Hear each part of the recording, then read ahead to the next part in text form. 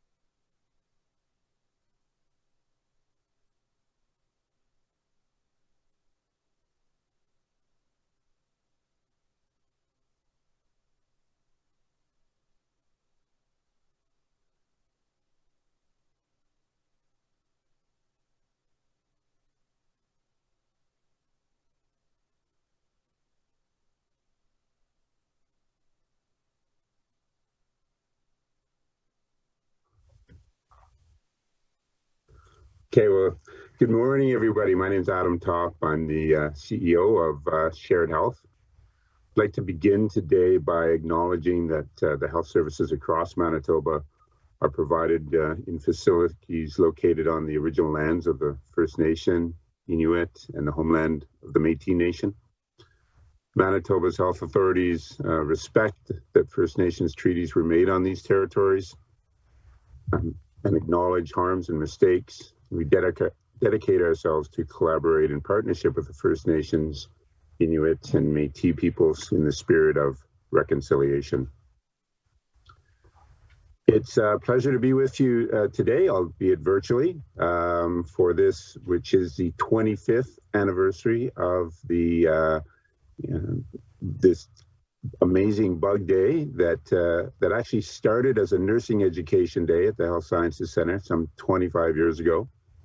It was the original concept of two educators, Joan Porteous and Joyce Mora. It is now an interdisciplinary accredited program, and we have almost, or more than, I'm told, 2,000 participants today. So really happy to have you all here today on this 25th anniversary. I did want to say thank you very much for the efforts of all the healthcare professionals throughout the pandemic. It's been a difficult 19 months for many, many people, but I want to especially thank the dedicated professionals who work in the field of infection and prevention control very much for the work over the last 19 months. I also want to introduce you to John Emble, Dr. John Emble. John says he requires no introduction at all, but thought I'd better give you one, just so you know how much his expertise is nearly limitless, and his energy has benefited Bug Day over the last many, many years. John's a specialist in internal medicine and infectious diseases. He's the medical lead for infection and prevention control at the Winnipeg Regional Health Authority. And he served as the medical infection control lead for our provincial integrated COVID-19 response. He's a professor of medicine at the University of Manitoba, and also very active in teaching and research and clinical practice. He's recognized for his scholarly activity, for his mentorship, and he's established student awards to support advanced studies in infectious diseases. I actually know John is the driving force behind Bug Day, and of course I first met him as Soapy, and in spandex, and that's how I met Dr. Emble.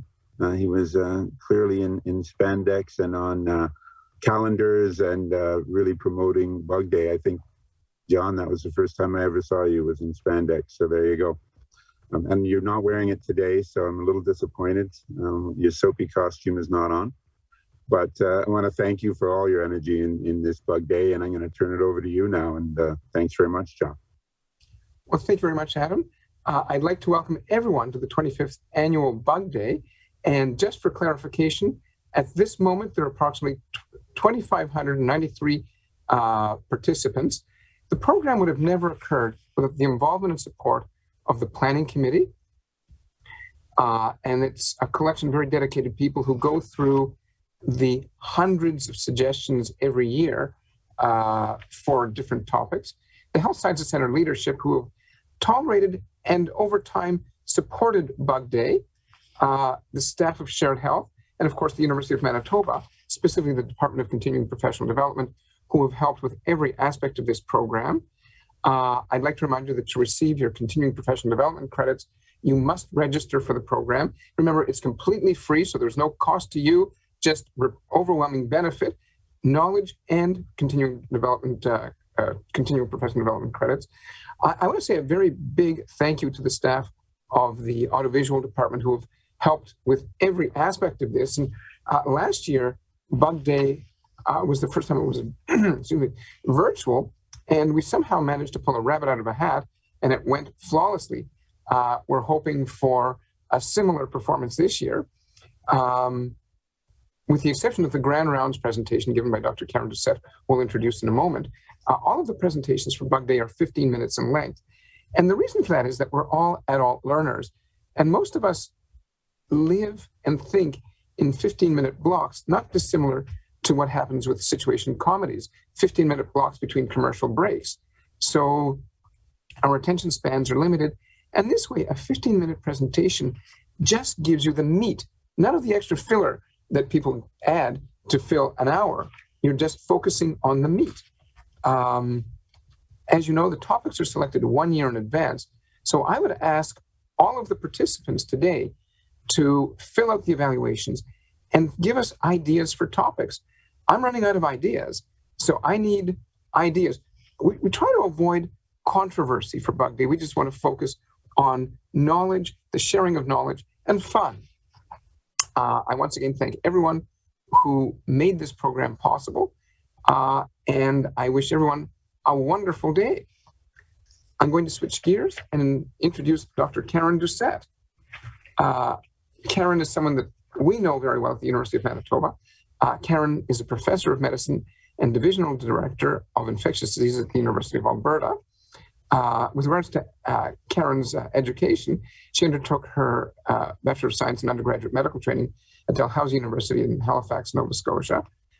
Subsequently, Karen undertook internal medicine training at Queen's University and subspecialty training in infectious diseases at the University of Manitoba, and therefore Karen's connection to Manitoba. Additional subspecialty training in viral hepatitis and liver diseases was undertaken at the University of Manitoba. And the pièce de résistance is that Karen undertook a clinical and research fellowship in transplant infectious diseases at the Massachusetts General Hospital in Boston. Dr. Doucette joined the University of Alberta in 2004, and in 2015 was appointed the divisional director at the University of Alberta Infectious Diseases and Edmonton Zone Clinical Section Chief for Infectious Diseases.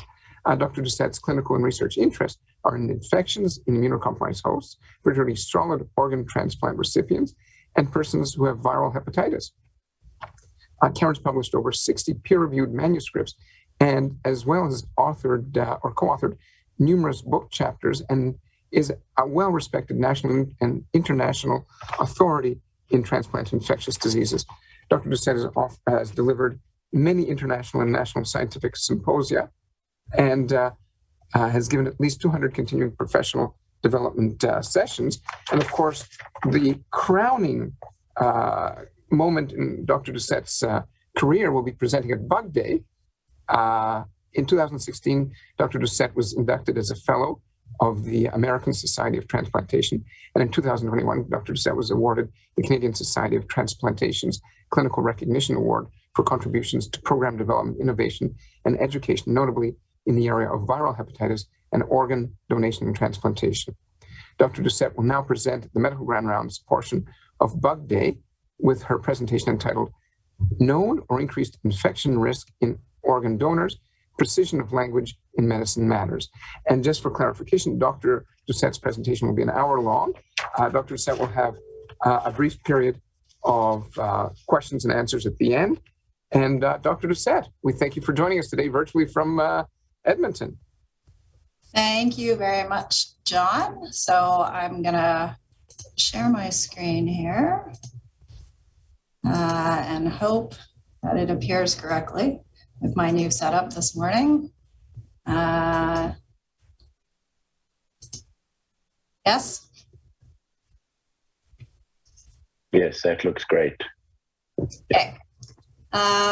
Okay, so thank you very much. I'm very pleased to be virtually here, as I said, and as John said, I previously lived in Manitoba and Winnipeg for a number of years, and it would have been nice to be back with you all this morning, but happy to be here virtually.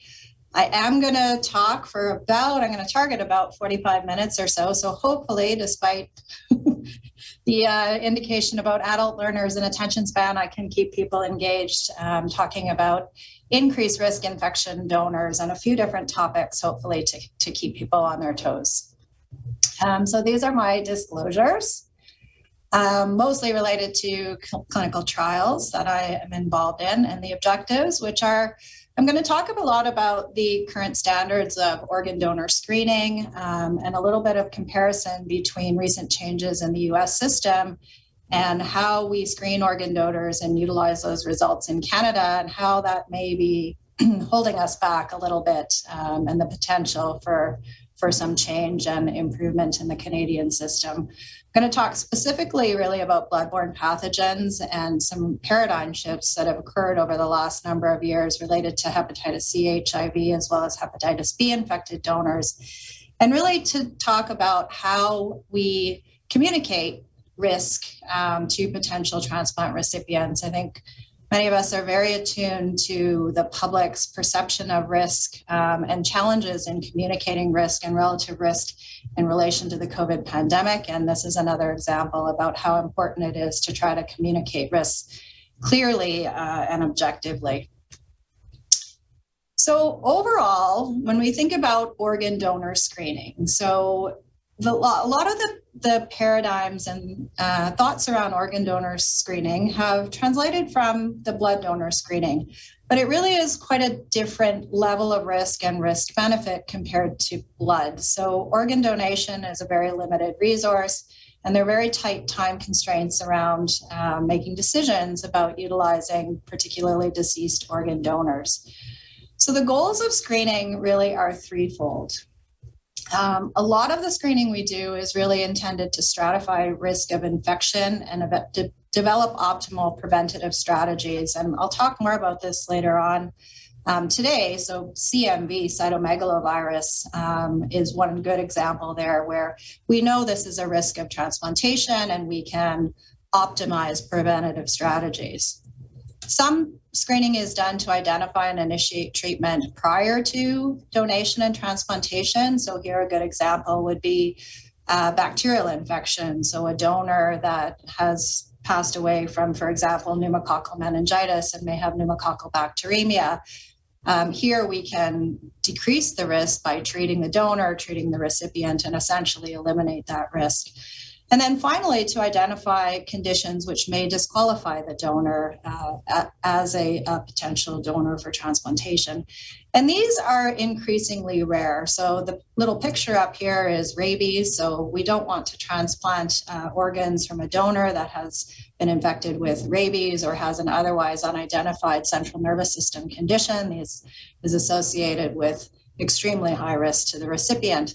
But bloodborne pathogens, when I started in practice, and as John said, it's 2004 when I started at the University of Alberta in transplant infectious diseases, HIV, hepatitis C, and to a large degree, hepatitis B were essentially contraindications to organ donation. And much has changed over that time that allows us to utilize donors from with these infections very safely. And increase the donor pool. And so that's what I'm going to focus on today.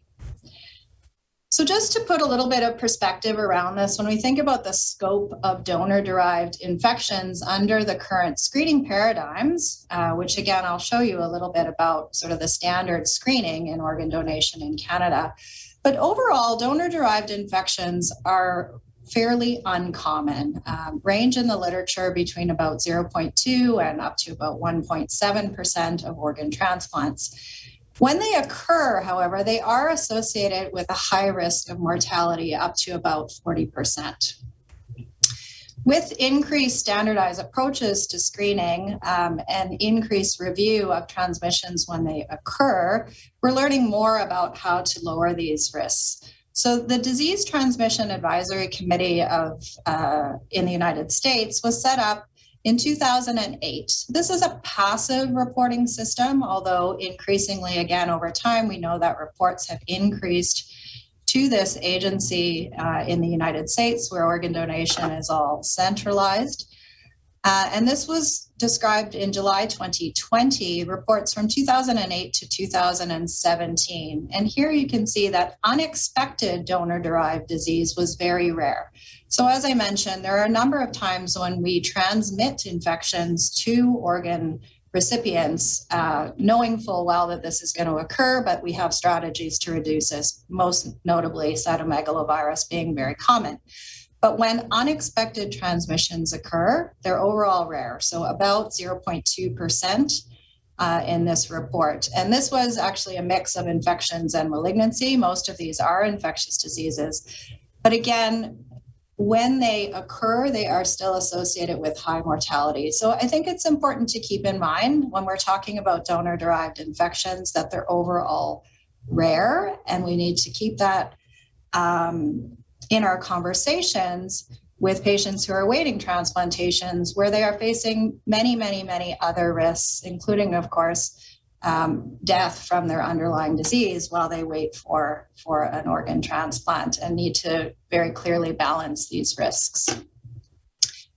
So in Canada, so this is the infectious disease screening of organ or islet cell donors in Canada. And you can see that there are a number of mandatory screening tests. So these include screening for HIV, hepatitis B, and hepatitis C, as well as a number of other infectious diseases like toxoplasmosis in heart donors, syphilis, the cytomegalovirus, Epstein-Barr virus. And then there are other tests that are considered recommended, so they're not necessarily required.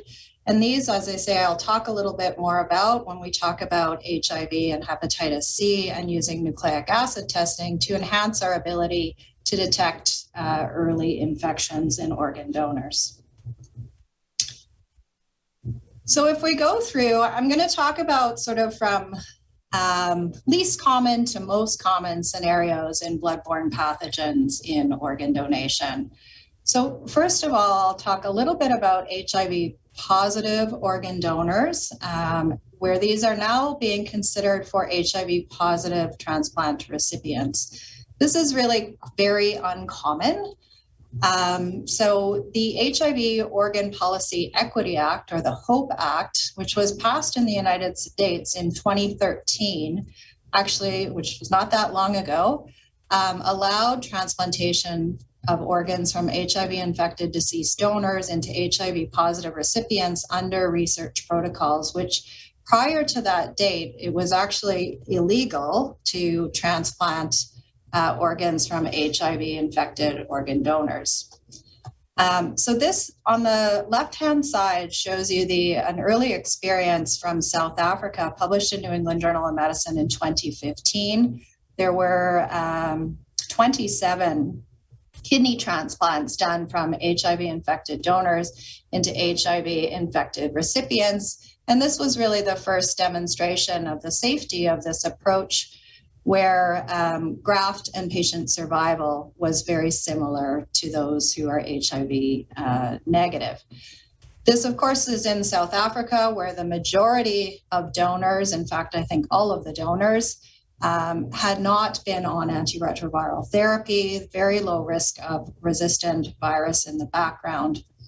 And so these are some of the questions, particularly in North America and Europe, when this is considered, and concerns about HIV superinfection being a concern due to resistance and secondary infection with another strain. So this was in Lancet HIV actually very recently at the end of 2020, a small publication, 14 recipients of HIV-infected donors into HIV-positive recipients, where they demonstrated that superinfection was really not a significant clinical concern, where the recipients were on antiretroviral therapy. They did not see evidence of breakthrough infection or concerns with resistance.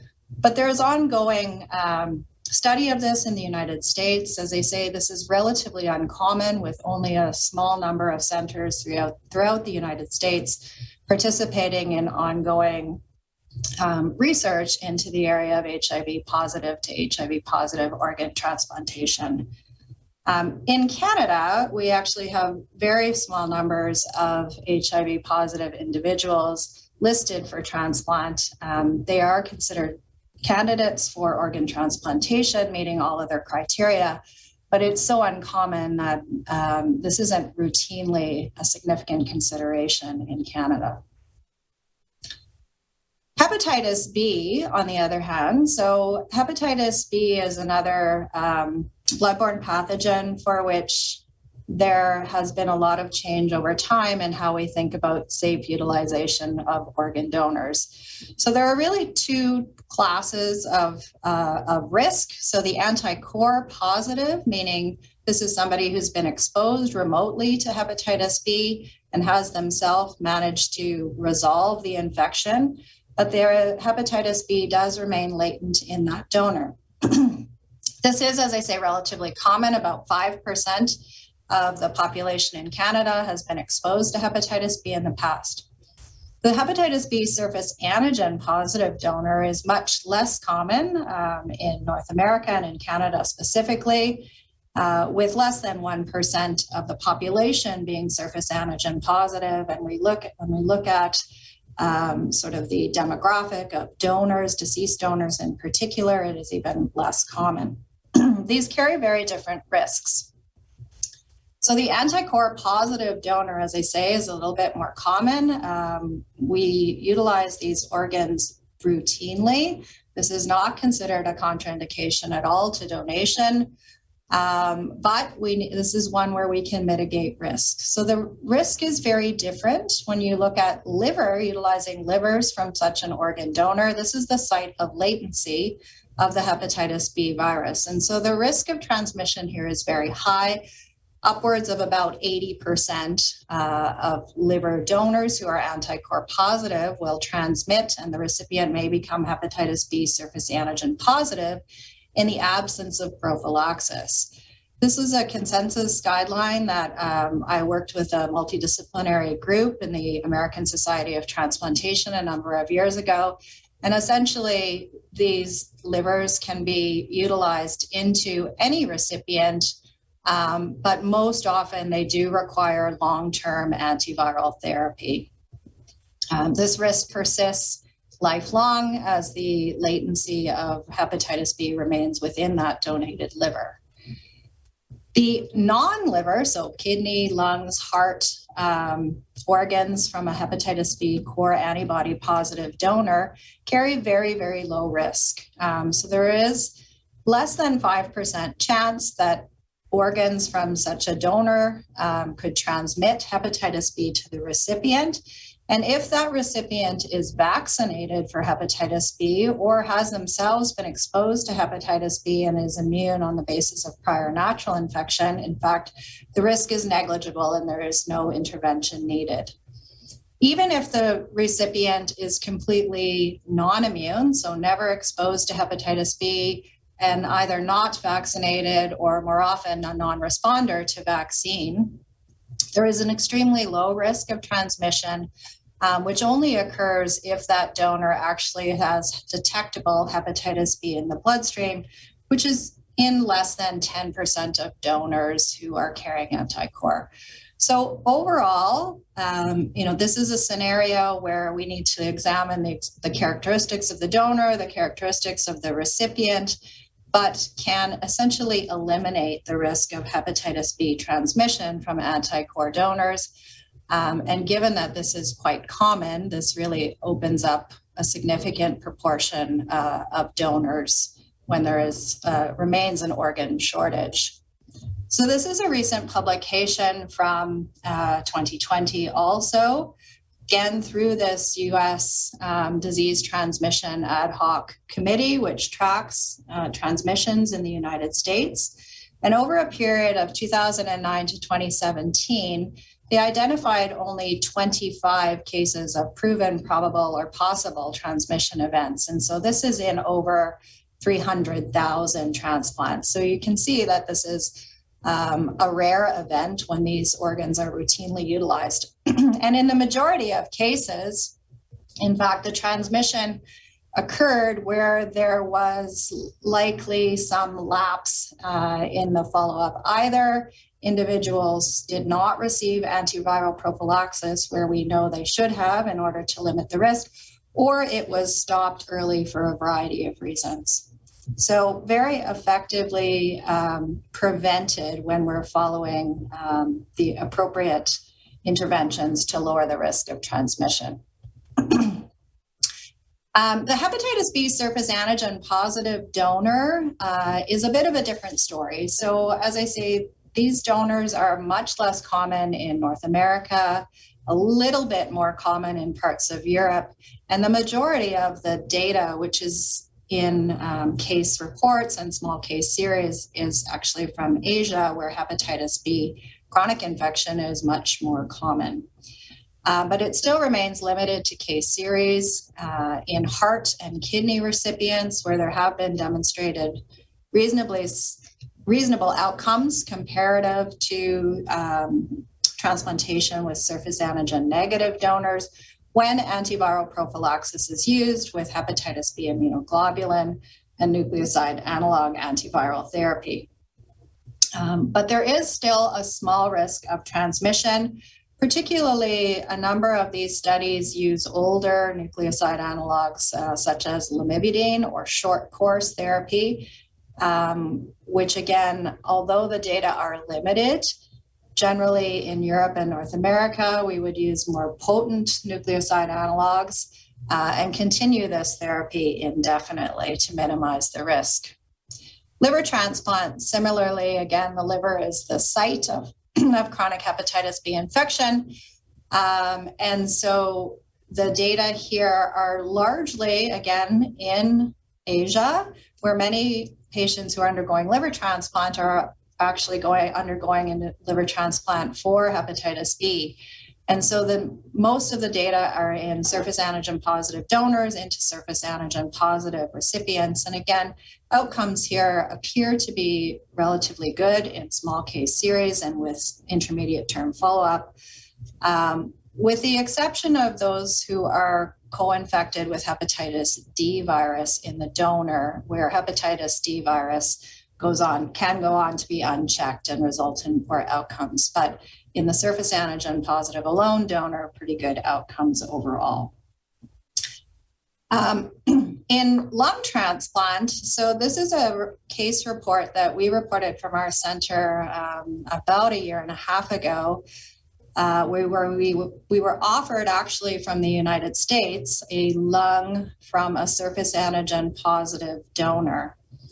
Up until this point, there were no reports of lung transplantation from surface antigen positive donors into negative recipients, but we did have a man who was 63 who had a new diagnosis of very rapidly progressive pulmonary fibrosis and was in our ICU with a very narrow window for transplantation.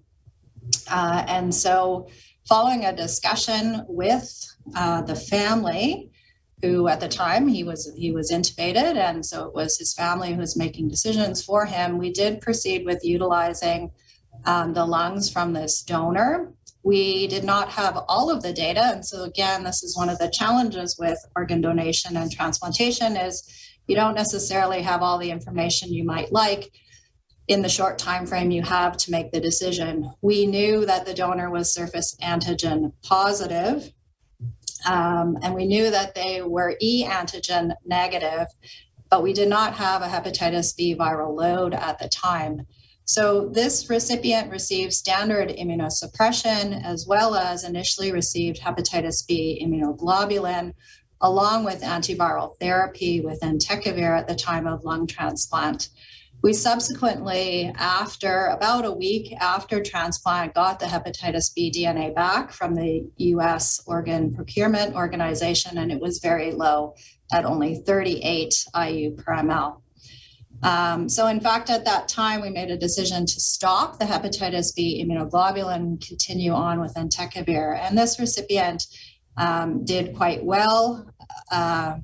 From a hepatitis B perspective, he did have some other complications along the way, but left hospital and at a year post-transplant was doing very well with a fully suppressed hepatitis B DNA, negative surface antigen. He had converted, or at least had passive, it's difficult to say at this point, but was positive for anti-core, suggesting perhaps that he had an abortive infection with hepatitis B.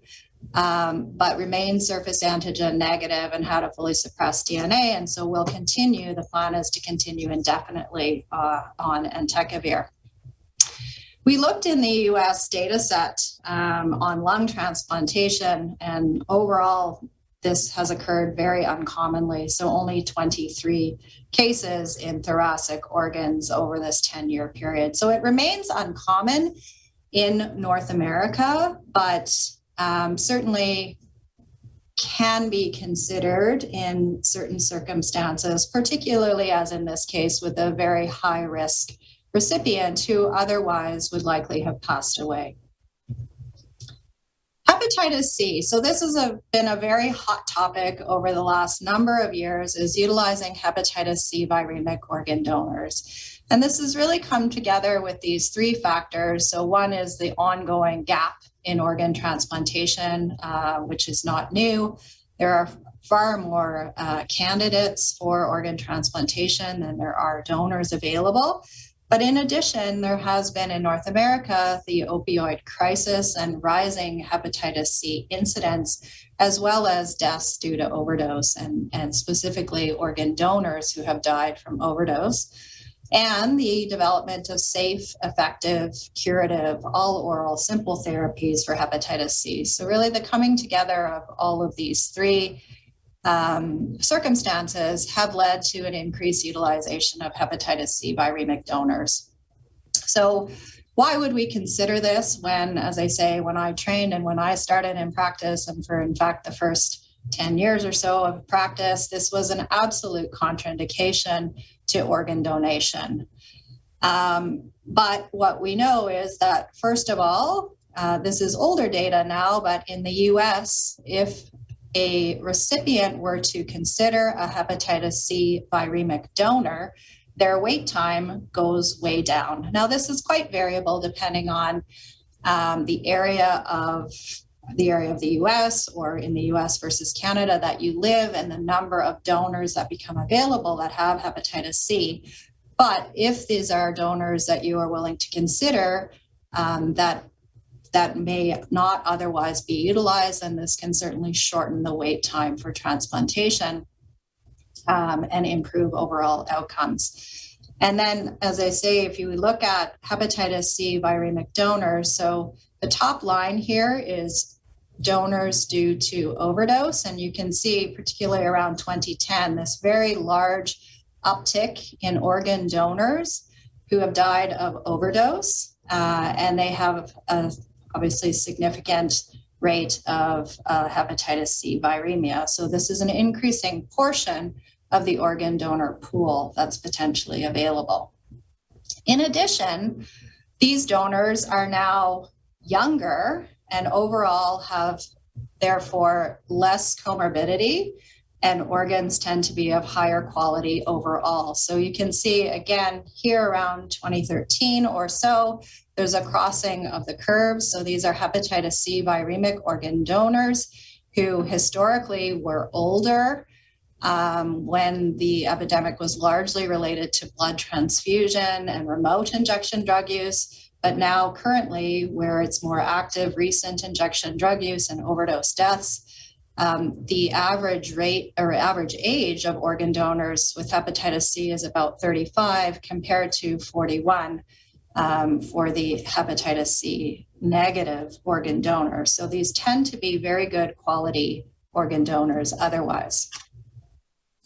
So this is the first case of a hepatitis C viremic organ donor that we transplanted. This was in 2016 into a negative recipient. So this was a young woman, 23 years old, with cystic fibrosis, who had been relatively stable, and as often happens in young CF females in particular. She had an acute deterioration and was hospitalized and was now BiPAP dependent on high flow oxygen. She was known to be colonized with a number of fairly typical pathogens, Pseudomonas, Stenotrophomonas, and Scutosporium.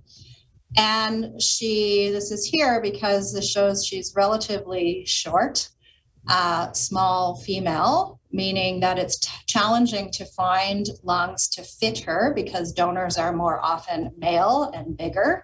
And so lungs, when you're looking at a size match as well, there's a challenge. And she's blood group O, which again, increases the challenges in trying to find an appropriate donor. And so this donor became available, a also young 35-year-old woman who died following an opiate drug overdose. This donor had been first identified to be hepatitis C positive just 7 days prior to the overdose and was documented to be viremic. So again, we had a discussion with the recipient and family about the potential to utilize this donor and treat with hepatitis C direct-acting antivirals post-transplant, and went ahead with this transplant. You can see this is her original chest X-ray with extensive changes related to cystic fibrosis and quite severe scoliosis as well. And so we went on to report our series of hepatitis C viremic donors into negative lung transplant recipients in the American Journal of Respiratory and Critical Care Medicine in 2018. And this was the first series in lung transplantation in these 5 individuals. And you can see this patient I just presented is case 5 here. Notably, I would say, so there's a wide range of ages, 23, this youngest, up to 65. They all had double lung transplant. They all underwent what would be standard immunosuppression in our center. You can see the time to start therapy post-transplant was variable. So about 3 weeks or so for this young woman, but actually up to almost 3 months in this case, due to a number of complications. Lung transplant patients tend to be quite complicated, have long ICU stays. A number of these patients had issues with GI bleeding, et cetera, that delayed therapy. But ultimately, all were treated with standard courses of hepatitis C therapy, and all were cured. So hepatitis C viremic donors into negative recipients, there were two landmark trials in kidney transplant that were published. One that they're called the Thinker and the Expander trials in 2017 and 2018. So one looked at hepatitis C treatment initiated once the transplant was completed and viremia was detected in the recipient. And on average, that viremia is detectable by day 3 in virtually all of recipients with essentially universal transmission. And they were treated in this trial for 12 weeks. And then the Expander trial, which used sort of a prophylactic approach in that they initiated antiviral therapy prior to the OR, but they then did continue out for a total of 12 weeks, a standard course of antiviral therapy. Each of these had 10 patients, 10 kidney transplant recipients, and again, all were cured. There are now multiple case series that are published in thoracic and liver transplantation, and I've just listed some of them here, but really overall excellent outcomes with close to 100% cure rates across all organ groups.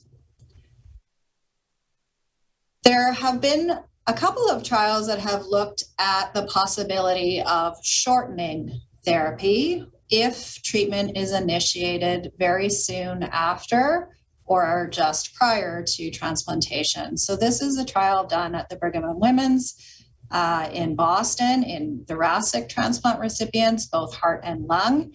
And so here what they did was they initiated, not prior to the OR, but immediately post-transplantation, the first dose of sofosbuvir plus valpattizvir.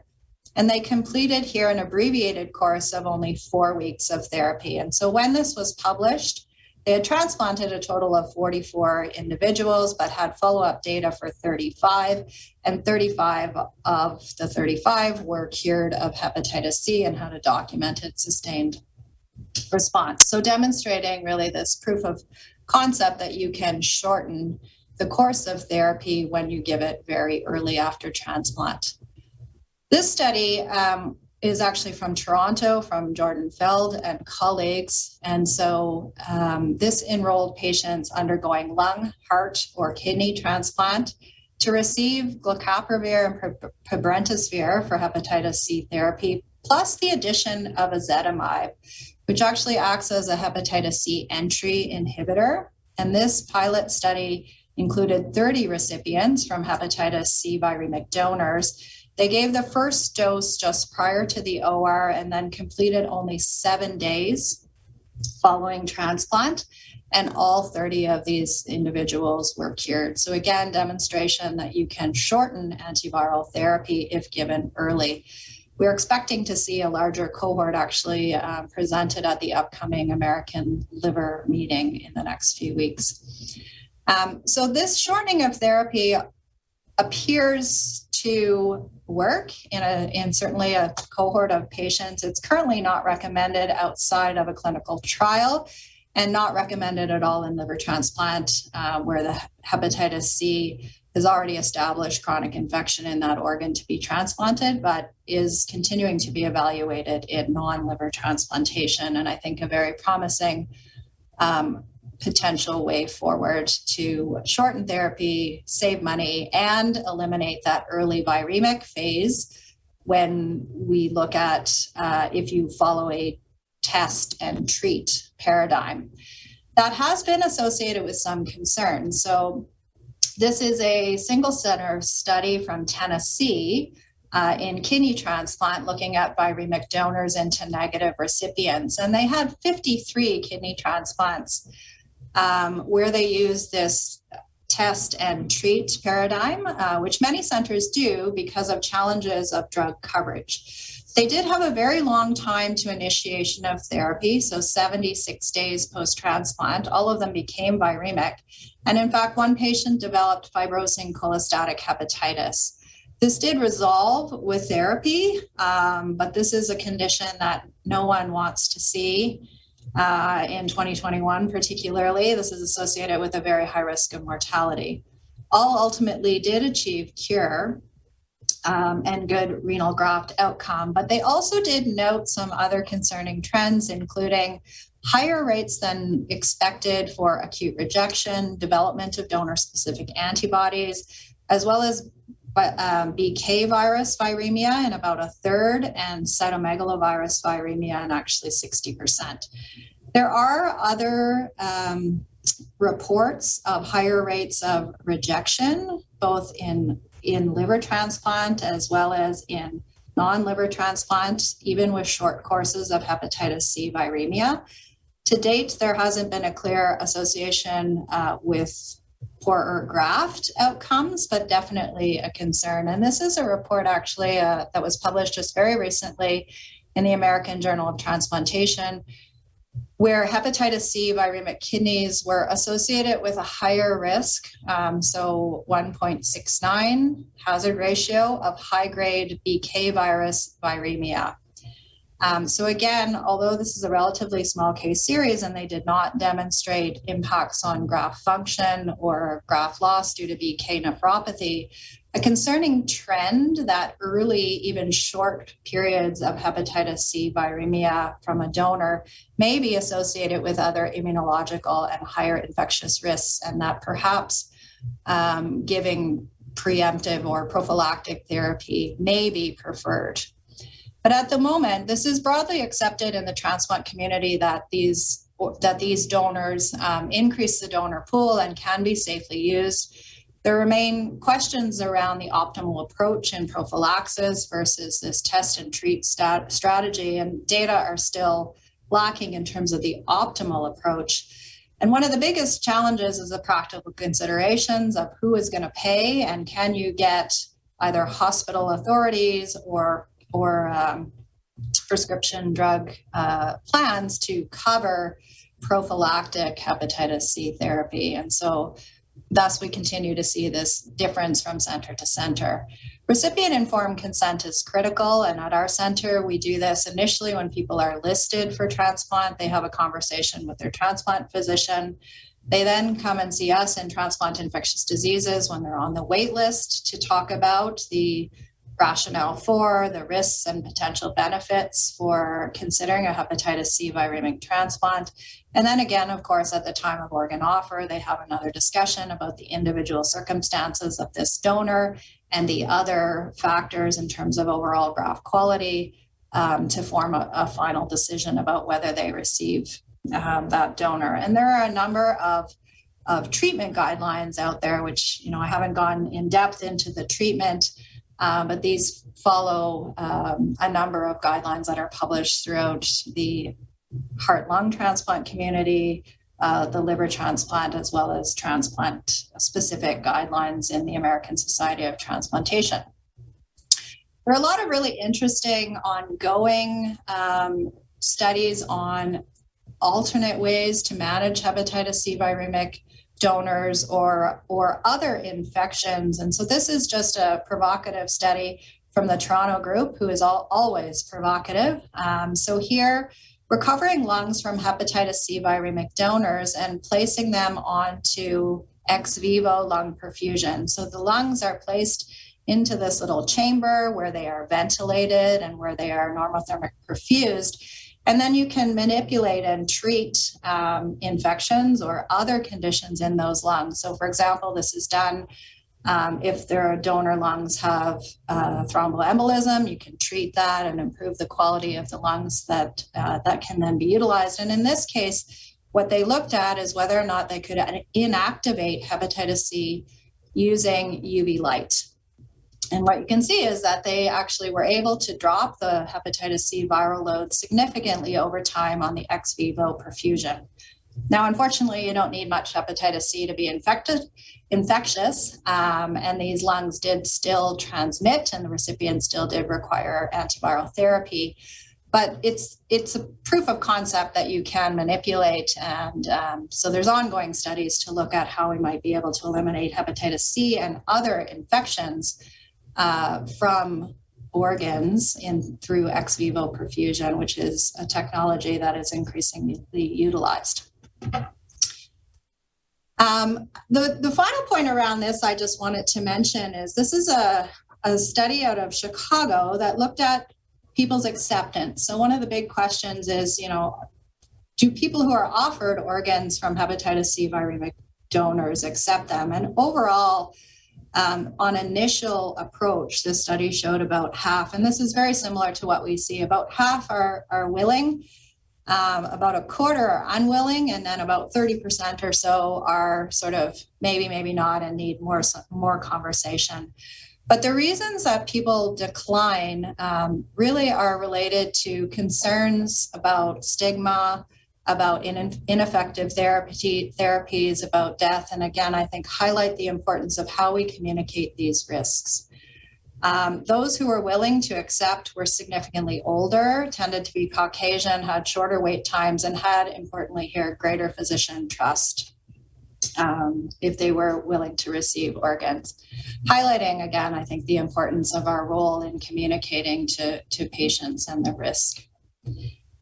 In the last little bit here before questions, I'm going to talk about the unknown. So we've talked about the known risks. So HIV, hepatitis B, hepatitis C, we can quantitate these risks, we can communicate them, we can modify them to safely use organ donors. But what about the unknown? So this is probably the most common situation we're in, is that we're offered a donor. We don't exactly know what the risks may be. And there is this category of donors that are called increased risk donor. So what are increased risk donors? So when we screen organ donors, as I said at the beginning, the standard is serology. So for bloodborne pathogens, HIV, hepatitis B, hepatitis C. However, we know that there is potentially a long period of time when a person may be infected, particularly with hepatitis C, up to about 70 days before they may become hepatitis C seropositive. We can shorten that window by doing nucleic acid testing, and so this shortens the window for hepatitis C and HIV down to about 7 days. But in someone who is engaging in ongoing risk behavior, there is still this 7-day period. So if they've been engaged in high-risk activity right at the time of becoming a donor, they still may be acutely infected with HIV or hepatitis C, where you don't detect that infection even through nucleic acid testing, yet that donor may transmit infection to a recipient. So this is what's described in Canada and was in the US as an increased risk donor.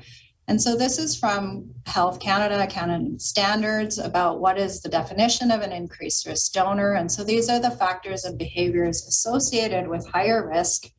And predominantly the biggest ones here are injection drug use, but you can see there's a very long time. So injection drug use in the preceding 5 years, men who have sex with men, people who engage in sex for money or drugs, being in correctional facility for more than 72 hours within the preceding 12 months. So a number of factors that are related to higher risk of bloodborne pathogens.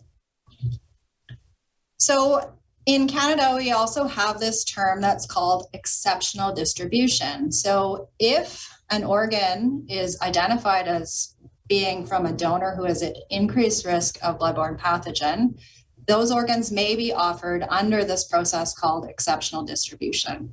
So if there's no other organ for that recipient, which is basically always the case, and if the physician deems that otherwise to be a good quality organ, and obviously there needs to be informed consent of the recipient, and there needs to be follow-up testing of that recipient for HIV, hepatitis C, and hepatitis B.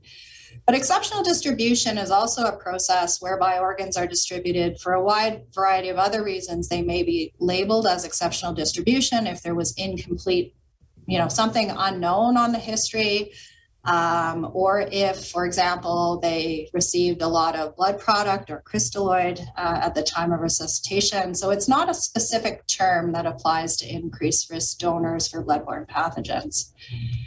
So it results in this very confusing story, I think, in Canada. And I just have some cases here to demonstrate to you some of the challenges. So there's a number of different donors here, and starting up in the left-hand corner. So this is the fairly classic and not uncommon donor offer that we may receive. So a 38-year-old man has a known history of injection drug use, found down in a public space, syringe in the arm, becomes an organ donor. All the serology for HIV, hepatitis C, and hepatitis B are negative. And so this is very clearly a donor that would be considered an increased risk donor, and organs, once NAT is demonstrated to be negative, would be offered under exceptional distribution. However, if you compare that to the donor to the right here, a 36-year-old man, so this is the history. So again, remembering history is taken from the next of kin, from the mother in this case, indicates that this donor had no history of injection drug use, but did have a history of polysubstance abuse, including oral and intranasal drug use, and died of an overdose while en route to jail, was in the back of a police car, and died due to an overdose due to a ruptured condom that was filled with heroin that he had in the rectum. And so this donor, I would argue, I'm not sure has much of a different risk from the prior donor described. However, by following the Health Canada definitions and the standards, this in fact is not an increased risk donor because there was no history of injection drug use, and that was negative. And these organs also would not be offered under exceptional distribution. So does this really appropriately capture what we're looking to capture, which is potential risk? And how do we communicate these risks and do appropriate follow-up testing in a recipient? In the interest of time, I'll just go to this 59-year-old man just to compare. So this was a 59-year-old man who had a subarachnoid hemorrhage and was from a small town, lives alone in rural Alberta. And the history here came from the ex-wife. And there is a question on the medical social history that says within the last 5 years, has this donor had any sexual relations? And the ex-wife said, I don't know, in the last 2 years, I haven't really had a lot of contact with him and I don't know. So answered very honestly. But there was nothing in the history to suggest that this donor engaged in high-risk activities. But because of the question of I don't know, this donor and organs get labeled as exceptional distribution, and depending on which center they were going to were felt to be variable risk in terms of being an IRD or increased risk donor. And I would say really this donor had far less risk in reality than this donor up here. So some of the challenges of our current system in Canada. The other problem is, what is the relative risk? So this is really looking at the estimated residual risk of HIV and hepatitis C in Canadian IRDs despite negative serology and NAT. And overall, so again, intravenous drug use is the most common risk behavior, and these risks are very, very small. So for HIV, about 1 in 3,700, and for hepatitis C, 1 in about 250. And particularly if you compare that to other risks that people accept regularly in their life. So your risk of dying in a motor vehicle accident in your lifetime, 1 in about 100. So I think most of us still continue to drive. And then if we think about annual risk of death on dialysis, so if you're a kidney, waiting for a kidney, your risk of death on dialysis is about 3 in 100. So far greater risks that we take in everyday life and that transplant candidates experience compared to considering donors with these increased risk behaviors. The other big challenge is, and this is a study that looked at it specifically, but I will just summarize by saying, Questionnaire responses provided by donors next of kin regarding risk factors may be inaccurate. And so I think this, again, is not news to anyone, but has been clearly demonstrated that it can give us a little bit of sense of risk category, but it really is not that accurate in identifying donor risks.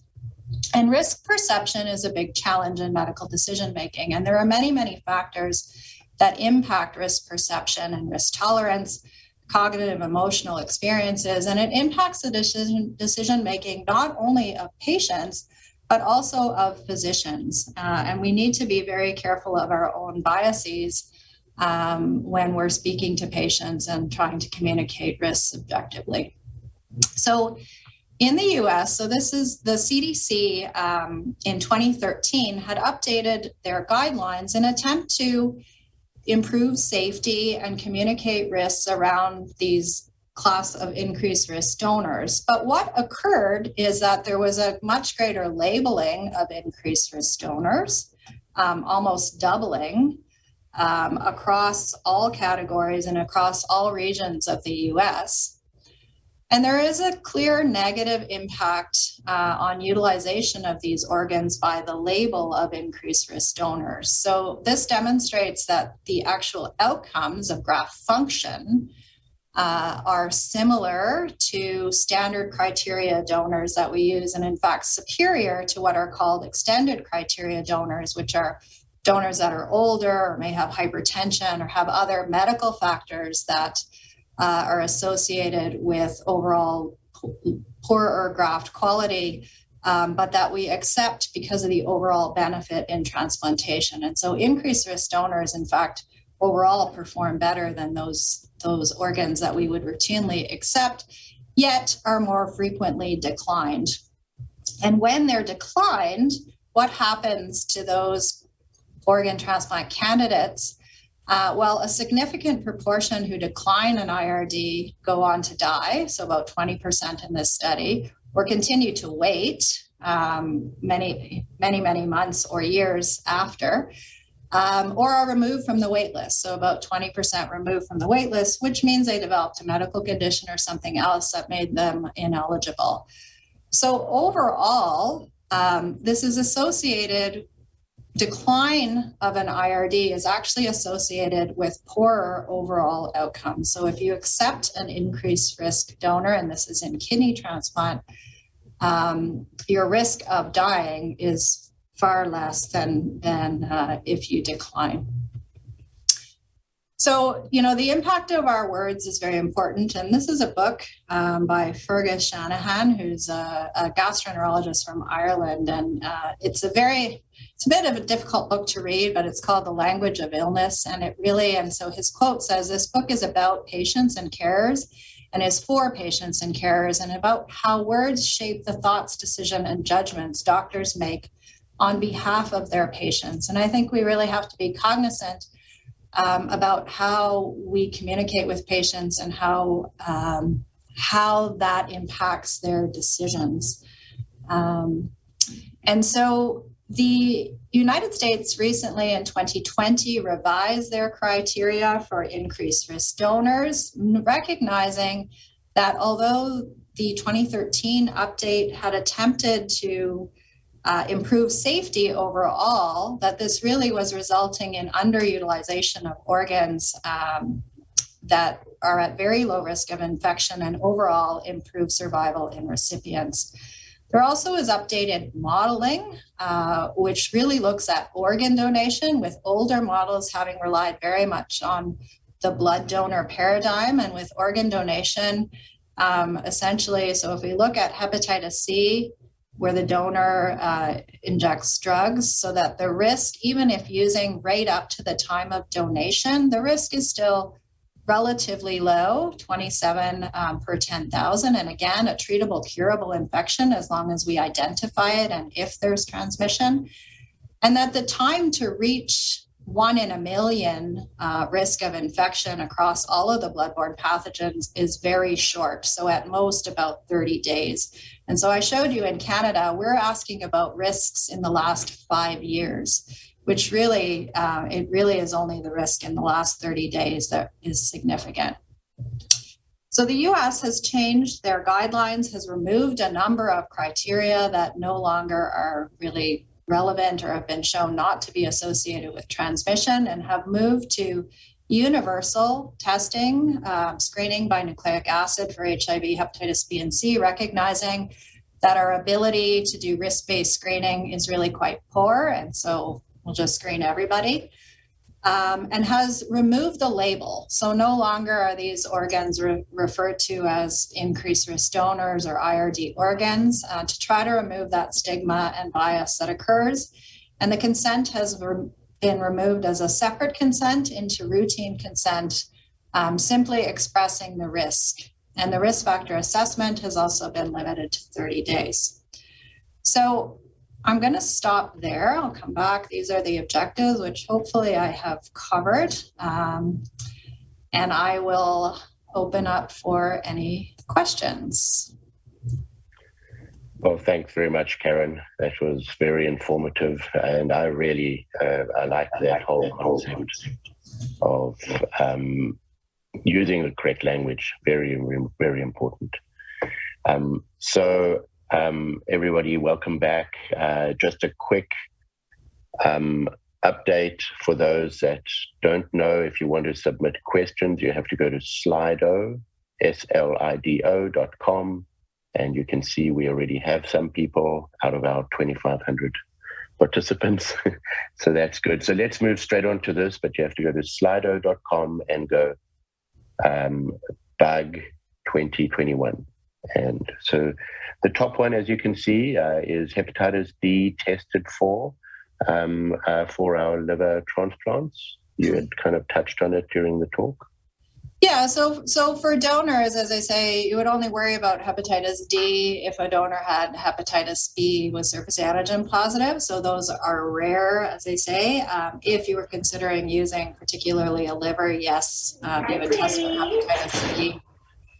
The recipients, again, with chronic hepatitis B are screened for hepatitis D as well, because it influences the prophylactic regimen. Yeah. Okay, good. Now, so is there any rule on TB screening, case finding? That's definitely lots of that happening. There is lots of that. So yeah, I could give you a whole nother hour-long talk on TB in transplantation. Tuberculosis is a huge challenge in transplantation. So again, predominantly on the donor side. So recipients are all screened for tuberculosis. Again, we can talk to them, we can assess risk much more accurately. We do either tuberculin skin testing or interferon gamma release assays on recipients to assess for latent TB, in addition to assessing their epidemiologic risk, et cetera, and give latent TB therapy to those who have evidence of latent TB. Donors are much, much more challenging, again, because of the inability to get accurate history. We don't have an integrated national system. So we've had incidents where we were unable to find any information about prior tuberculin skin testing. And then when we had donor-derived TB, found out that that donor had actually had a positive TST in a different province, but that information wasn't accessible to us at the time. And then screening of donors in real time also can't be done because tuberculin skin tests, you don't have the luxury of time. We don't know if it performs appropriately. And interferon gamma release assays, which when they first came out were looked at as a potential way to help with donor screening, also turns out they largely don't work. So about 40% of the time, you get an indeterminate result in deceased donors, which is related to the cytokine storm of brain death and how the tests operate. So it's not reliable. So it is a very big challenge. We rely largely on epidemiologic risk history. But we in our center over the last 5 years have had almost one case per year of donor transmission of tuberculosis. Big challenge. Yeah. So we'll leave that in your hands to sort out for Canada. Although you have got some of the top TB people in the country anyway, so that's fantastic. Okay, so but this does kind of touch, the next question touches on what you've been talking about, which is donor screening universal, and so you've talked about TB tests and that sort of stuff. Just how much testing is, like, where do you even draw the line?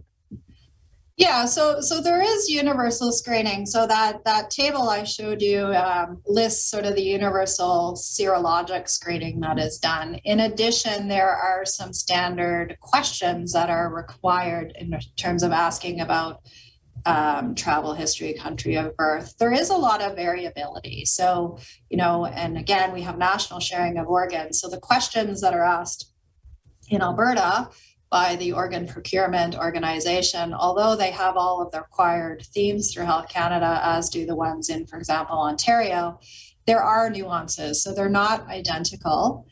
So there is some variability from province to province. And there is additional testing that's done, again, based on what one might find in the history. So if a donor has been born in or spent significant amount of time in areas where other infections are endemic, so things like endemic mycoses, coccidiomycosis, et cetera, or strongyloides, then we do additional screening that's targeted.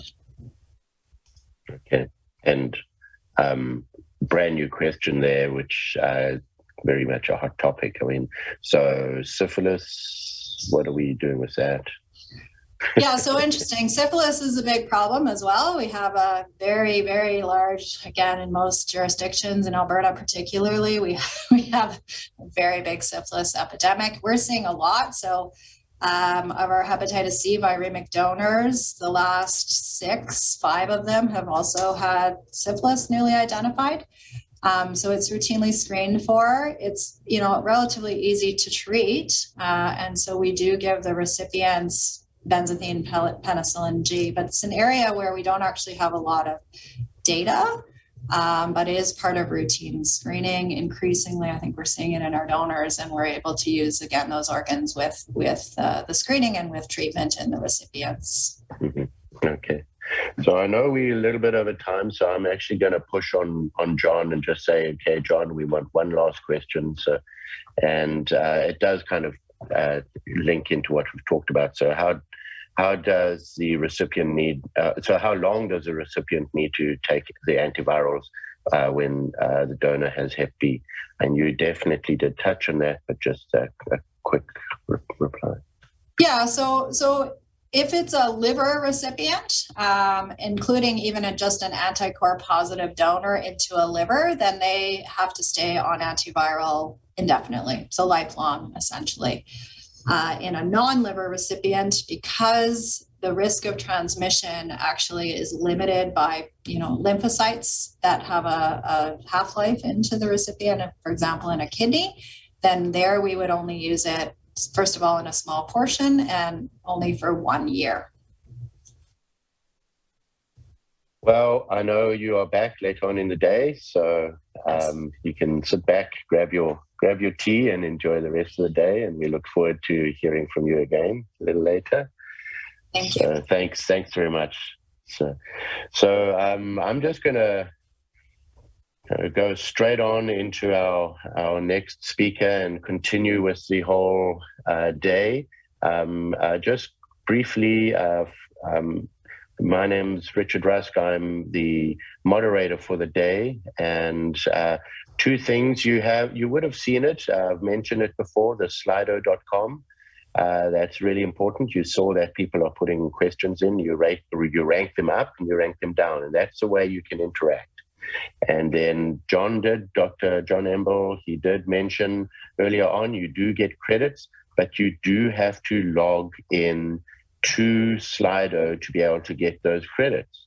So that's why I'm just letting everybody know.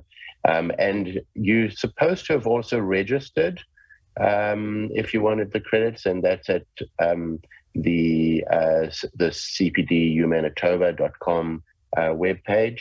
But if you are online, you most likely have already done that. So, okay, well, Dr. John Emble, I definitely no one needs to introduce you, even if you are in your spandex. And so you're going to give us a little bit of an overview. What's been happening over the last year, kind of a follow on from our COVID bug day last year. And so this is also to all other speakers. I see Dr. Casper's around. I'm sure Dr. Roussen's around. And I'm going to time you, and I'll give you a 3-minute warning. So off you go, John. Well, thank you very much. The year 2020 to 2021 has been quite a year, and this is going to be a rapid-fire fast forward from October 2020 to October 2021. 3 objectives for this program: specifically state the challenges that we've experienced over the past 19 months, state how you're going to protect yourself from COVID-19, and of course, have fun. The conclusions first, in case I don't get to the end or you fall asleep. So in terms of the challenges, adherence to public health orders has been a challenge for some. Serial waves of virus transmission in the community has been a challenge. Healthcare capacity has been a true challenge, both acute and in critical care, and the surgical wait lists. Vaccination has been fraught with confusion and availability of the vaccine. The indications and contraindications and exemptions have posed a challenge for some. And of course, there are the emotional and psychological challenges, and definitely the financial challenges experienced by some. Protecting oneself from COVID-19, follow the public health orders, masks, hand hygiene, physical distancing, testing of symptomatic and isolation of those that are positive, and of course, common sense. Have fun, that goes without saying. So let's rewind the mental videotape to October 2020. This is where we were. We were in the valley of COVID colliding with flu season. At this point, the hospitals were pushed to the brink, the ICUs were filled to capacity, schools and care homes had virus outbreaks, and Health Canada recalls counterfeit hand sanitizer. Halloween brought around some really scary costumes, and we saw some non-compliers. Kids got different kinds of treats, hand sanitizer, and packets of wipes. And the Emble family chose not to participate in Halloween, and this is our ghost. And we had a sign that says, "No tricks nor treats this year. See you next year. Stay safe, social distance, wear a mask, and clean your hands."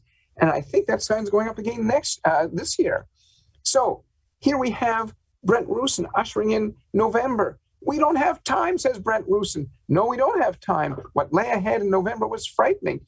A healthcare worker dies related to COVID acquisition. And the second wave of COVID is riding on a wave of complacency. Scary business. The premier vows to ticket non-compliers, and mask strategies change from March to December.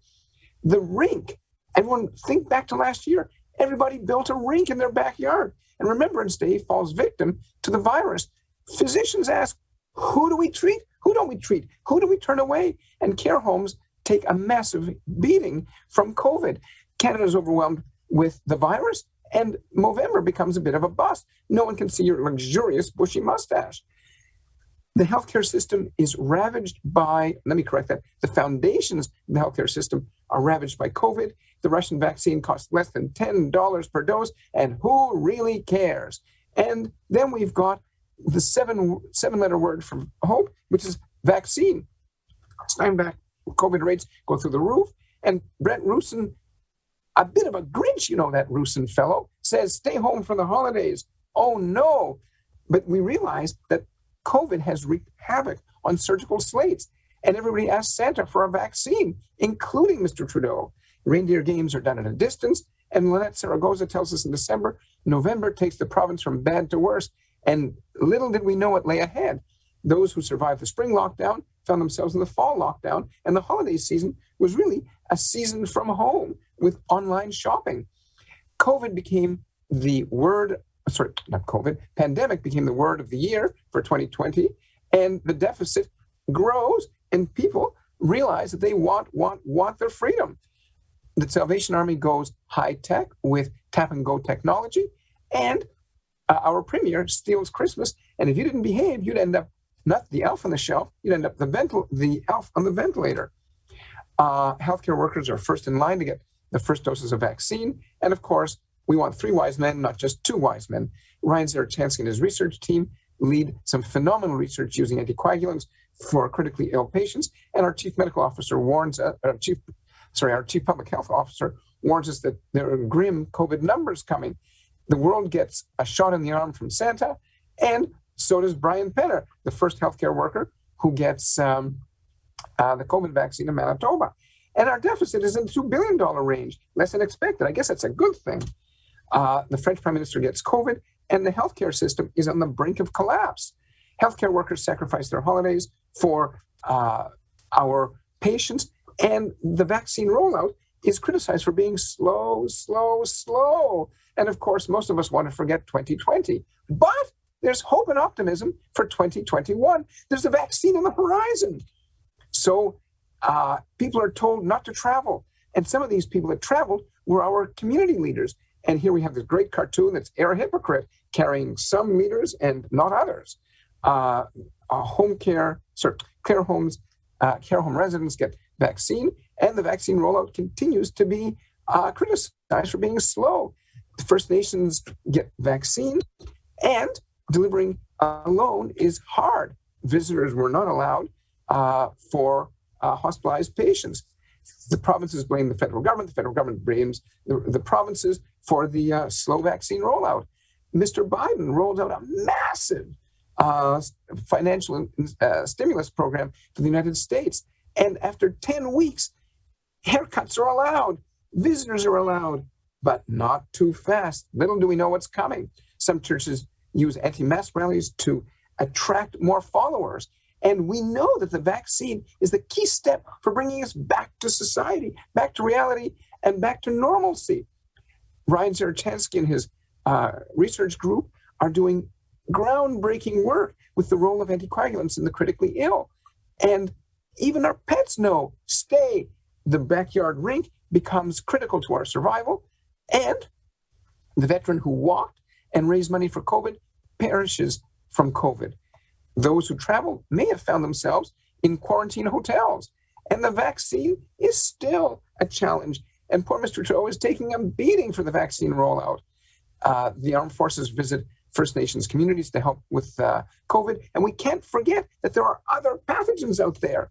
So Canadian snowbirds are grounded, and Manitobans older than 95 are allowed to get the vaccine. And then rolls out quickly from there. For those of you on social media, you realize there is no breaking news other than there's a vaccine delays. There is a mutating monster in our midst, and Manitobans get proof of vaccination. That vaccine card will become invaluable. Hospital diagnostic tests have been restricted since October. And think about it, we can't have everything. And one of the things we realized in Manitoba, and particularly in Winnipeg, is our downtown core in Winnipeg implodes because there aren't any people there. Care home residents get vaccinated, and we have no idea what the spring holds. So Red River Community College recycles masks, and those going out for a shot on St. Patrick's Day aren't going to a pub, they're going to the vaccine clinic. And we commemorate those who perished from COVID-19. We're getting ready for a third lockdown, and Dr. Rusin looks very serious. Kiss me, I'm vaccinated. But then again, I think Dr. Rusin would be horrified if people were kissing random strangers. The supply chain distribution has been massive, and Florida declares the pandemic over and starts partying. Not very wise. The Gold Eyes get vaccinated in training camp, and if you are sitting on the fence about whether you're going to get the COVID vaccine, maybe winning a new TV will send you in that direction. Middle schoolers, and in fact, all kids in school are struggling with the loss of routine and in-home schooling, which is terrifying. Supply chain distribution and disruption is massive. You may not get your bicycle or running shoes, and dating at a distance. Better safe than sorry. Now, here's a great and provocative headline. Lab leak, unlikely COVID-19 source. You know what? I think the jury's out, and we'll find out why the jury's out in a second. The variants are knocking on our doors, and Quebec locks down multiple cities. The flu season never came, which is phenomenal, but maybe not this year. Dr. Rusin tells us to mask up outdoors. And this fellow got his vaccine, and he's ready to party. Not so fast. ICU sees record numbers of COVID patients. This is scary business. And the vaccine rollout is still a challenge. Dr. Kumar tells us that vaccine hesitancy is adding to risk. And Dr. Atwal tells us this is in all Manitobans, and it sure is. Mr. Trudeau gets his AstraZeneca vaccine, and a teacher suspended for attending an anti-mask rally. Some people hear immunity, but don't act on it, and our political leaders get their vaccines. In the old days, we just rolled up our arms and got our vaccines. And no mask, no worry, you might get a ventilator. Notice how I said you might get a ventilator? Intensive care units are bursting at the seams, and patients are transferred out of province. This is scary. New Zealand uses science to inspire people. Unbelievable. Manitoba is sending patients to Ontario and Saskatchewan. Eric Jacobson tells us health system near collapse. This is scary business. Vaccine passports around the corner. The mall's open, but the shoppers don't appear. And now kids are back at home with schooling. Hockey games are back in action, but only for the vaccinated. Weed, bicycles, cell phones, all incentives for getting your vaccine. Back in business, sort of. And Maxime Bernier tours the country, but his tour gets abruptly shut down in Manitoba because he didn't comply with public health rules. Way to go, Maxime. Low German stickers so we can all designate our vaccination status. Mr. Trudeau explains the new border rules that are murky at best. And reading, writing, and repeating. Some kids choose to repeat academic years. The Landmark Theatre in Winnipeg, the Landmark Theatre in Winkler does not reopen because of low vaccination rates. Dr. Rusin is taken to trial for public health laws that are not in agreement with some churches, and the end is near. Hopefully it's the end of the pandemic, and Mr. Biden wants to tackle the pandemic. Here we are heading for the Olympics. Faster, higher, stronger. That's the Delta variant, not the athletes. And Dr. Zarachensky's work shows that heparin is of great benefit in sick patients. Online dating becomes a boom, and COVID visits the Sturgis rally. Anti-vax sentiments have anti-science roots. And Mr. Trudeau rides his surfboard on the fourth wave into a re-election. Manitobans keep wearing their masks, and the Children's Hospital braces for a surge of COVID and other respiratory viruses. Politicians can't get their head around vaccination, and a mother is cross with her dentist for not divulging vaccination status. The fourth wave is here, and loud and not so proud. The NFL and NHL make vaccination necessary for attending their events. And I love this cartoon, Back to School 2021. One kid says to the other, who's the new kid? It's the Delta variant. Steinbach vaccine protests attract hundreds, and the back to normal is not that back to normal. Religious groups endorse the vaccine, and some choose to protest vaccination outside our healthcare facilities. Surgeries are on hold, and it's back to school and back to stress for students and teachers. Physicians are exhausted with the anti-vaxxers, and nursing vacancies stress all of us. Some parties draw the anti-vaccination crowd, and Mr. Trudeau will not bow to the anti-vaxxers. And back to school supplies, masks, sanitizers, and wipes. Who would have thought? BC has a vaccine passport, and ivermectin is for deworming, not as a prophylactic therapy for COVID. Anti-vax and anti-max protests at outside hospitals, not wise, not cool. Our politicians are still struggling with the vaccine, and some have to apologize for comments they've made. The vaccines are now given names, and the Winkler chief of police actually prefers to deal with drug dealers and career criminals than the anti-maskers. The former are far more polite, he says. A restaurant actively defies the public health orders and gets monster fines. And Pfizer has great data for kids 5 to 11, now under consideration by Health Canada. Our political leaders need to come clean and clearly state their positions on vaccination and, in fact, endorse public health policy. Anxiety over return to the workplace. I'm not surprised. Who knows what lies ahead in the workplace? Staffing shortages are significant, and Mr. Trudeau sticks to his guns with the vaccine mandate. Christmas might not be the Christmas Santa had planned for with supply chain disruption, and we've come full circle from early man to the Neanderthal. It should have been the other way around. And at the end of the day, credit cards seem to rule because nobody wants to touch dirty cash. There's going to be significant lockdowns for the unvaccinated. And if you plan to travel, not without a vaccine. Boosters are here, and the Mennonite Church won't give vaccine exemptions. People line up for their flu shots, and Maxime Bernier is hot to trot. Russians flock to Serbia for Western-made vaccines. And health resources have been crippled by COVID. And this writer to the Free Press basically says, make the unvaxxed pay for their tests. The American border opens. Our politicians are still struggling. And look at this. China blocks the hunt for the COVID origins.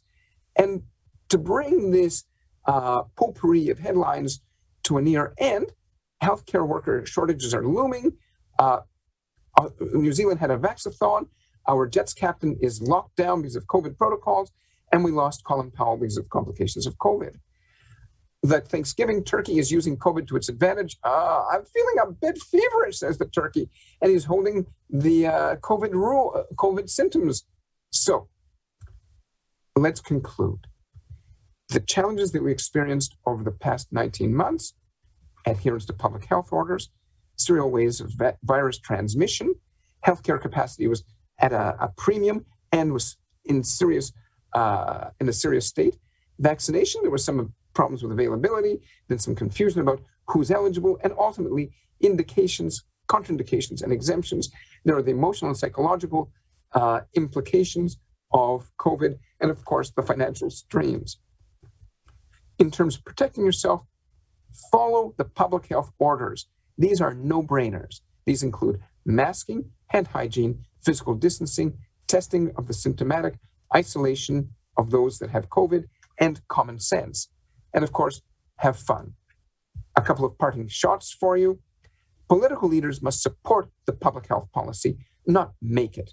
That's for Dr. Roussin and his group. Vaccination has its privileges. If you're vaccinated, society opens up. And all of us play a critical role in arresting the pandemic, and any deviation from the public health guidance will cause prolongation of this pandemic. And this headline hits the nail on the head. It seems the COVID-19 fight is now up to us. It's in our hands, and only we can bring this to a conclusion. Thank you. Oof. Well, thanks, John. That was your typical high speed, which is probably a normal full hour worth of talking. But do you want to go into politics? That's probably the first question. I mean, anyway, so I would like to move on to Dr. Brent Roussin. So if anyone does not know Dr. Brent Roussin, where have you been? I've no idea. Clearly under a rock. He has been our intrepid leader. He's a Chief Public Health Medical Officer for Manitoba. And he's going to give, I think, a very different slant on the last 18 months. So over to you, Brent. Welcome. Oh, thanks. Thanks, Richard, and thanks, John. I thought I might be able to get through that slideshow without a picture of my collar, but that got slipped in there anyway. So hopefully my slides are coming across okay. Yeah, you can make it into a slideshow as well. Then we can see them. Yeah, there we go. There we go. And coming across okay there. If you go up to the thanks, top John. left, I don't have any. Yeah, and just switch that display settings. And just swap presenter. Yeah. Mm-hmm. There we go. There we go. Perfect. Thank you. Perfect. Okay. Well, thanks. And so no conflicts for me to disclose. Today, we're going to review some of the epidemiology that we've seen here in this pandemic, discuss topics such as herd immunity, which we've definitely heard a lot of, and its relationship to the basic reproductive rate. And then, of course, discuss these public health ethics that have been, really to the forefront with the use of the Public Health Act, really in a manner it's never been used to this, certainly to this degree in the past. So you can see from our epi the toll that this virus has taken on Manitobans, the lives lost, the impact on the healthcare system. The overall goal for the pandemic response has always been and continues to be to reduce the mortality and morbidity of COVID, but at the same time minimizing the societal impact of the actions against COVID. And it's been a very difficult balance to achieve. And like I say, this virus has taken a toll directly and indirectly on many Manitobans. You can see here that this what we're dealing with now is largely the pandemic of the unvaccinated. If we look at simply just cases, most data across Canada is going to show that the unvaccinated have 10 times the risk of becoming a case. If you look at severe outcomes, that's much greater. So if we look at ICU admission, this is in the 30 times the chance of being admitted to ICU in the fully vaccinated compared to unvaccinated. So you can really see that the transmission is predominantly in the unvaccinated, and the severe outcomes is predominantly in unvaccinated, and that's really the issue where we are right now. Is that it's the strain on the healthcare system that we need to protect against. We need to ensure that Manitobans have that healthcare system there for all of us, not only to battle COVID. And it's very, very clear that the best way to protect that system and ourselves is through vaccination. We know that even those who are vaccinated that do become cases are much less likely to transmit that infection as well. So many benefits to vaccination. We look at our epi curve, and I look back at that first almost non-existent wave that we saw back in March of 2020. And I think back to a time there, if you told me that we'd be looking at a period of time where we have over 80%, 87% of Winnipeggers fully vaccinated, it would be hard to believe. And if you told me that we had a period of time where we had 87+% of Winnipeggers fully vaccinated and we were still at risk of a fourth wave, I do find that even harder to believe, but that's where we find ourselves. And so most are familiar with the trends that we've seen over time. That first wave really did not hit Manitoba. We saw that second wave starting in Prairie Mountain Health, very localized transmission, which we were able to get under control. Then that large second wave, over the holidays, and a third wave driven by the Alpha variant, where we did overwhelm our healthcare system, needed to send ICU patients out of province, over 50 of them. And then a fourth wave that has not yet declared itself in Manitoba, and this is predominantly driven by that Delta wave. And so certainly we had faced many challenges here, especially during that third wave. If we look at that ICU admissions, we saw that Manitoba faced a lot of challenges, that we, as a proportion of cases admitted to ICU, we unfortunately had many more proportionally compared to other jurisdictions, almost double that of Alberta and the third wave, the proportion of cases. And so this puts even further strain on an already strained healthcare system.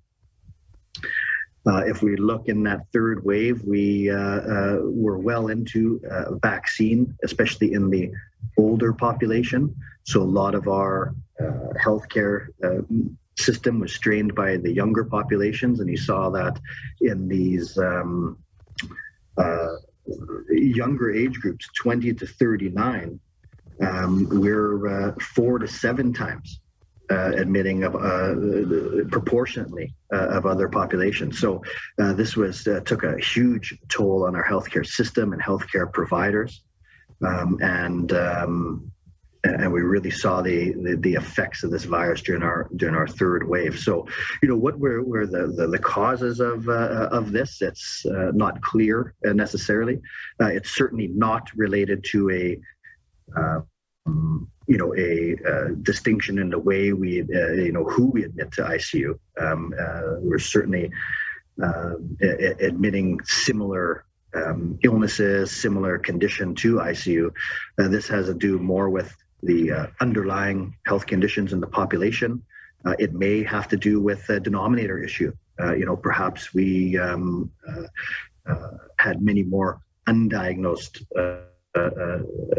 cases compared to other jurisdictions, and therefore our proportion seemed higher, but was really the much the same. So we know from our seroprevalence data that only about 1 in 4 cases were diagnosed, and so certainly that could be playing a factor into this. And there's just another slide, and these slides are from the Public Health Agency of Canada, just showing how disproportionately Manitoba faces severe outcomes. So it's really challenging on our healthcare system when we have spikes of cases, and therefore we need to be very cautious, and being very cautious with this potentially pending resurgence here in the fourth wave.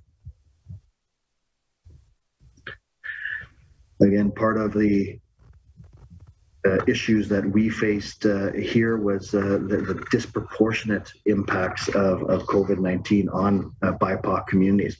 Certainly, this is not unique to Manitoba, but very significant. And you can see the disproportionate effects here, where if we classify the white population, about 60% of our population made up only 35% of our cases. But you can see in that many other BIPOC settings, very, very overrepresented in our cases. And again, when we're discussing these sort of risk factors, there's always that challenge with stigma. And so there was a lot of work being done. Dr. Marcia Anderson connecting with community leaders in these communities on appropriate ways to disclose this information, because we didn't want to further stigmatize on these issues, because it should be clear that this disproportionate effect is not related to poor life choices. This is related to underlying factors that we normally see affect other health conditions: poverty, housing issues, even occupations.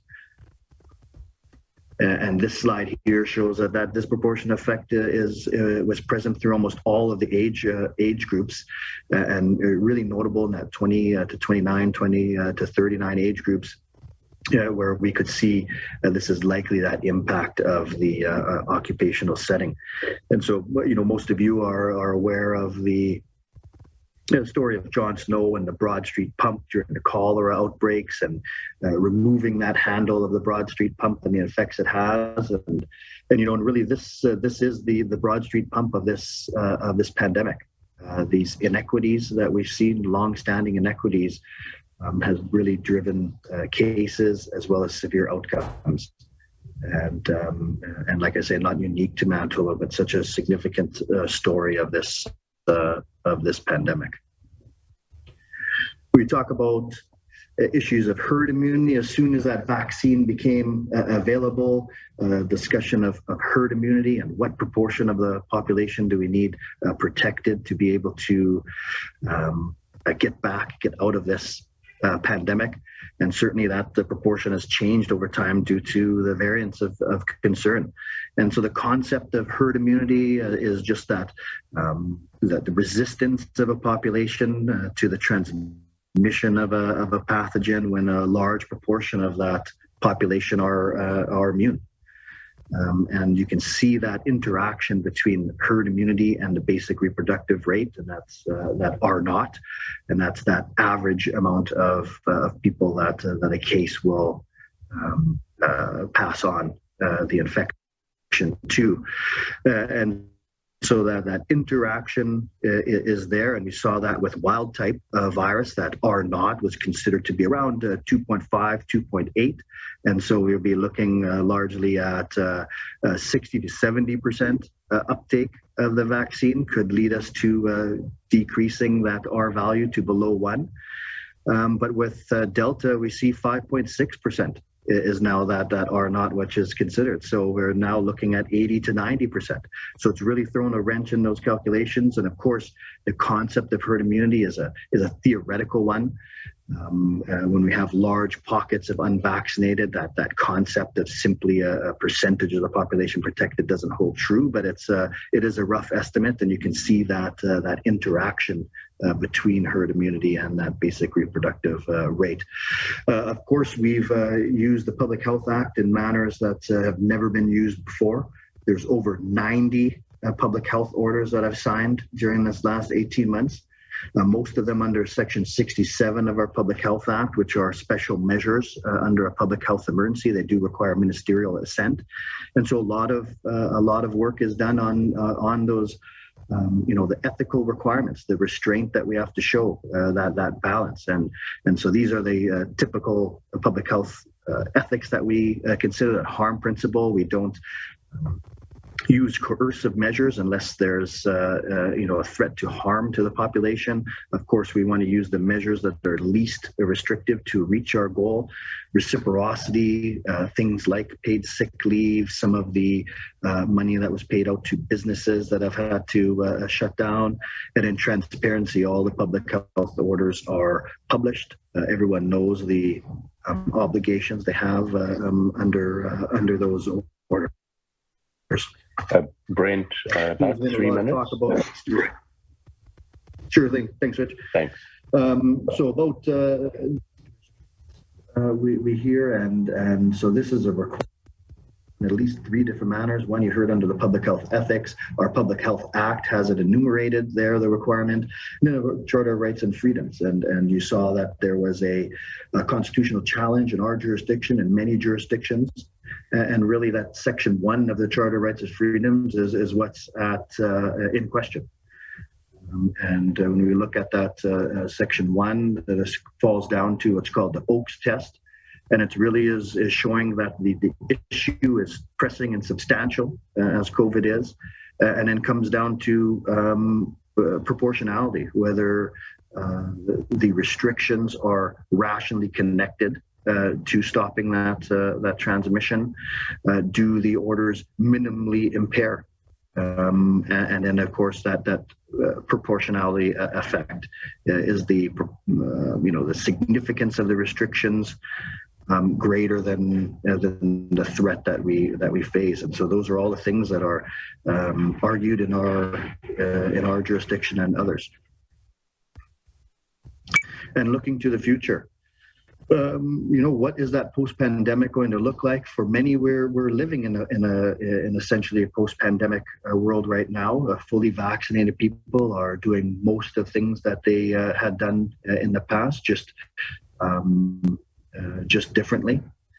But that post-pandemic will, be something that we'll have to deal with over time. When this fourth wave presents itself to us. But the more vaccinated population we have, the quicker we'll get to that post-pandemic world. And we know variants have always been a threat. With the vaccine uptake we have now with the wild type virus, we would be largely done. But Delta has thrown that wrench, and now the selection pressure is on virus escape. And so that would significantly set us back if we have a variant that escapes protection from these vaccinations. There's emerging treatments, monoclonal antibodies, again, which are promising, but certainly still early. And then we have other public health issues. We've had a syndemic of sexually transmitted bloodborne infections, most notably syphilis, alongside growing issues with substance use and harms. That was growing before the pandemic. It continued to grow during the pandemic. And we really need to start facing these other public health issues. But COVID has taken so much of our time. So I think that's it for my presentation, and I'm happy to answer questions later on in the session. Oh, thanks. Thanks very much, Brent. Always love the ethical and legal arguments, and you definitely have lots of insight on that. So, okay, so let's move on to Dr. Ken Casper. And for those in Manitoba, he probably doesn't really need any introduction, but he is one of our top specialists in internal medicine and infectious diseases, and has a special interest in HIV. Is definitely our HIV guru for Manitoba. And so, but what happened during the pandemic was Ken was the driving force, but behind VCOP. So that's a virtual COVID outpatient unit. And so Dr. Casper is going to tell us about the creation and the implementation and the success of this unit. So over to you, Ken. There we go. All sorted out. You can see everything. Okay. Awesome. Thanks very much. Thanks very much for allowing me to present on the VCOP team on behalf of my crew from Shared Health. It's not easy going after Embel and Rusin, but I'll take the spot. We were a program that's sort of written under the groundwork of what was happening, and I can tell you there are 329 patients who are very happy, and a healthcare system that has been very happy that we developed this program in a pandemic. And I want to take you through that journey, and as well look at some of the things we've achieved, and then the potential future of a virtual system, and really show you how we had a virtual hospital up and running at some points in wave 3. I have no disclosures, and I'll get right into the talk and really show you this journey of really developing a program in the middle of a pandemic, which has been challenging, but this took a team to do, and I have a big thanks to everybody. I'll do some specific thanks at the end for a moment. Early in wave 1, we knew that we were going to have increased hospital admissions. We knew the healthcare system had potential to be overwhelmed, especially what we saw in Italy. And there was a question of whether hospitalizing mild to moderate ill COVID patients, is there another way of doing this? And that's really what the virtual system was trying to develop, to try to reduce the burden on the healthcare system. So a number of us, physician specialists, began working on the concept that will eventually become the virtual COVID outpatient program, or VCOP. And really driven by Dr. Sean Young at Health Science Center, who gave us a hub and helped us develop our plan, and Dr. Rob Gerson, because this is not only a virtual system, but we partnered with the emergency paramedics and community with the alternate isolation arrangement sites to try to make this a program that would help all Manitobans. And I thank again my main 6 clinicians who helped us put this program together. So VCOP is a remote monitoring program, and this is Dr. Moffat there, one of our VCOPers.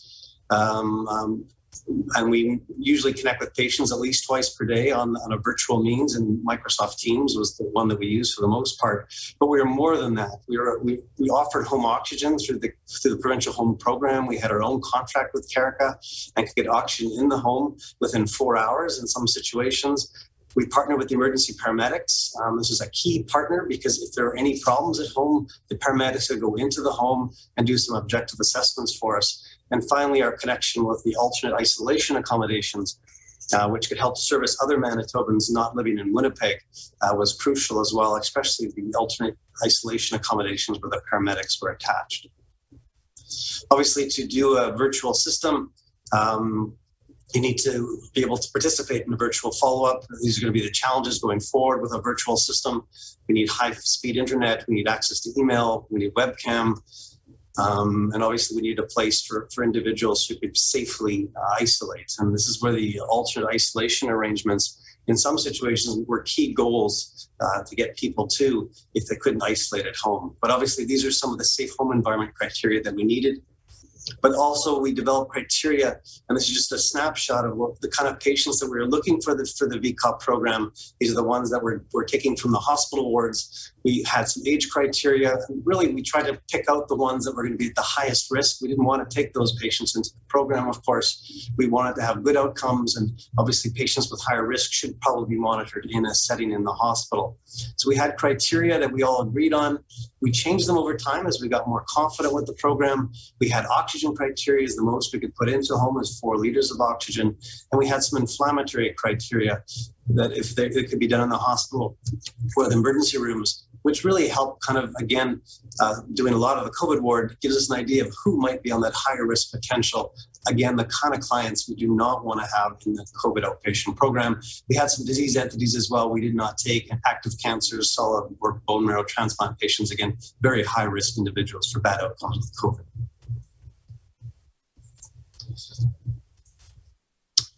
This was a team, and this is just a snapshot of some of the team of physicians, nurse managers, registered nurses, and ward clerks. There's Bobby Brennan, who was the manager, and that's Kim Bressler, our main nurse, a key cogs in our success. Obviously, we partnered with respiratory therapists to get oxygen teaching done very quickly. We utilized physician assistants during the wave 3. And then, of course, our relationship with paramedics and the Carico home oxygen program were all key steps in developing this virtual program. How does VCOP work? Well, as you can see, it's going to start with a phone call, and it's going to be a phone call from a healthcare practitioner to one of our VCOP doctors on call during the day. If we accept the referral based on that safe home environment, we're a place to isolate, and they meet our clinical criteria, everything starts at the hub. If they need oxygen, we put oxygen in the home.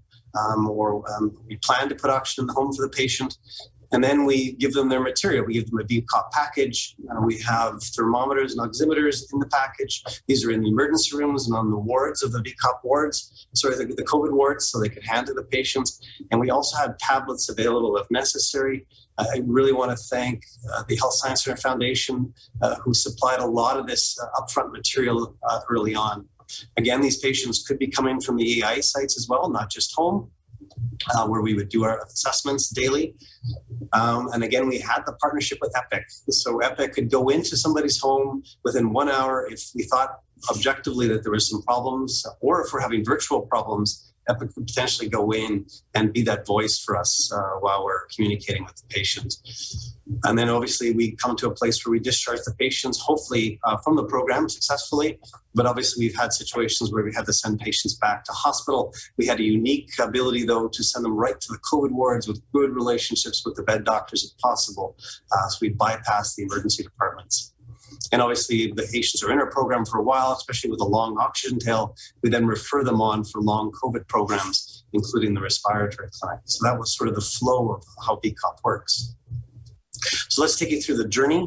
The initial concept was actually identified early, but because, as Brent has said, the wave was quite quiet in wave 1, there really wasn't any focus on our program until October, November. A lot of work was done behind the scenes trying to develop the program. And then we really launched in December, right at the height of wave 2. And obviously it started off as a pilot project. So we started at the Health Science Center, where we started initially from the wards, and then we started taking patients from the emergency department working at the Health Science Center. We got a project team started right in the middle of November. We had 3 to 4 weeks to get this project up and running in a pandemic. And I really appreciate all the hard work that it took to achieve this. We then moved on to our second site as it was clear that we were able to have success, and both the Grace and St. Boniface came on just in time before wave 3 hit. So we had all 3 tertiary sites and all 3 tertiary COVID wards now under the COVID team, the VCOP team. And then as wave 3, as this was a tremendous wave for us, as I'll show you the amount of work we put in, eventually we were able to look for other partners, and Boundary Trails reached out. We were able to add them as a referral site. And then finally, the urgent care sites in Winnipeg also wanted to get involved in VCOP if possible. And we brought on Victoria, Seven Oaks, and the Concordia Hospital really at the end of wave 3, and are now all part of our program going forward with wave 4. So let's talk a little bit about the success as we see it for VCOP by the numbers. 330 patients have been put into the virtual COVID outpatient program. About 50% are being taken from the hospital wards. These are inpatients, majority of them requiring oxygen, who are taken out of the wards and put in their homes safely, I will add, for the most part. Another good chunk of patients were coming from the emergency rooms. The Grace Emerge was one of our biggest suppliers, and that really was because that's where a lot of the patients were directed during wave 3 with respiratory symptoms. You can also see the AIAs themselves. These are patients who flown down from the north who are at high risk for developing severe COVID. And we would go into those rooms there at the AIA sites with the paramedics and watch the patients there with them and make decisions of whether they need to come to hospital or not. And that's really how the program has evolved over time.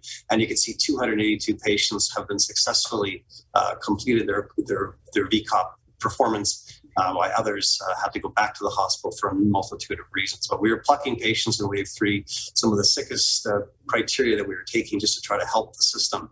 But again, knowing that Epic was there to help us.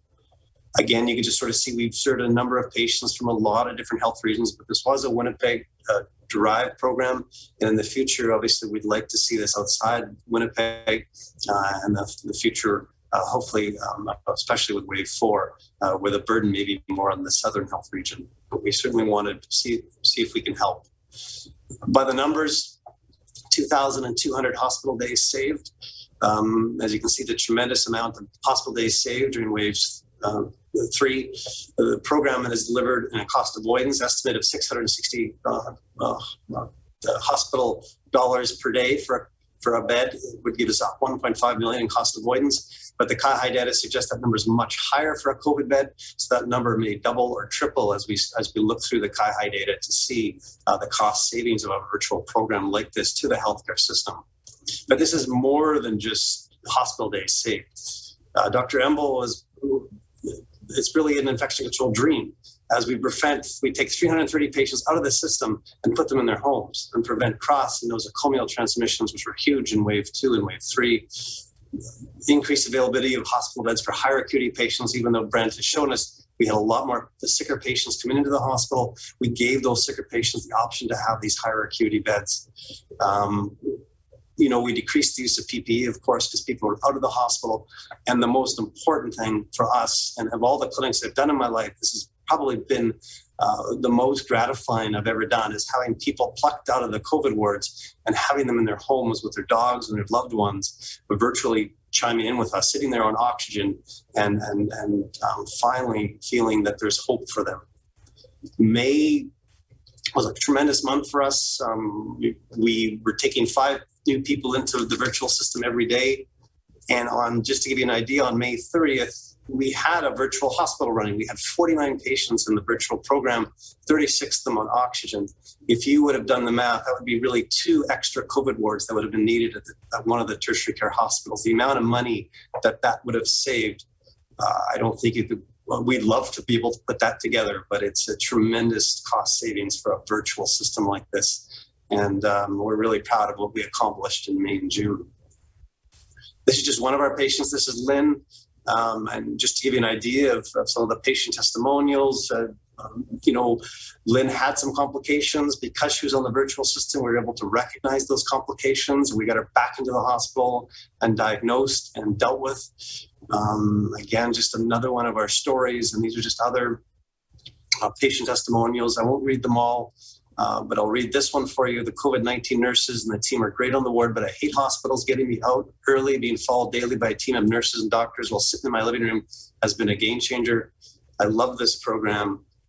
I think, again, this has been an amazing clinic to work in, and I know my 12 or 13 VCOP colleagues also feel the same, and I've never had a problem filling the schedule. We're going to continue to be there for the fourth wave. We are looking at expanding our pool outside of Winnipeg, and that's really going to be the goal as we try to look at how wave 4 is unraveling. We're going to expand the program to other influenza-like illnesses, like influenza, like RSV potentially. And really the success of these virtual systems and our success in Manitoba is really going to drive the remote home monitoring programs for shared health, which is going to include other disease entities like COPD, heart failure, and type 2 diabetes as we roll out in the future. I'm just going to stop there, Rich, and just say a real big thanks to the team. I remember at the first meeting in November on the crust of wave 2 saying, all right, people, we're now going to start a virtual program in a pandemic. And again, I just want to really thank the Shared Health team and the team of collaborators that put this together for me. Sean Young, who I've mentioned before, the Shared Health Project team, Liliana, Cheryl, and Diego specifically, a team of amazing VCOP physicians who, despite working in the ICU on the VCOP boards, were also the same ones working in my clinic or in our clinic here at the hub. I want to thank the surgical departments, both plastic surgery and neurosurgery, redeployed some physician assistants for us that we absolutely needed in the wave 3 to help us.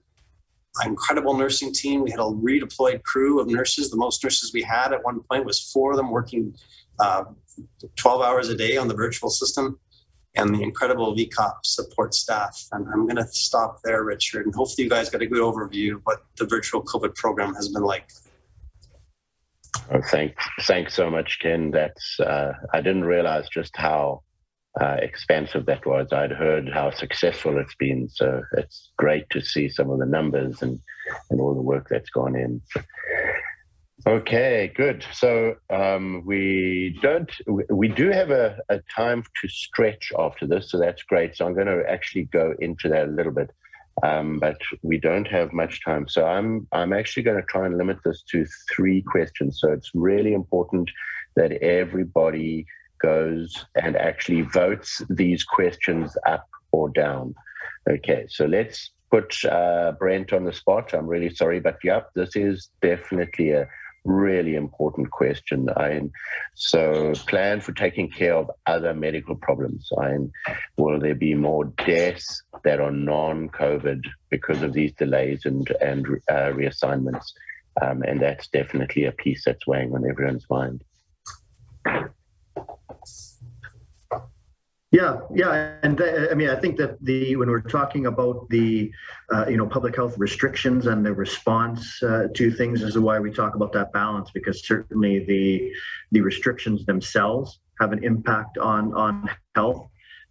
The surge of COVID cases on the healthcare system has an effect on other healthcare issues. So, as far as the healthcare system goes and the response to that, public health is doing what it can to minimize the cases and severe outcomes from the public health response. How we're going to catch up on surgical backlogs and diagnostic backlogs is going to be largely from the government and healthcare system. But from public health, like I mentioned, we have a lot of issues that we need to catch up on.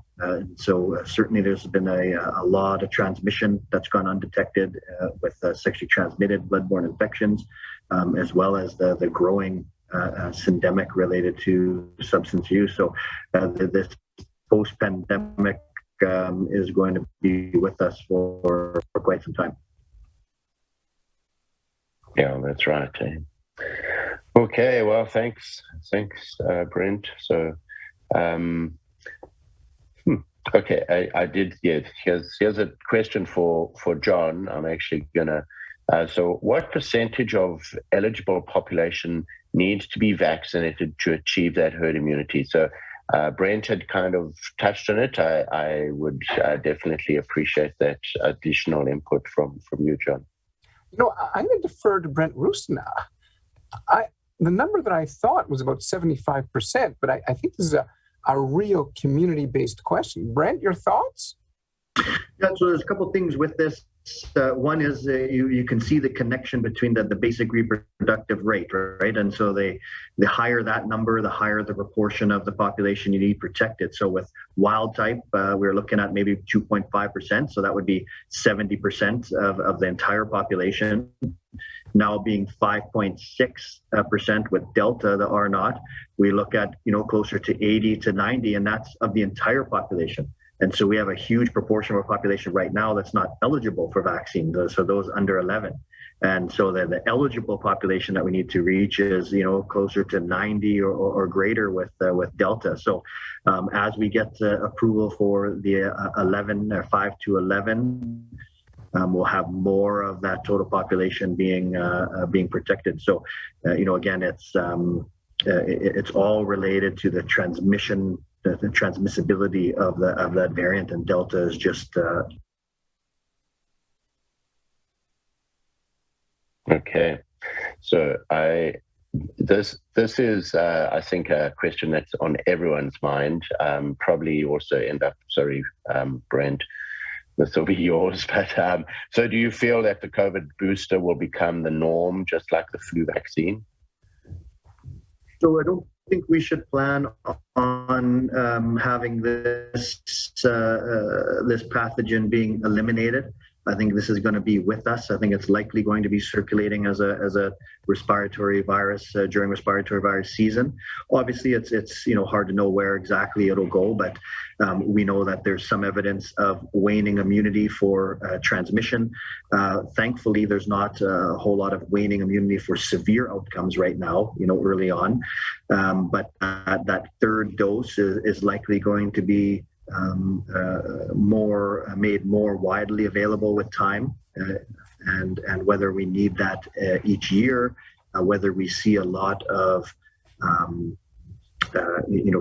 significant changes to this virus over time that requires us to change the vaccine, time will tell. But we should be prepared to be dealing with this virus every year. Okay. All right. It's interesting. This question has been tagged for Dr. Ken Casper. So let's hear your answer. But I have a sneaky suspicion you might defer this. But but how are we doing globally in advancing vaccines? And without this variant, so without this effort, we can only expect more variants to occur. Yeah, I think that question is correct. I think we are going to expect more variants, and I think Brent has already alluded to that. But I've had a chance to see the Moderna presentation, their mRNA technology. The fact that they're able to redevelop a potential vaccine in 62 days is breathtaking, and I think it's given me personally a lot of confidence that even if another variant arrives, the mRNA technology is going to develop a solution. So I really think today I feel much different than I did 2 months ago, I can tell you. So if that helps, hopefully that helps answer your question. Yeah, and it is. We're in a very different place for vaccines compared to even the H1 pandemic. Completely different place. So that's fantastic. So I'm going to throw this. Although I think Brent touched on this. Could you have a quick comment on the vaccine under 12 years of age? I know you had just mentioned that. Can you comment any further on that, Brent? Yeah, so nothing too specific. That Pfizer has now submitted the application to Health Canada, and so we are hoping on that there's a relatively short turnaround on that. We already have plans in place for implementing this, so once it's approved, we'll be able to move on those. So I can't give a definite time frame because that really is in Health Canada's hands, but it is appearing to come a lot sooner than what we expected. We didn't really think that we would have needles in arms until the next calendar year. So I do think it's going to be a lot sooner than what we expected. Mm-hmm. Great, that's great news. So very last question, and this will actually go to Dr. Casper.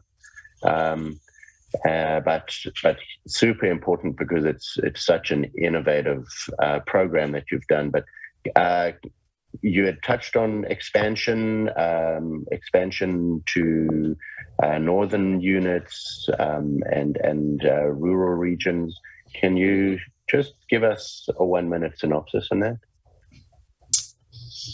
Yeah, sure. We're really in discussions with all the health regions, including the First Nation communities, of trying to see who we can partner with, what's the best next move, the logical move for us. That some of the challenges is email access, the kind of technology we're currently using, which is always going to be a challenge in some of our remote communities. And obviously that's a game changer for us. We need that to communicate. Again, as well, the challenge of having patients remotely is that if they are doing worse, what's the strategy for getting them into the system, the healthcare system? And again, that's why we've really stuck with the major centers right now. But at the same time, I think the future of remote monitoring has to include the remote communities. That's really the hope of that. And hopefully new technology will be able to solve that solution. Yeah, there definitely are some silver linings with the pandemic, vaccines, virtual care. It's actually been amazing to watch, and really appreciate all the work you've put into this, in that it's actually a hospital as well. So everybody, I fully understand there's lots of questions, but we've all been sitting potentially for 2 hours now. We definitely have to all get up and have a little stretch break. I want to really thank all the speakers that we've had so far. Excellent presentations. And so a reminder, everyone does need to go back to Slido. You go back to the speaker evaluation component. It's really important for the speakers that we fill this all in. And then please also do the evaluation so that we at the university, we can understand if there's new questions, and we will keep all these questions that were on there, and this will help us with development of Bug Day next year as well. So go back to Slido, and if you haven't registered and you still want credits, you need to go back to our CPD website, cpd/umanitoba.com, and register. And registration is open all the way till 4 o'clock, and then you get this free credits. And so very brief stretch break, and we will start again at 10:15. So we'll see you then. Thank you.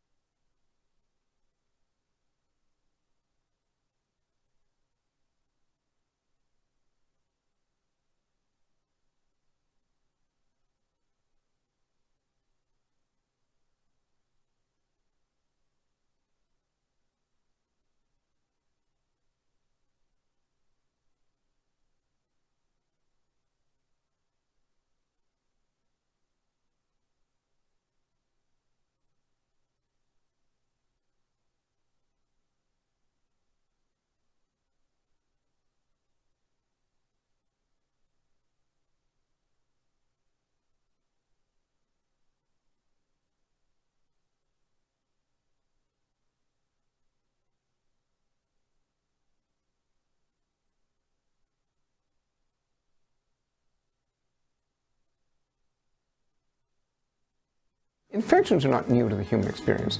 Neither is the work of identifying pathogens and understanding how infections spread. Those of us who work in healthcare are especially interested in improving our knowledge and that of others so that we can mitigate the risks of infection amongst ourselves and our patients.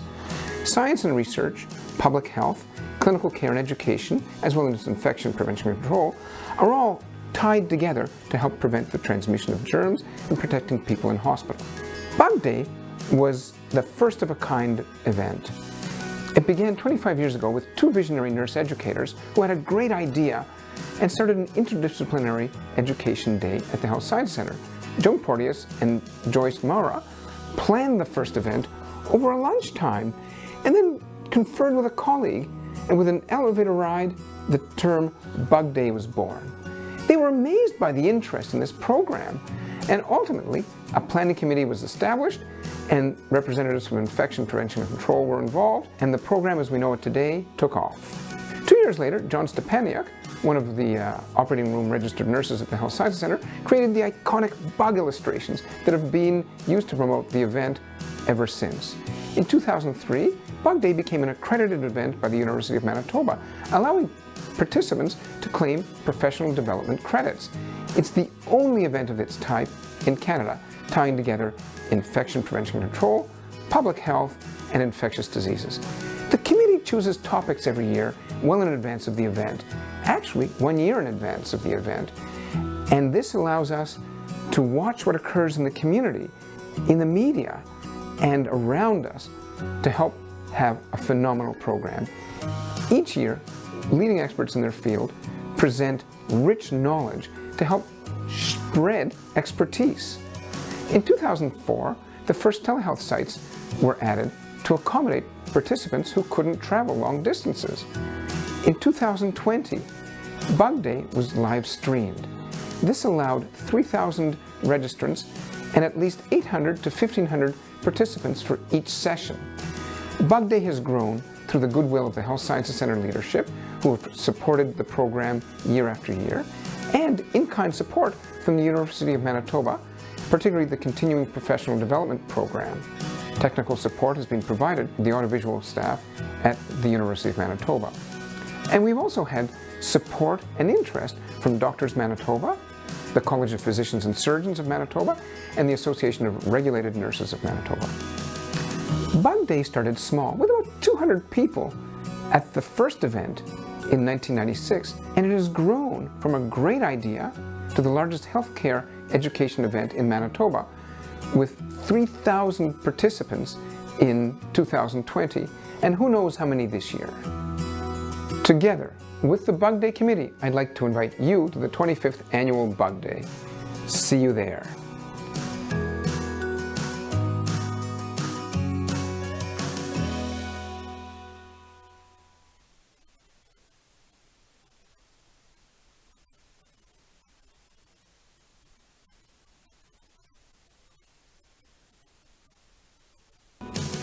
Bug Day is truly unique. A full day of education for anyone interested in infection, prevention, control, communicable diseases, and infectious diseases in our community and healthcare settings. For the past 25 years, I've tremendously enjoyed being involved with Bug Day as a presenter, host, and organizer. Our presenters are world-class thinkers. If you're interested in the prevention and control of communicable diseases, Bug Day is for you. Bug Day will be live streamed on October 19th, 2021. Visit our website for the complete agenda and to register.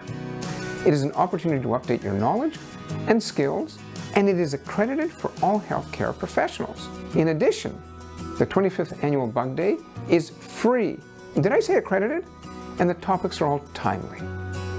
Together with the Bug Day Committee, I'd like to invite you to the 25th Annual Bug Day. See you there.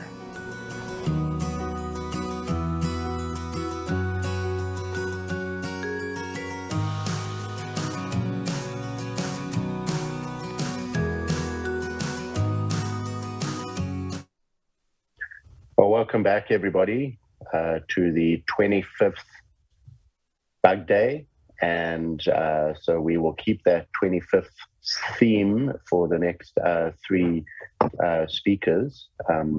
So our first speaker is Dr. John Connolly, and if any of you have any idea about infection control, you will know Dr. John Connolly's name. He's a professor of medicine, microbiology, immunology, infectious diseases, been at the University of Calgary for many years. He's a consultant in clinical infectious diseases to multiple parties, not just in the clinical realm, and very, very involved in antimicrobial resistance and stewardship, prevention of hospital-acquired infections, novel innovations in healthcare.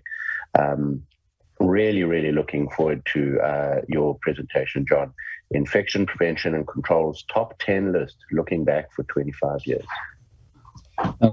Thank you very much, Rich, for the kind introduction. It's a great pleasure to be here, to be able to present to you. This is my third bug day, and I'm very honored to have the opportunity to speak to you and also to listen in on some sessions to see what I can learn on the 25th anniversary, the silver anniversary of the bug day. So just a quick territorial acknowledgement. I am presenting from Calgary on the traditional territories of the Blackfoot and Treaty 7, and also Métis Nation of Alberta, Region 3. My disclosures, and the one of relevance is that there was work that I did as a local PI for the Staph aureus vaccine for prevention of surgical site infections and spinal surgery. Unfortunately, it didn't work, so back to the drawing board with Staph aureus vaccines. But none of the money came to me personally. It all went to the University of Calgary. And then the rest of the disclosures are mostly academic related activities. The objectives for today are to look at 10 major IPC issues over the last 25 years. A daunting task. I'm still wondering who dreamed this one up, but I see the rationale for it. Discuss these 10 major issues, and then to understand the importance of some fundamental IPC skills, which really haven't changed all that much, and we're still looking at some recurring themes. Choosing the top 10 list, not an easy task by any stretch of the imagination. I still wonder who dreamed this up. I'll be speaking to my friend, Dr. Emble, after this session. So in looking at this, I was looking at both disease entities and themes and decided to focus on a combination of some specific pathogens, illnesses, and some general themes that came from that. The choice was arbitrary, but I put some thought into it. So on the top 10, we'll start with the first 4, and then I'll discuss some of the items associated with it. The rise of the zoonotic viral infections. So here we've got things that are important, such as the zoonotic coronavirus infection, SARS-CoV-1, SARS-CoV-2. Hopefully there's not a 3 and a 4, or MERS, Ebola, and then other viral hemorrhagic fevers. There's been a rise in Crimea, Congo, viral hemorrhagic fever, in some parts just around the Middle East. And the subtext of this is to look at applying the knowledge of human factors and ethnography to improve how we interact with the system, and this relates to PPE. Similarly, H1N1 influenza, avian influenza, that remains a concern over time. And subtext within this is the role of vaccines, and I'll touch on that a little bit later. Antibiotic resistance, which is a major issue as well. Looking at some of the biggies, MRSA, VRE, extended spectrum beta-lactamase producing organisms, and carbapenemase producing organisms. And then, of course, C. difficile, which now renamed to Clostridioides. So just to look at Ebola, SARS-2, avian influenza, one area that I think is very important to focus on is correct donning and doffing procedures. We all work in the hospital, in the healthcare setting, long-term care, I'll add into that list. And the procedures of donning and doffing are very important to minimize any risk of inoculation. And this term, precision of execution, in my mind, is key. not so much what you're wearing, but the precision of execution in donning and doffing. And I'll touch on why that is important in a moment. They've used the buddy system for many years in Africa in dealing with Ebola. And after having some outbreaks and nosocomial infections with healthcare workers, this buddy system has worked well. We've got somebody observing you as you're donning and doffing to be able to facilitate making certain that you have no slip-ups, and also avoiding harms of too much or ill-fitting PPE. And then there is documented risk of transmission with inappropriate PPE, and particularly doffing. This is where human factors comes in. Human factors is applying that knowledge of human characteristics to improve the interactions with a system. And some of this takes us back to work that was done by Jan Davies in the Winnipeg model, actually, which goes back many years about patient safety and how important it is for everyone in that regard. So this is looking at how you operate in the system. So in this case, how do you don your PPE? Where is it situated? Is it easy to get to, easy to take off within the design of the hospital systems? And sometimes hospital wards weren't built, purpose-built for donning and doffing, and we have to jury-rig the system. We had done some work in our health system with human factors and extensive videography, almost a half a terabyte. We published this some years ago. And we made a huge number of systems factors changes in the system. And hopefully it prepared us well for SARS-CoV-2, but the lessons that we should have learned have come back yet again. One of the areas is in this issue of PPE, and I'll just touch on it, N95 versus a surgical mask. It's an area of some controversy, depending on your background and where you're situated. Current data do not suggest there's any differences outside of the AGMPs. And we've just completed a scientific rapid review, just published last month. Most of the studies found are observational studies, and they're of low quality of evidence, but none are showing any significant differences overall. And we are awaiting the final high quality RCT that's run, a Canadian study out of McMaster. Our center enrolled 175 healthcare workers, and hopefully it'll be completed by the end of this year. At the 50% mark, an independent safety monitoring board found no safety signal whatsoever in terms of the outcomes. Of course, it's blinded, so one doesn't know where they're occurring. We've got some interesting data in Alberta. The proportion of healthcare workers who are positive for SARS-CoV-2 is lower than the general population, despite 3 times increased testing. And they've just finished an analysis that they put into this review in September of 1,400, and it's a pretty large number of healthcare workers. If you look at the community acquired or indeterminate, meaning there could have been a community onset, but uncertain, almost 80% come out of the community. And then of the 23% that were considered to be workplace acquired after intense investigation, 2/3 relate to exposure to an infected patient, and 1/3 to co-workers in break rooms, which is very interesting. And of those situations with AGMPs, 2/3 reported a breach.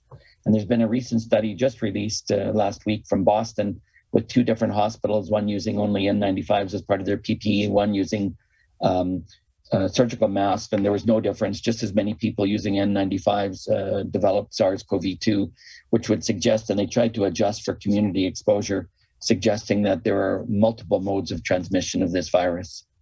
And we've started an audit system, both observer known and observer unknown, so healthcare worker unaware, and have over 1,000 observations in the healthcare worker unaware. And we have actually found that doffing is as low as 54%, even on a ward where there are known COVID patients. So we know that there are still errors occurring. When we looked at the comparison to coached and healthcare worker observed, where they knew there was someone watching them, of course, they're next to perfect. So it's very interesting to see what the real doffing error rate is when it's done anonymously. Turning now attention to carbapenemase resistance, and this has been a big problem going back almost to the 2011 now with the rise of the carbapenemase producing organisms. And as an example, and this is for all AROs, we need comprehensive IPC measures, surveillance, isolation, appropriate PPE, good hand hygiene, cohorting of patients, and then a new item, microbiome manipulation. And people are looking at this actively, which I think will be looked at perhaps in another session. And interestingly, with respect to influenza, or C. difficile, it's associated with antimicrobial use, and stewardship of antimicrobials is very important. We've uncovered some recent evidence in a study looking at seasonal variation, and our statistician looked at both a harmonic regression and a cross-correlative analysis. And you can see here that there's a spike in the number of cases of influenza over the years. And then following that, you can see a rise in C. difficile, with one exception, which is very interesting because we showed this very tight association. We haven't looked, but we think it's because of increased antimicrobial use, and it makes sense when you think about it.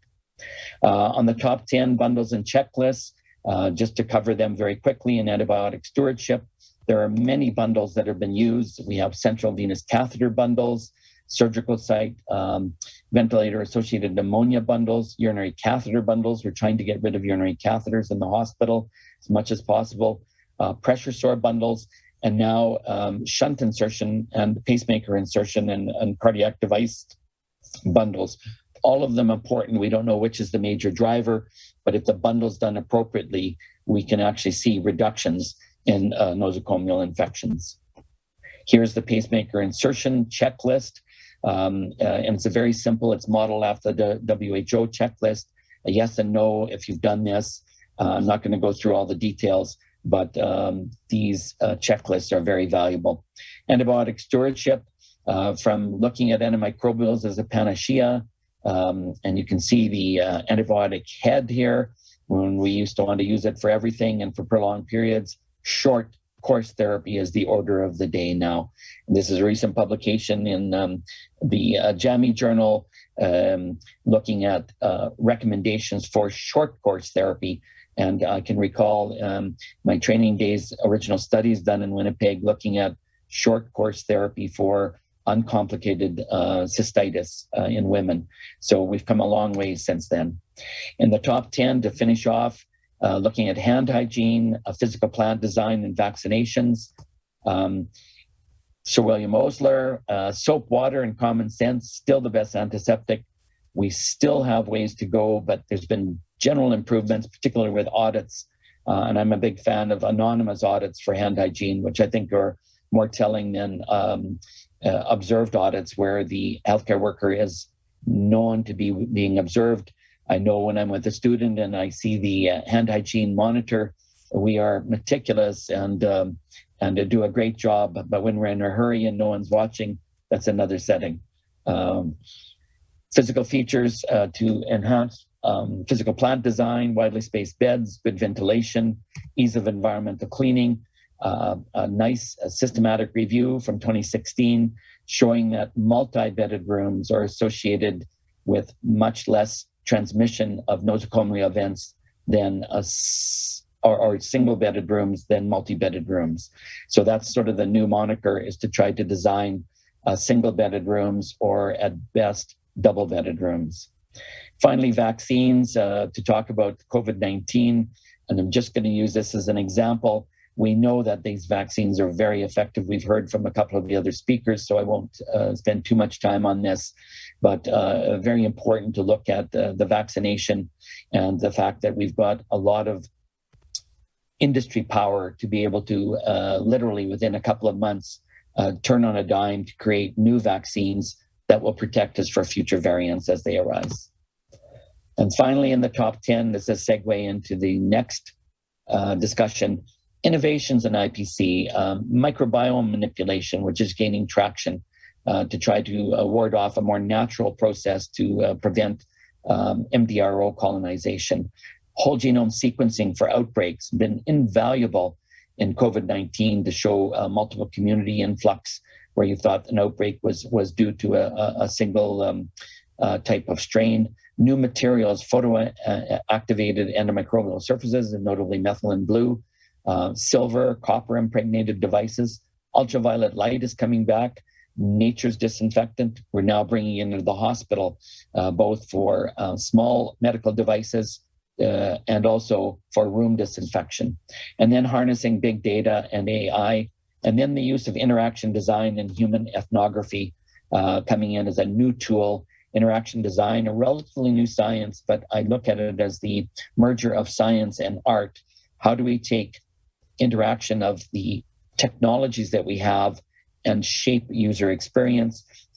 Work is being done on this in hand hygiene settings where you've got monitors next to your hand hygiene stations and hands fly out and that you get an audio, great job, nice job, good hand wash. And it's been shown to actually increase compliance, particularly in children's wards. And finally, this is what I want to see in all of our washrooms, hospitals, restaurants, the ringing bell. Didn't wash hands as you exit the washroom. If we could master this, perhaps we would improve hand hygiene. Thank you for your attention. Well, thanks very much, John. It's great to see that you finished with a Far Side comic.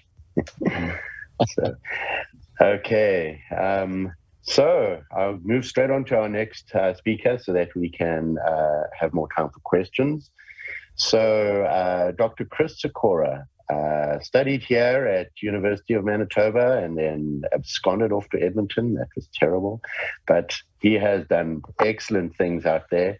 He's a specialist in community medicine, and he's the lead MOH for Alberta Health for the Edmonton zone. And he helps lead teams involved with primary care, communicable diseases, and obviously infection control, and works a lot with core population health areas. So he's going to be speaking about infection prevention and control, looking into the future. Thank you very much, and thanks very much for the opportunity to be here today. So I am a former Winnipegger, completed part of my training in Winnipeg almost 20 years ago now, near the beginnings of the original days, the early days of Bug Day. That's right. We were in class together. We sure were. That seems like a long time ago. Just to clarify, it's Alberta Health Services, not Alberta Health. I'm not with the ministry. So I am just a simple medical officer of health here in Alberta Health Services, a large regional health authority, and really reflected on the last 2 years together. There's probably a lot of areas where we could improve or that are possible for the future. So, and again, these are things that I just dreamed up and then chatting with many of our colleagues here. The big question we often asked is, what's happening outside of our groups? So really, I think this is the future for infection prevention and control. And I'll walk through a few of these in the upcoming several minutes. Really, the basic principle being, can we focus on the outside? So really, our teams inside our hospitals do phenomenal work, but what can we do to monitor and manage risks outside? So I'll perhaps preempt the bulk of the presentation with the take-home points being practices within community and public spaces, emerging technology for PPE disinfection or tracking, focus on the importance of animal and wildlife health as it's related to human health, and then a strengthened need for city, regional, provincial, federal, and international coordination and collaboration. So what we've seen over the past couple of years is a huge amount of social and organizational upheavals, huge social impacts, economic impacts, population level mandates, emerging technology, new medical advances, and really heightened needs to work together. So if we really refresh on what our core targets have been over the past couple of years, it's been reduce transmission events, save and protect the healthcare infrastructure, and protect the most vulnerable from illness and death. And if we add and layer a couple extra on top of that, we can monitor our current state of health, both locally, provincially, nationally, internationally, and prepare for future events. So as a community, we do amazing things together. So here I was able to grab a couple screenshots from one of the more recent reports. So this is our apparently non-existent influenza season over 2020-2021. So our community-based IPC efforts, coupled with amazing activities within hospital and facility settings, resulted in exceptionally few cases of influenza across Canada. This is ultimately mirrored in numbers of GI cases as well as other respiratory pathogens. So community-based interventions, those things were everybody in the public does is actually possible. So we have a role to play in stopping transmission of pathogens. So that's being in the workplace, in our individual settings, in our schools, in our homes, as well as in our healthcare facilities. So how did we do all that? Signs, signs, and signs. So masking, distancing, staying home when you're sick, no touching the eyes, the mouth, or the nose. But most simply, social innovation. Changing our personal practices has helped in meeting those targets of reducing transmission. So it doesn't come without cost, or it doesn't come without upheaval. So change is always difficult. So certainly many of those interventions that have been put in place across many healthcare settings have caused issue or have caused concern. People are upset about masks. Well, we have to convince people that it's something appropriate to do. People are upset about not having large gatherings together. Well, that's part of the social change. But when we as a society decide to do this together, we can actually reduce transmission events significantly and ultimately protect our population from getting ill, as we've shown from COVID-19, also from influenza, also from gastrointestinal disease, as well as many other things that are transmitted at least through the contact and droplet means. Now, I know we're going to have a talk about syphilis next. Maybe different social innovation is needed for that environment. So these are just some core pictures from around Alberta, very similar across Canada, empty places, people staying in, people doing the physical distancing thing, staying home when you're sick. So we've done a really amazing job of being able to change the mind of the public. So being able to do all these activities together to be able to change the outbreak curves is something that I think is going to be our future. So infection prevention and control outside of our facilities and into more of the community settings. So one of the other hallmarks of our last 2 years has been resource limitation. So resource limitation often drives innovation, and definitely opportunities were explored in the early days of the pandemic. We had N95 disinfection and reuse exploration. So can IPC apply its tried and true and really battle-tested methodologies in assessing efficacy of disinfection and sterilization to reuse other equipment in a resource-limited environment? How can this fit into current RHA and provincial infrastructure? How do we share learnings across provinces? So certainly, events like this can actually drive innovation. And now we have disinfection robots fighting the coronavirus. You know, I don't know.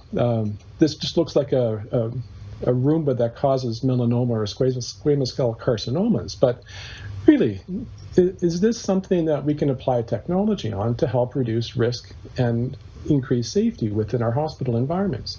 Can it actually be applied elsewhere as well? And certainly some industries are taking this on. So again, using technology in a community-based infection prevention and control realm, there are some airlines who are exploring use of UV light to be able to disinfect airplanes. What other technologies? And really emerging technologies around engineered nano water particles using really reactive oxygen species or peroxide to be able to keep your hands clean.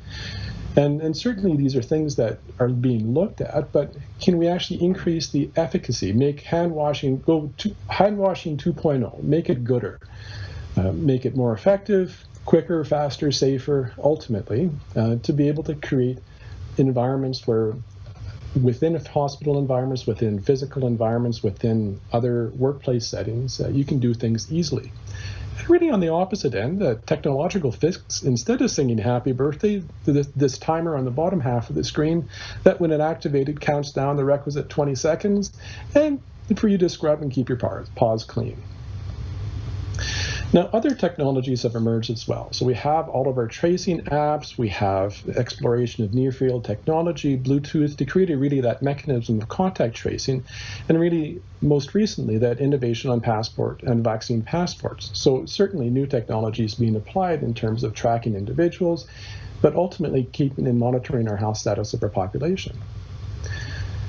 So, and really to bring us back to the beginnings of COVID-19, emerging need for all of us to be very aware of the tight connections between animal and human health. So we got a good experience from influenza around chickens, pigs, or other birds, but the emerging work in the areas of pangolins, camels, bats, so maybe SARS-CoV-3, SARS-CoV-4, and really we have to be able to monitor and improve animal health as critical importance to really improve our human health. You can't separate them. So I know we're all very much aware of this process, but things that could expand in the upcoming several years are emerging pathogens, for sure, antimicrobial resistance. So because really who knows where the next pandemic is going to be coming from? It might be 2 years from now, it might be 20 years from now. But together with environmental health specialists, we have a better chance of understanding the landscape to be better able to respond. So we all remember this from the last year. Simple blockage in major transportation artery has major effects globally. Billions of dollars lost globally daily and lives around the world impacted. So we're all interconnected. And that goes for also pandemic response as well. So the future in the IPC world is, well, we all have to work together. So what do we do around local health, provincial, national, international, to be able to work around standards, monitoring, surveillance, implementation of practices, as well as messaging. And just to expand upon the messaging, infodemics, oh my goodness, I remember this being coined, I think it was March 2020 by the World Health Organization, that really infodemics, the spreading of false health information, spreads faster than the illness itself. And certainly we've had all of the ivermectin stuff, we've had the vaccine difficulty things all out there, and there are so many pieces of misinformation during their course of learning together that this is going to be a major task for both public health but also infection prevention and control. So we need to be able to get vast improvements in sharing of trusted information amongst partners, really to improve social trust, have greater consistency of our interventions, and ultimately to improve our health overall.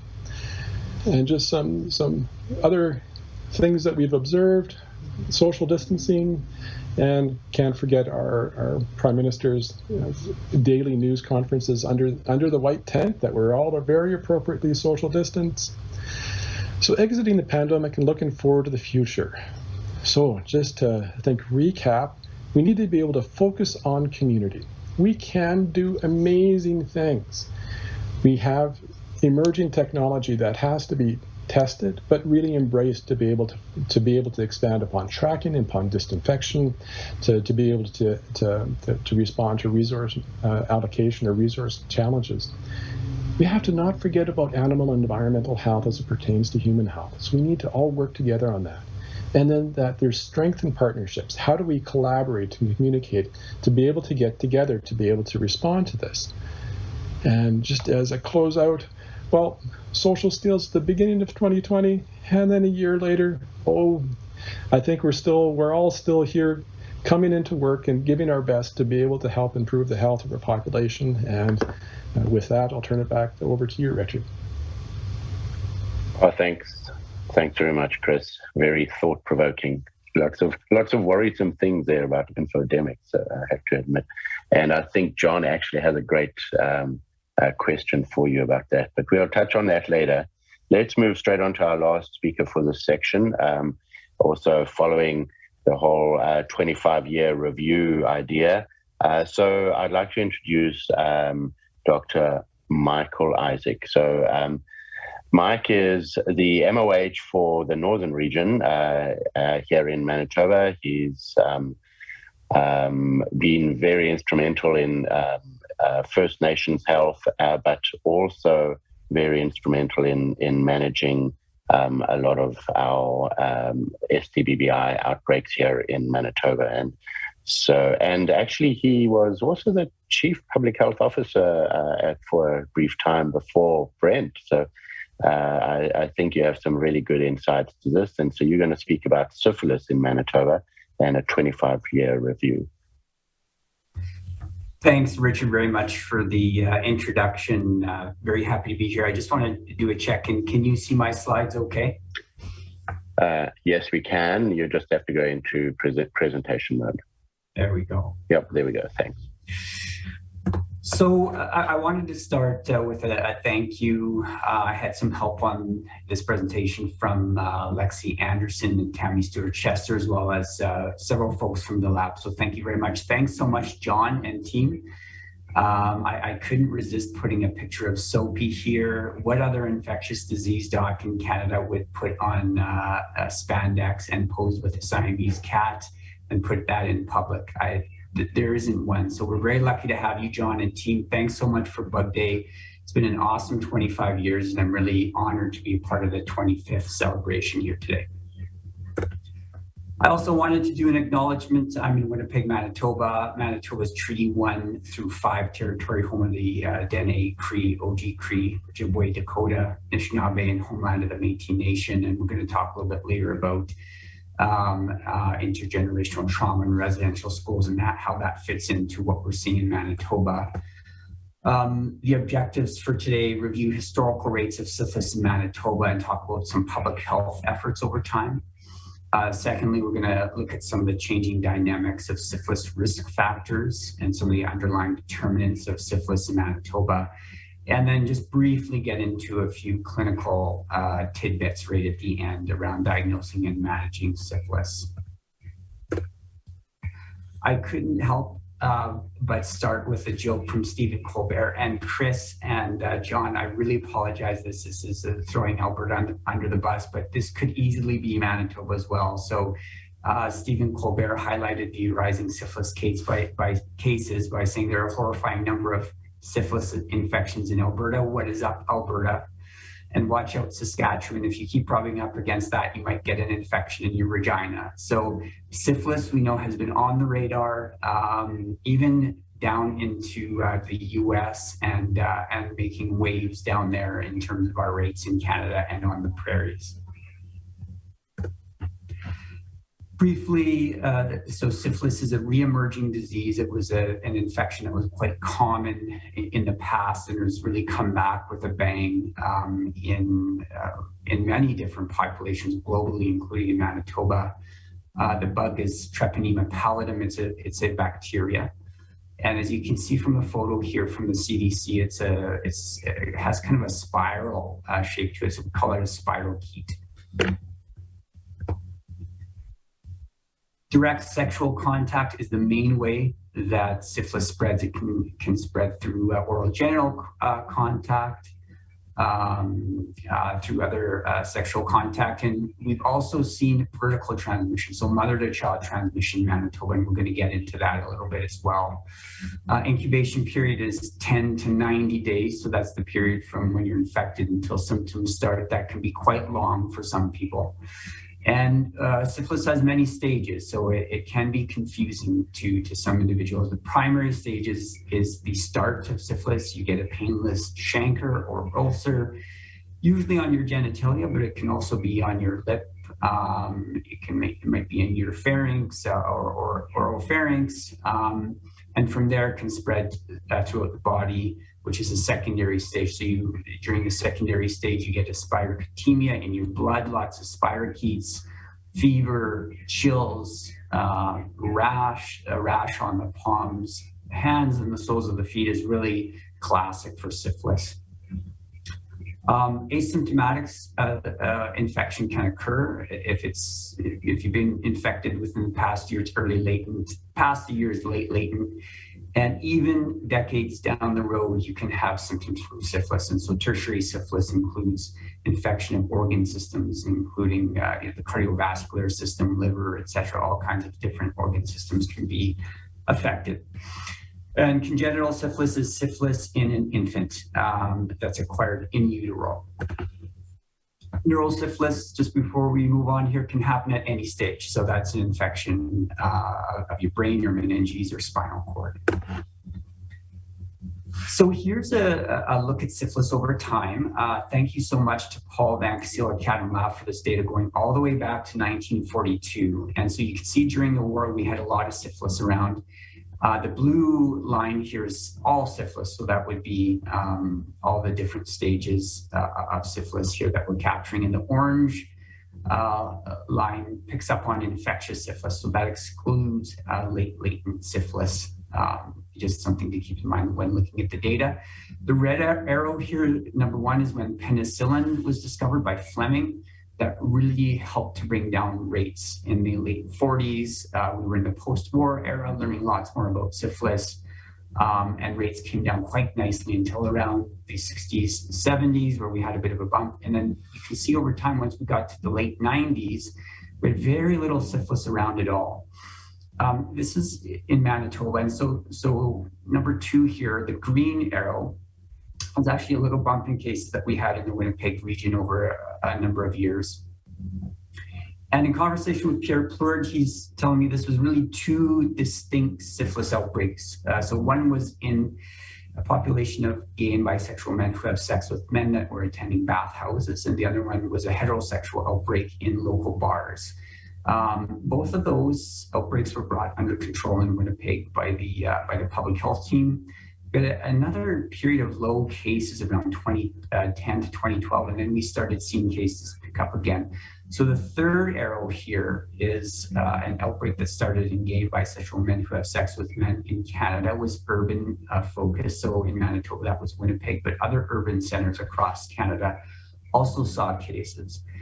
And that was really driven by a lot of anonymous sexual activity that was facilitated through things like mobile apps. So things like Grindr, for example, were driving that. And then you can see right at the end there, we had such a huge spike in our rates. And number four is a movement of syphilis into a young heterosexual population in Manitoba of people experiencing structural disadvantages. And that's what continues to drive our epidemiology at this point.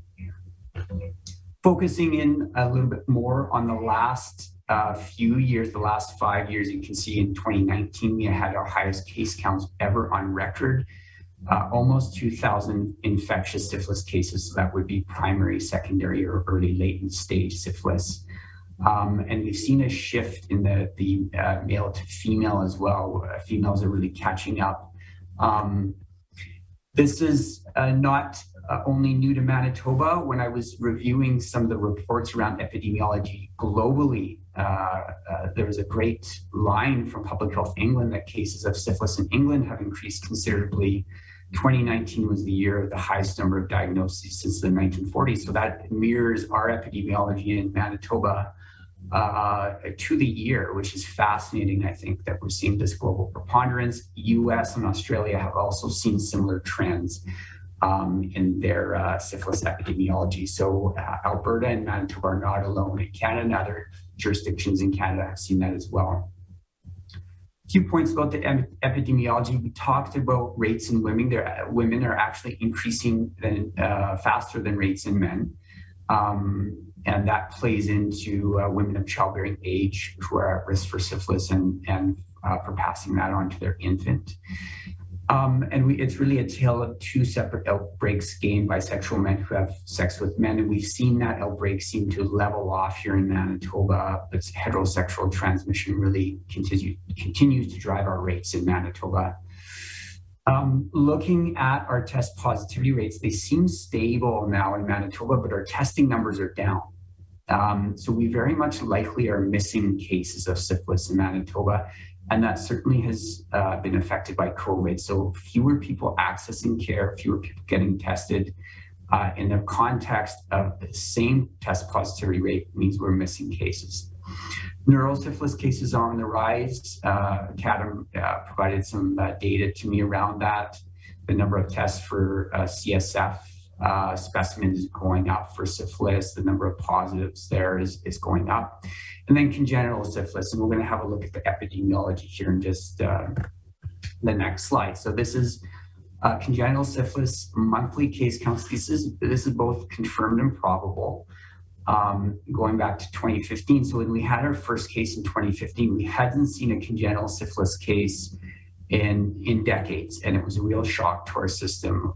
We knew that in public health we needed to do more, but despite our best efforts, we've really seen a rise in congenital cases, which is commensurate with a rise in cases in other jurisdictions. So Alberta has also seen a very significant congenital syphilis outbreak, as well as jurisdictions in the US, states in the US as well have seen this. So we're not alone.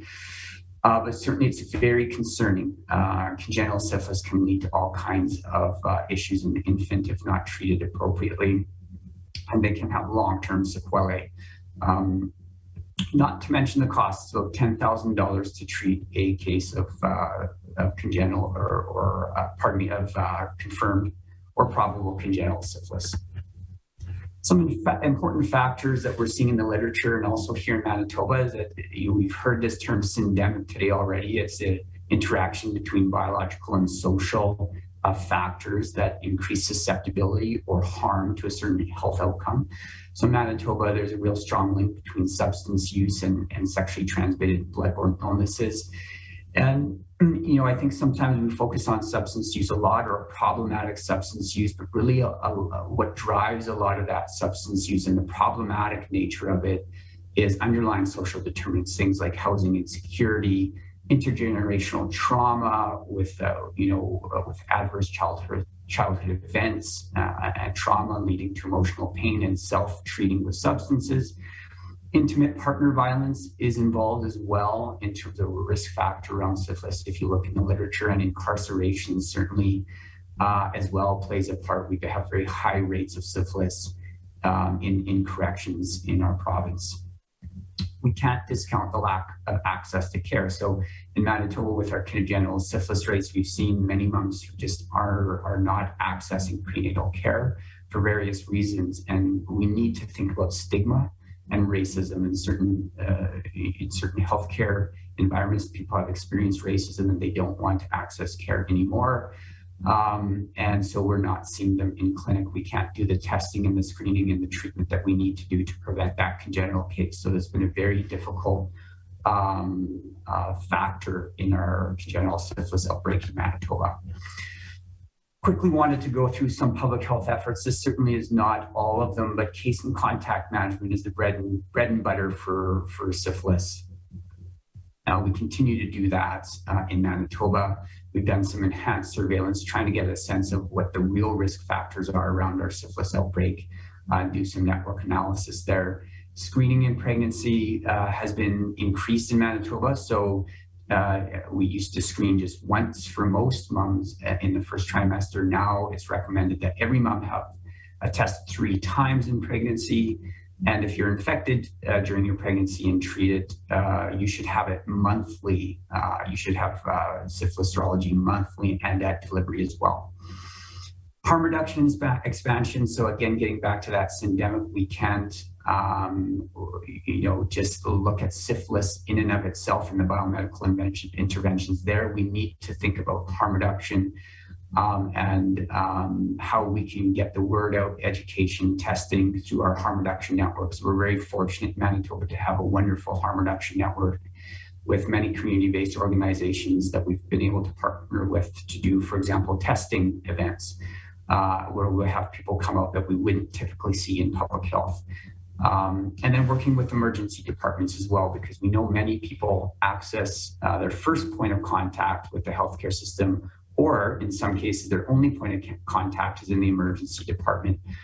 So linking people with harm reduction, with addictions treatment, with STD/BI testing is important, and those are efforts that are ongoing.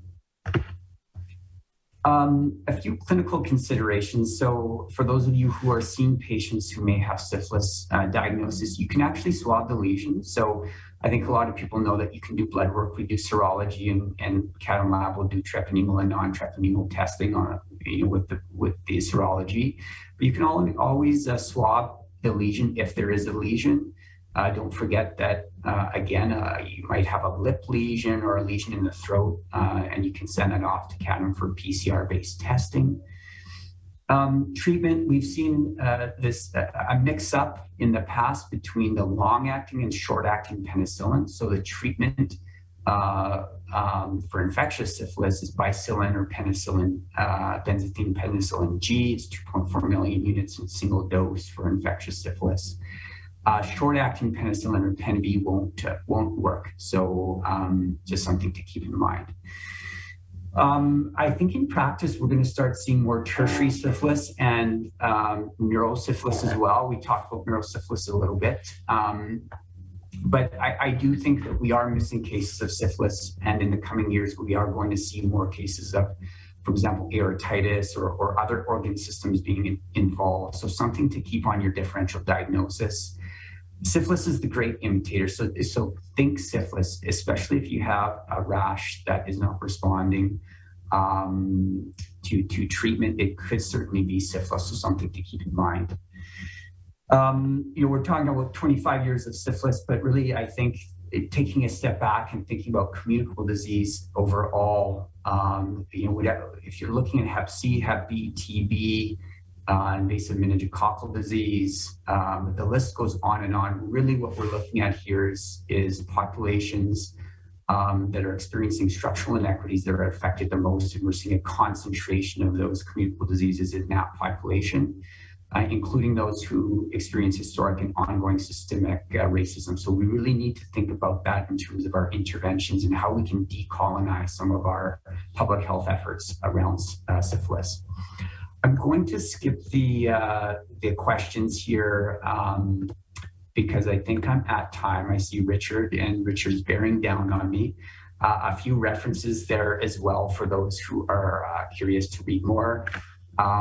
So thank you very much. Real pleasure to be here. Oh, thanks, Mike. Excellent presentation. It definitely has changed from the 40s. So, okay, it looks like I'm going to skip right over to our questions because it looks like we definitely have a few, and we've got a full 15 minutes. So I think this could become a great Q&A session. So just a reminder to everybody, you have to go to slido.com. It's bug 2021, and we've already got a few questions up there. All right, so and we'll rate them up and down, and then we'll get the best ones for the next 15 minutes. So do you foresee MRSA losing its contact precaution status like VRE has? A fascinating question. So, sorry, John, I'll put you on the spot. Thank you. That's a great question, actually. And I would say no at this point.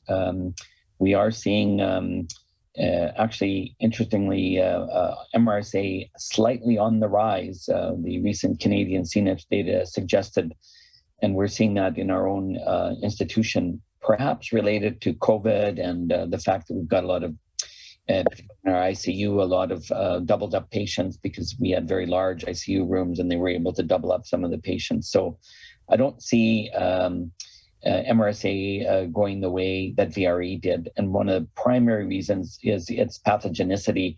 When you look at Enterococcus and Staph aureus, there's a world of difference in terms of the invasiveness and severity of infections caused by those two pathogens. Good. In some ways, you kind of touched on the next question, but I'll throw this out to whoever wants. So with our increased focus on hand hygiene related to COVID, have we seen less hospital-acquired C. diff or MRSA, hospital-acquired MRSA? Anyone with some data on that? You would kind of expect that we would, but maybe we didn't, maybe not. It's John Connolly. You've got competing situations here because we have, with COVID, increased antimicrobial use. There's almost an auto population of orders for ceftriaxone and azithromycin for every patient that have been, even though we say don't bother. We have seen a fairly significant rise in our own jurisdiction at one of our sites that handled a lot of COVID patients, and correspondingly a little bit of an uptick in the C. difficile. So great to have good hand hygiene, but at the same time, antimicrobial usage drives the colonization with the C. diff.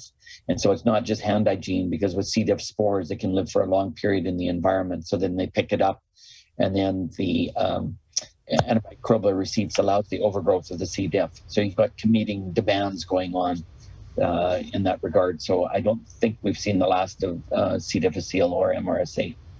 Yeah, such complex organisms, that's for sure. Complex diseases. Okay, so, I think Chris, you would probably be able to touch on this. How can we combat misinformation and promote trust using the latest science in community when we don't have 100% buy-in from healthcare workers? Sorry, that's a toughie, eh? Yeah, that's a tough question, Richard. I think it's really acknowledging that as part of the scientific process, we're almost never 100% certain about stuff. I mean, we have theorems that are 100% certain, but the vast majority of science has uncertainty associated with it. And I think our messaging that we use in most of our communications is always hedged. It's always saying this is the best evidence at this point in time. We know evidence is going to change over time, and certainly that trust when we are in an uncertain environment is difficult to do. Many of our leaders and many of our public health folks, many of our best communicators actually communicate that uncertainty. They will fully acknowledge that there is difficulty in getting near certainty with any of our public health messaging. And certainly what we do want and hope for all of our healthcare workers is to be able to appreciate that the scientific process takes time. That takes trust. And within any of our populations, with any of our workforce, with any of our healthcare worker categories, we often don't have all that trust necessary or needed to be able to get to that ultimate end goal. Trust takes time. And so what we always do and what we always should be doing is helping work to develop that trust, that comfort, and that ability to be able to embrace uncertainty, embrace what we do know, and identify where we don't know. Yeah. And would you like to comment on, or any of you comment on, the elephant in the room on then how do we manage the media, though? Because they are not aimed at moving trust forward necessarily. Sorry, I have to hit the elephant. I'll perhaps ask Michael and John for their experiences as well. We work with media in a very transparent way. We acknowledge what we do know, where we don't, and developing that trust does take time and ability to identify what we know, what we don't, and it's always time limited. What we know at this point in time isn't what we'll know a year from now, a month from now, or even a day from now. Any comment from the other two? It's John Conley. I'll just comment that social media is in absolute overdrive during this pandemic, and even mainstream media has tended to be, in my opinion, more tabloidish and sensationalistic, which doesn't help when public health authorities are trying to manage the pandemic and many of the unknowns as best as possible, and trying to use scientific principles to be able to guide the response to it. But sensationalizing things can be detrimental, and I think we need to maybe ratchet it down a little bit from the media perspective. I know from their view, they have an obligation to present both the polarization on the left and on the right, but I think we need to have some nuancing in that, because I personally don't believe it's helping the cause when people are trying to do their best with the information that they have available. Presenting all those dramatic and polarized views, we're just reporting the news as it happens, is one thing, but they also have a responsibility in terms of the responsible reporting. That's my view. Yeah, no, I agree. I think, though, it does, sorry, I'm going to throw in my little 2 cents in. I think, though, it does then come back to us as practitioners in this huge, big room that we have right now. It's part of our responsibility to keep that balanced message. But sorry, that's just my 2 cents. Anyway, let's move on. There looks like there's a question from Mike there. Good question, Ian. So what do we do with those that have penicillin allergies? Yeah, there's a few different options. So second-line therapy for infectious syphilis would include doxycycline, a 14-day course, or ceftriaxone is another option. You know, for a pregnant woman, though, it's important to use penicillin or Bicillin. So we don't want to use a second line option for pregnant women in Manitoba.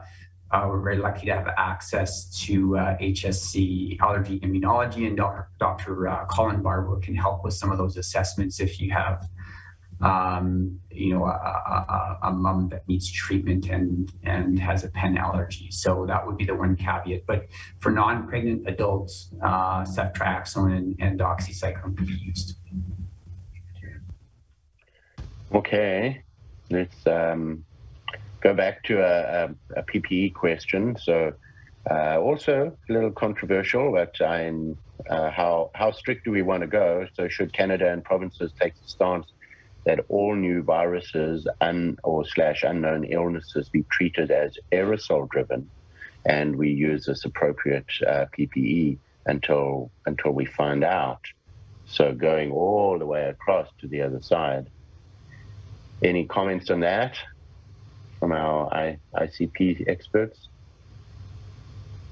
It's John Conley. I can address that. Chris may want to weigh in on it as well. I think the answer to this is it depends. If you had a gastrointestinal illness and we had a new strain of norovirus and we had epidemics of diarrhea, it wouldn't make sense to start looking at aerosol driven. So I think it depends on the pathogen and what's occurring. And importantly, if you've got a respiratory pathogen, one needs to look at both the benefits and the risks and balance that. And again, to go back to your comment, Rich, we need to have a balanced look. There is an issue of immunity depth that's being looked at now in New Zealand, Australia, Hong Kong.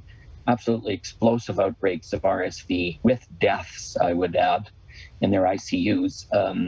And we're now seeing that in Canada and Quebec and Ontario with a rise in RSV and quite severe infections and out of kilter. Is that being driven by too rigid and too strict a set of guidelines? So I think it's important, and particularly with children, we have to be very careful about untoward consequences. Are we going to prevent one thing only to have another that comes up in that setting? And are we impairing childhood immunologic development? There's been a lot of work now occurring. And then also with going full there are people who are raising concerns about the microplastic epidemic and the pollution in the environment, and also concerns now about microplastic lung, because many of the masks and things that are used, we're seeing when they get crumpled leaching of microplastics, and we're already aware of flock workers disease that's occurred as an interstitial lung disease. So just to give some examples, one needs to look very carefully before pressing the accelerator on any of these things in terms of that balanced view that I think you very nicely espoused. Yeah, I'd agree with that, John. I mean, we really do have a great deal of information to build upon. So advent of new or emerging, I'm not sure is completely accurate. I mean, there certainly will be emerging pathogens, and certainly an approach to them is something that we should all be able to sit down together to be able to structure, well, what are our initial responses, with the acknowledgement that those initial responses will change over time. What is tried and true? What do we already know about a lot of these topics? And where are the information gaps? And being able to set up the infrastructure and systems across Canada and internationally and within our provinces, between our provinces, to be able to identify where are those information gaps and what are the risks and benefits of any one of our interventions, to be able to really have a balanced approach, is something that we have to be able to do. And I feel that over the course of our past 2 years working together over COVID-19, we're probably set up now more than ever to be able to have those very fulsome, fruitful discussions, to be able to explore those risks that Dr. Conley explored, but also what are those social benefits that on the flip side. So being able to have that balanced approach is something that's absolutely critical. Yeah, it's good to hear that there are some silver linings that are coming out of this pandemic from our first set of speakers and some of your comments now. Yeah, I agree. So We've got a little bit of time for questions still. So, do you see IPC future where mask wearing and social distancing will be encouraged during the cold and flu season, especially if there's ongoing COVID? No, I'll take a crack at that one. I think there's been a couple of major things that I think society and socially we've tried to learn together, and that's the no touching your eyes, your mouth, and your nose. Wash your hands frequently. For God's sake, if you're sick, stay home. And the daily symptom checks for either safe for work, safe for play, safe for learning. So those are things that have been new, at least in our North American society, over the past couple years, and maybe internationally, other cultures have actually adopted those before us. I'm hopeful that those will actually continue to propagate and continue to have some stickiness within our overall societies, so that the days of old of medical students and residents coming to work with a bit of a sniffle that's not acceptable in any environment anymore.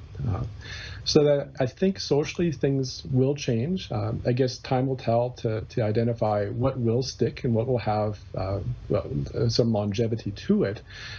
But I'm hopeful that, at least from community-based prevention activities, that we're probably well set up and probably set up for improvements into the future of reduced transmission within our community environments. Mm-hmm. Yeah, no, I agree. So very, very quickly, because I'm actually personally interested in this, and I would actually throw this to John, because you may have national data. Are we seeing this syphilis surge? Is there a penicillin resistance component? Or Mike, do you guys know that? Because I appreciate John's comments as well. We just haven't seen any penicillin resistance to syphilis. It's exquisitely sensitive, this bug. We're very fortunate to have that.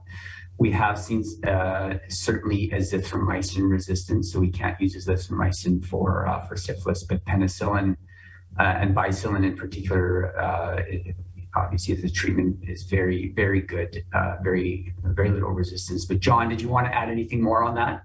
No, just that I'm not aware of any penicillin resistance, and I just find it an interesting paradox that in a setting with COVID where there's supposed to be less contact, individuals you don't know, and yet we're seeing an epidemic of syphilis. So obviously something happening in the background leading to these increased social contacts and social networks for sexual encounters. And I would bet you can comment that there's been rises in chlamydia and gonorrhea as well, because usually these STIs travel in packs. So interesting phenomenon going on in the background.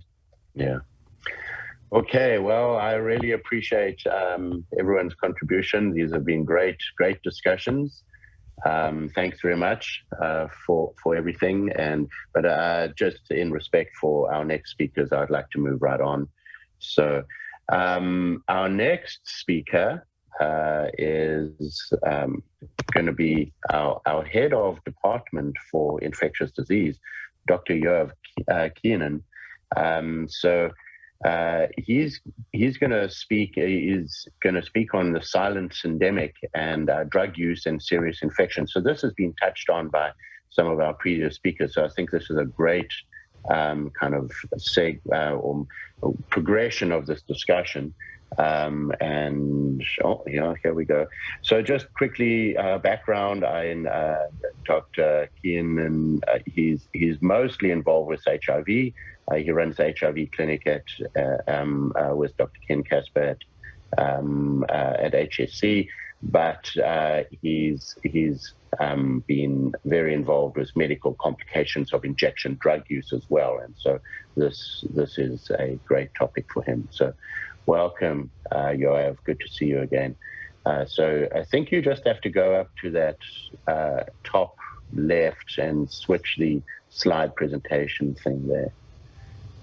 It's not completely on the left, on the side. Yeah, there we go. And you just switch it to, click that. Yeah, there we go. And bottom. There we go. Great. Okay. Perfect. So you can see my slides, Richard? That's excellent, and we can hear you fine. Away you go. Perfect.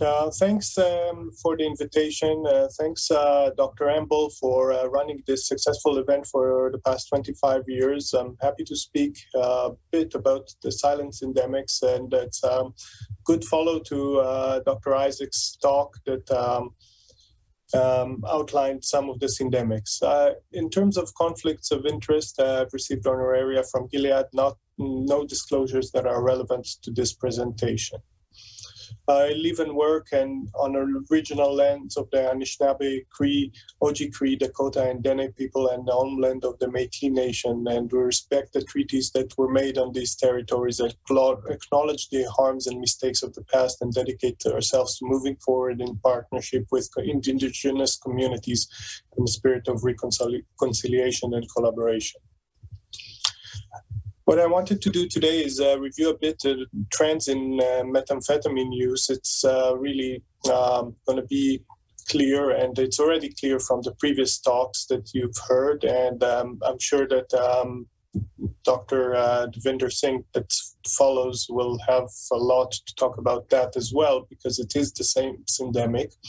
Review a bit of the impact on the HIV cascade of care and how care of HIV has changed in the face of the crystal methamphetamine mass epidemic, and the impact of other STBBIs. And then talk a bit in brief about some of the changes that happened during COVID-19 and what is the impact of COVID-19 on the endemics, and some of the recommendations and things that underlie what we're seeing. So in terms of the most common drug used in Canada until 2018, use of crystal methamphetamine among general population was low, and it is, however, increasing. It is surpassing heroin and other opioids overall, and we can see the trend in stabilization in cocaine use and taken over by stimulants such as methamphetamine. And that has resulted in increase in the number of methamphetamine-related deaths, and this is depicted here in this slide from the Canadian Centre for Substance Use and Addictions, showing an increase in Alberta of over 2.5 times, Ontario nearly 2.5 times of meth-related deaths. The demand for harm reduction and treatment, which are struggling to deal with the stimulant for which no antagonist clearly exists, and that those numbers have 2,000% increase in Manitoba, for example. The number of hospitalizations due to stimulants have increased dramatically in many provinces, Alberta by 800% and Manitoba 600%. And then low enforcement indicators that I'm sure will be related to the vendor's talk. Seizures have increased dramatically, possession charges, as well as incarceration related to offenses associated with use of stimulants. And in terms of what has happened in inpatient hospitalization with, so here you see the decrease in related admissions to cocaine and replacement with other stimulants, other CNS stimulants. And when we look at the complementary figure here, what you can see is that is largely driven by the increase in methamphetamine.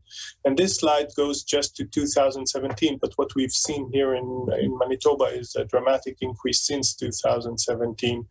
And we shall see what would be the unveiling after COVID, but methamphetamine is definitely an issue that is increasing. And again, a summary of the numbers, and in the fiscal year of 2014 to 2015, 9% of adults reported using methamphetamine compared to an increase to 24%. The increase in use is more prevalent use among women, and it is become one of the most common causes of presenting other than alcohol in terms of presenting for support for addiction. Emergency room visits related to methamphetamine have increased dramatically in Winnipeg up to 1,600%. And this is a study from Regina, with senior author Stu Skinner, trained here in Manitoba, looking at hospital admissions and mortality due to complications of injection drug use in 2 hospitals in Regina. And the leading causes of admissions are opioids and methamphetamine, with methamphetamine accounting for 35%. And if you look on the table 3 from that paper, sexually transmitted infections are important, nearly half of those presentations, and followed by bacteremia. And a quarter of the patients present with infective endocarditis. This is something we're also seeing in Manitoba, and that has dramatic implication on healthcare utilization and costs and long-term consequences of the infections.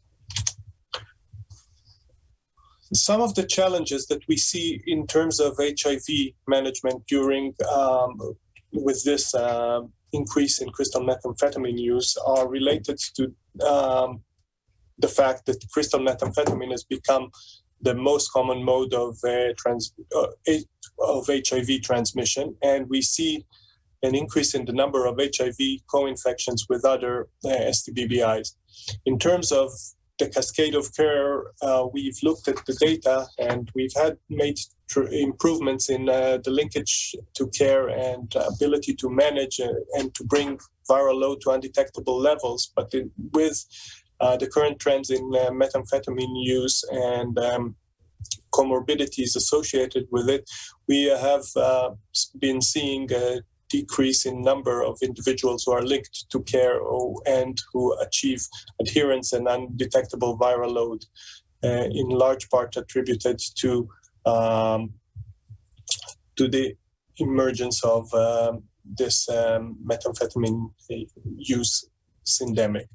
And adherence and missed appointments have increased dramatically in our program. What complicates further the management of individuals who are newly diagnosed with HIV in the setting of injection drug use driven by crystal methamphetamine are the occurrence of complicated bacterial infections that require prolonged, complicated antimicrobial therapy, for which also adherence is impacted by the addiction. And for example, we see complicated skin and soft tissue infections, endocarditis, osteomyelitis, and septic arthritis. Endocarditis and osteomyelitis require weeks of intravenous antibiotic therapy, and in individuals who frequently do not complete their hospital admission and leave against medical advice due to structural disadvantages, this is really tough to achieve. If we look at what has happened in terms of the comorbidities as part of the syndemic that Dr. Isaac described earlier, this is a credit to Dr. Rueda, who's been collecting the information from the Manitoba HIV program. The number of STBBIs, including syphilis, chlamydia, and gonorrhea by year in individuals who use compared to those who do not use methamphetamine are depicted here. And here are the new diagnoses with HIV in the years of 2018, 19, and 20. And those that do not use methamphetamine are marked as no on the x-axis. And as you can see, there's a higher number of comorbidity of co-infections in those who use crystal methamphetamine. And the trend is definitely increased with 2020, over 3/4 of patients who have been diagnosed with HIV have at least one additional STBBI. In this case, the slide doesn't include HCV. And in this depiction, it includes HCV, so added the numbers of HCV into the equation. And of the newly diagnosed infections with HIV, we used to be at around 11 to 13% of individuals diagnosed with HIV that have hepatitis C as co-infection, and the rates now are higher than 30% among newly diagnosed. We don't know the full impact of COVID-19 on access to STBBI care, but Public Health Agency has conducted a survey on and questions over 1,000 participants, and 60% reported that mental health status was worse since the start of the pandemic, and 66% had difficulties accessing to mental health care. In addition, financial and food security have worsened, and 32% reported reduced hours of pay and or having had to stop working, and 36% reported major or moderate impact on ability to pay the bills. Food insecurity increased by 42% since the start of the COVID pandemic. In terms of use of drugs and alcohol, increase in alcohol use has been dramatic, and as well as increase in use of other substances. And I won't go into all of the list here, but 15% reported using speed, methamphetamine, crystal meth, and 52% increased use of those drugs. The top reasons why... 3 minutes. Thank you.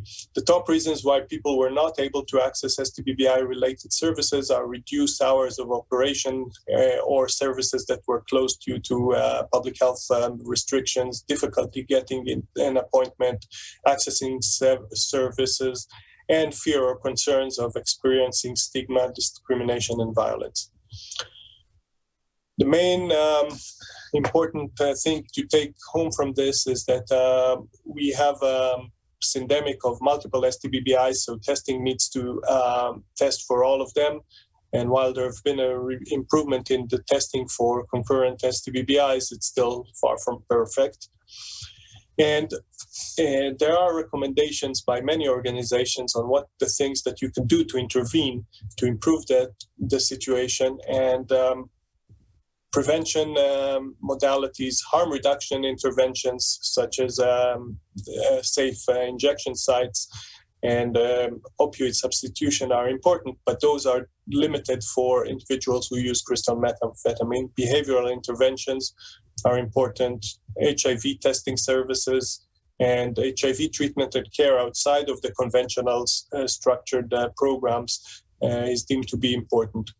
And prevention of other comorbidities, especially important in this setting and during the last 18 months, is mental health. What is also needed is a supportive legislation and policy, as well as funding that includes the criminalization of behaviors and addressing stigma. Health services need to be acceptable and accessible, and discrimination does exist in our healthcare settings, and work with community that contributes to empowerment and addressing the syndemics of intimate partner violence and other forms of violence are really critical. Canada has put an action plan to try to reflect some of those, and it's similar, but the main things that are really missing is our ability to collect data on knowledge, behaviors, and attitudes, and to break down the data based on subgroups, especially data on individuals who suffer structural disadvantages and who use crystal methamphetamine, to support initiatives to eliminate homophobia, racism, and sexism, and other forms of discrimination that are associated with STBBI, and to revise policies that increase risk of STBBI transmission and increase and limit the implementation and operation of STBBI-related programs and services that limit transmission. We want to support programs that facilitate access to basic needs, and this is a dire need of safe housing, which I echo what Dr. Isaac said before, and education and health promotion, and support initiatives that improve access to mental health services. In summary, crystal methamphetamine use is increasing. It's affecting young increasing women. Endemic conditions include bloodborne and sexually transmitted infections, as well as bacteremia and metastatic infection, making the management complex, together with mental health coexisting issues.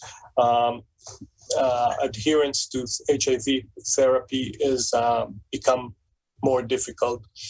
In the context of newly diagnosed HIV, this has undermined the progress we've made towards 1990, and structural disadvantages underlie this endemics, and social determinants must be addressed if we are to make progress in trying to reach the unreached.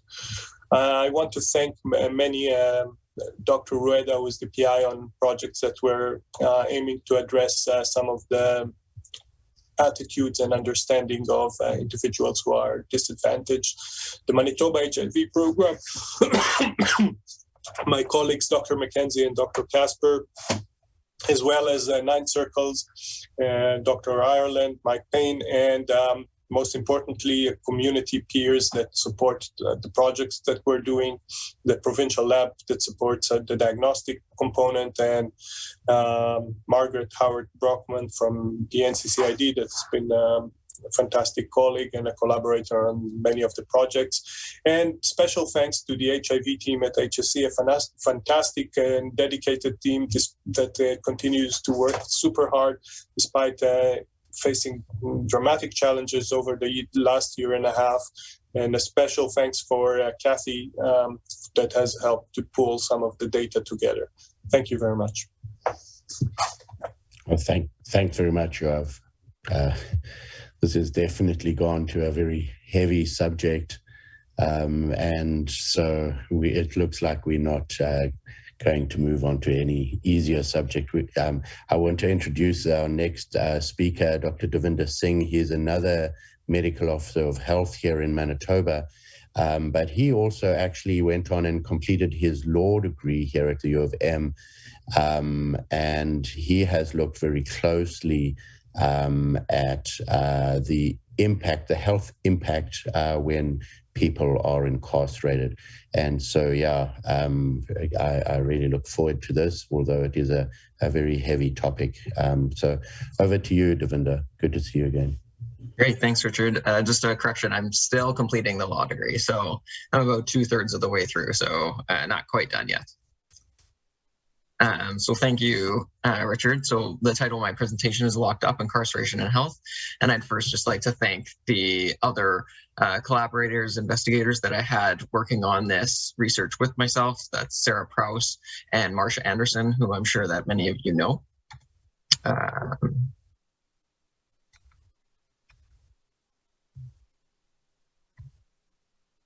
For my disclosures, I just like to report that I received 2 unrestricted grants from Pfizer Canada that were used to provide immunizations that aren't funded by Manitoba Health to patients who could not otherwise afford them.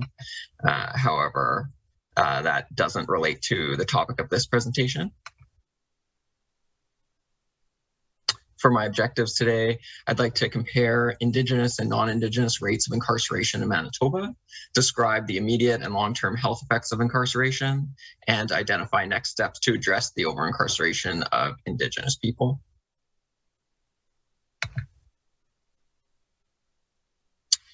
So in terms of the rate of incarceration per 100,000 population for adults 18 years of age and older, looking at Manitoba and Canada, we can see that Indigenous people in Manitoba are 18 times more likely to be incarcerated than non-Indigenous adults at a rate of 1,378 per 100,000 population compared to 75 per 100,000 population.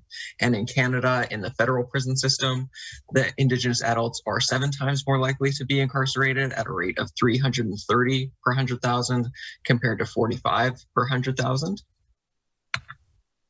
Looking at the rate in a different way, looking at the proportion of incarcerated individuals who are Indigenous compared to non-Indigenous in Manitoba, looking at adult Indigenous incarceration and youth Indigenous incarceration compared to the proportion of people in Manitoba overall who are Indigenous, we can see that the general population in Manitoba identifies between 15% and 18% between the years of 2006 and 2016 as Indigenous. However, in terms of adult incarceration, the rates of individuals who identify as Indigenous have varied between 70% to 76%. And for youth Indigenous incarceration, that percentage is even higher, or the percentage of individuals who are incarcerated in the youth system who identify as Indigenous are between 85% and 82% Indigenous. And these rates are calculated using one-day counts.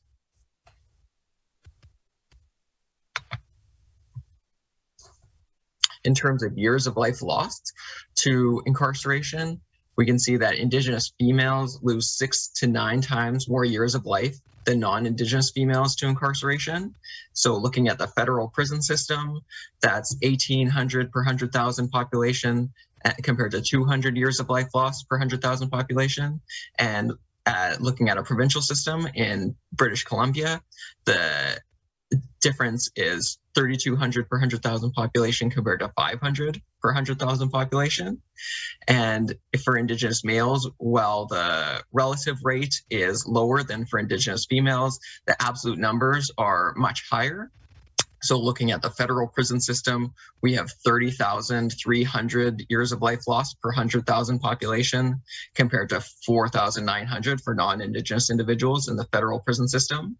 And in the British Columbia jail system, we have 27,000 my apologies, per 100,000 population compared to 7,200 years of life lost per 100,000 population in that provincial system. And since Indigenous individuals in Manitoba are 18 times more likely to be incarcerated than non-Indigenous individuals compared to in British Columbia, where they are 4.5 times more likely to be incarcerated, we can estimate that the difference in Manitoba would actually be much higher than this difference that we see in British Columbia. Adding those two groups together, because the federal prison system and the provincial jail system would be dealing with the same population. So prison here actually includes incarceration for both the federal and provincial system for British Columbia. We can see that the years of life lost per 100,000 population for Indigenous females compared to several common causes that we often look at for years of life lost. In terms of prison, women, Indigenous females lose 8.5 times more years of life to incarceration than to cancer, heart disease, than to heart disease and stroke, 5 times more years of life lost than to cancer, and 1.6 times more years of life lost than to injuries. And for Indigenous males, the difference is much larger, where Indigenous males lose 76 times more years of life lost to incarceration than to cancer, 53 times more years of life lost than to heart disease and stroke, and 9 times more years of life lost than to injuries. Another caveat for this is that for these health conditions, these are years of life lost before the ages of 75. However, for incarceration, the data sources actually for the federal system only included years of life up to age 65.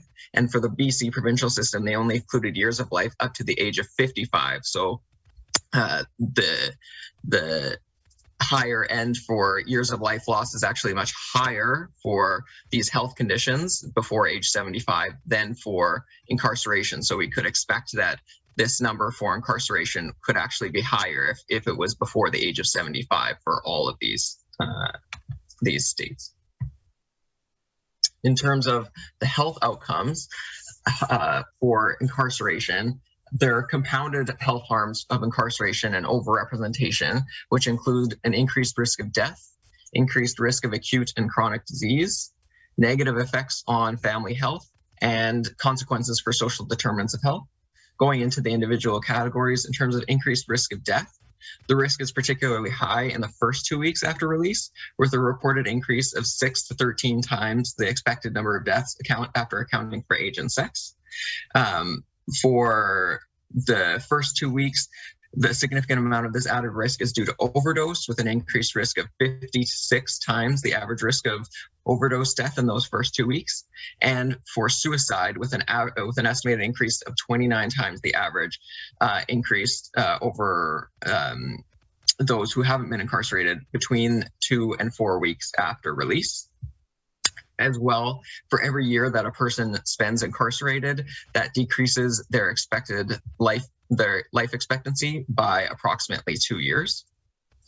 In terms of the increased risk of acute and chronic diseases, those specifically include major depression, acute and chronic infections like HIV, hepatitis, and tuberculosis, stress-related chronic diseases like hypertension and heart disease, and the development of obesity. In terms of negative health effects on the family, parental incarceration increases the risk for negative effects on children throughout their life course, starting from birth.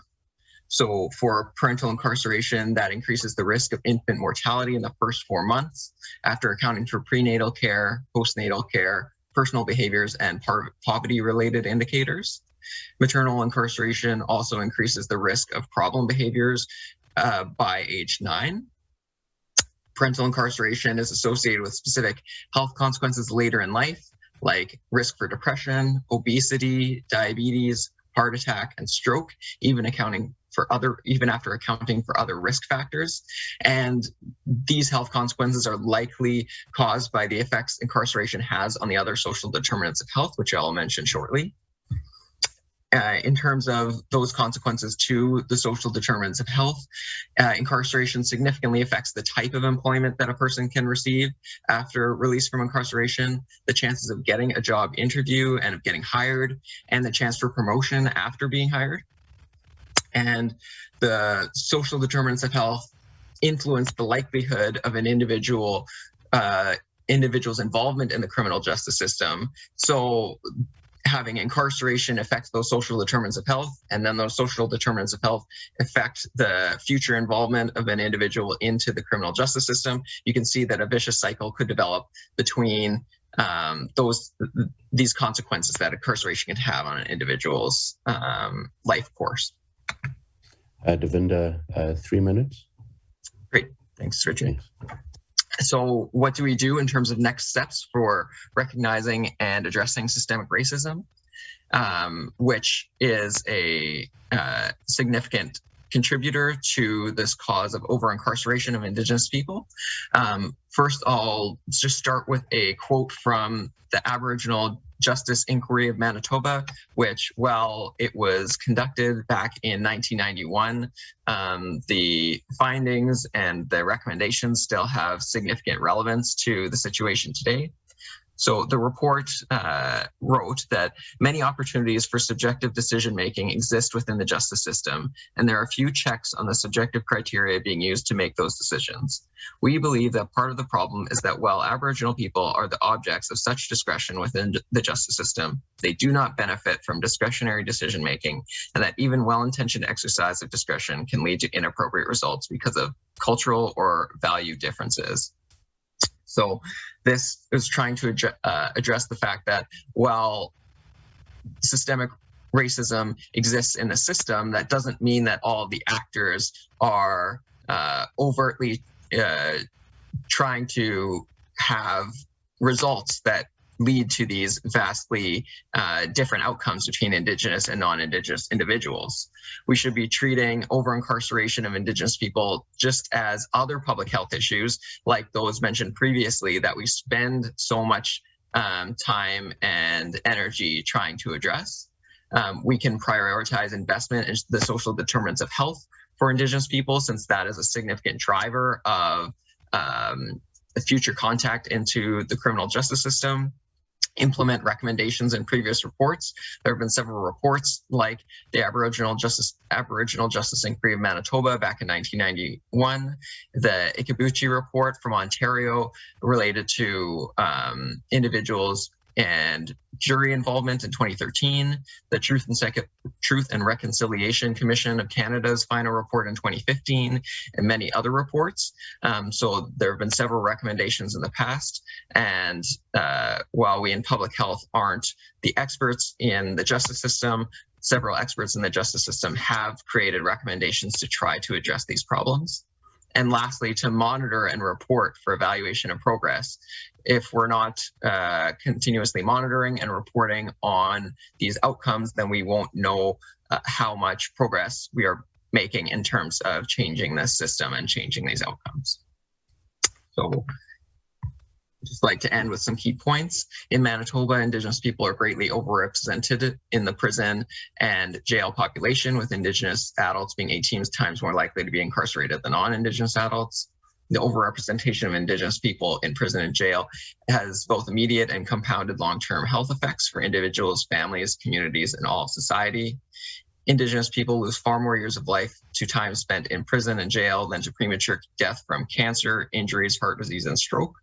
And addressing over-incarceration is required to close the gaps in health between Indigenous and non-Indigenous people. So hopefully you feel that I've covered my objectives for comparing Indigenous and non-Indigenous rates for incarceration, describing the immediate and long-term health consequences of incarceration, and identifying some next steps to address the over-incarceration of Indigenous people in Manitoba. And just for your information, I will go through the references for this presentation. Thanks very much, Devinda. Like I said, pretty heavy subject. I'm sure there's going to be some tough questions later on. So, okay, well, let's move straight on to our next speaker. Dr. Zoma Ruda, I shouldn't really say this, Yoav, but I hope she's not the brains behind your talk, but she is a physician and a PhD in epidemiology from Columbia and has been working here for her research and focused on latent and active TB in people in prisons. But she is also an associate professor here at the U of M and a Canada research chair in STBBIs. She's going to be speaking on how science can inform health policies. So pretty big subjects, but I think that ties in very well with previous two subjects. So over to you, Zoma. Thank you. Can you see my slides, Doctor? Yes, yeah, we can see them. Great. Okay, perfect. So I want to thank Dr. John Emble for his invitation. So I'm going to talk about before I start my presentation, I acknowledge that the University of Manitoba campuses are located on original lands of Anishinaabe, Cree, Oji-Cree, Dakota, and Dene peoples, and on the homeland of the Métis Nation. And we acknowledge all the treaties and the harm that we cause. As a disclosure, I have to say that I don't have any conflict of interest, but because this topic is very sensitive, I have to disclose that I've been working in science. I was trained in medicine and I did my PhD in epidemiology. I believe in science, which means that I acknowledge that the knowledge evolves. So it changes over time. Sometimes we believe that we know the truth, but then it changed. And I also acknowledge that I don't know everything. So this presentation is updated until yesterday, which means that maybe tomorrow, in months, or in a year, it might change. I also have to disclose that I never expected the evolution of this pandemic. So it means that my thoughts have been changing with the pandemic. And finally, the pictures and images that I'm going to show you are shown for educational purposes. The objectives for my talk is to, the attendee will be able to state key aspects of science informing policymaking, list barriers to implementing effective public health policy, and identify domains of evidence-based public health policy. So all of us as epidemiologists or infectious diseases, doctors or nurses or everyone that works in outbreak investigation knows these steps, which basically is to try to identify, it's based on research. So how to identify if they cause an outbreak, you perform the studies, develop hypotheses, and compare and adjust the prevention measures. But the 13th point is communicate findings. And through this pandemic, we have learned so many things. So here are the statements from the former president, Donald Trump in the United States. But I want to highlight three. The first one, at the beginning of the pandemic, he says we have it totally under control, 0 cases. The other one, it was, it's going to disappear one day, like a miracle, it will disappear. And the other one, it was in March 2020. So he said, I feel it was a pandemic long before it was called a pandemic. And then all of us witnessed what happened in the US. So the question is how we take decisions, how policies, politicians and healthcare authorities take decisions. So we expect that is mostly based on evidence, but during this pandemic, we've learned that sometimes it's more emotional reasons. So the first thing is to understand what is misinformation. The definition is incorrect, false, or misleading information. The key point is that it's not created with intention of hurting others. However, most of us remember the statement of Mr. Trump when he mentioned that why we don't try oral or subdermal injection with bleach. Appeared this fake New England Journal of Medicine paper, which the conclusion is, please don't do it, it will kill you. So all of us, when he said it, maybe laugh, but then we realized that that in the US, there were different stores that were saying, we are going to allow only to buy 2 bleach per person, and the CDC calls to US poison because it increased the number of poisons by 20%. So something that we initially thought it was funny, then became harmful for people. This information, most of the conspiracy theories is deliberate misinformation, but the key point is that it is designed to deceive or mislead.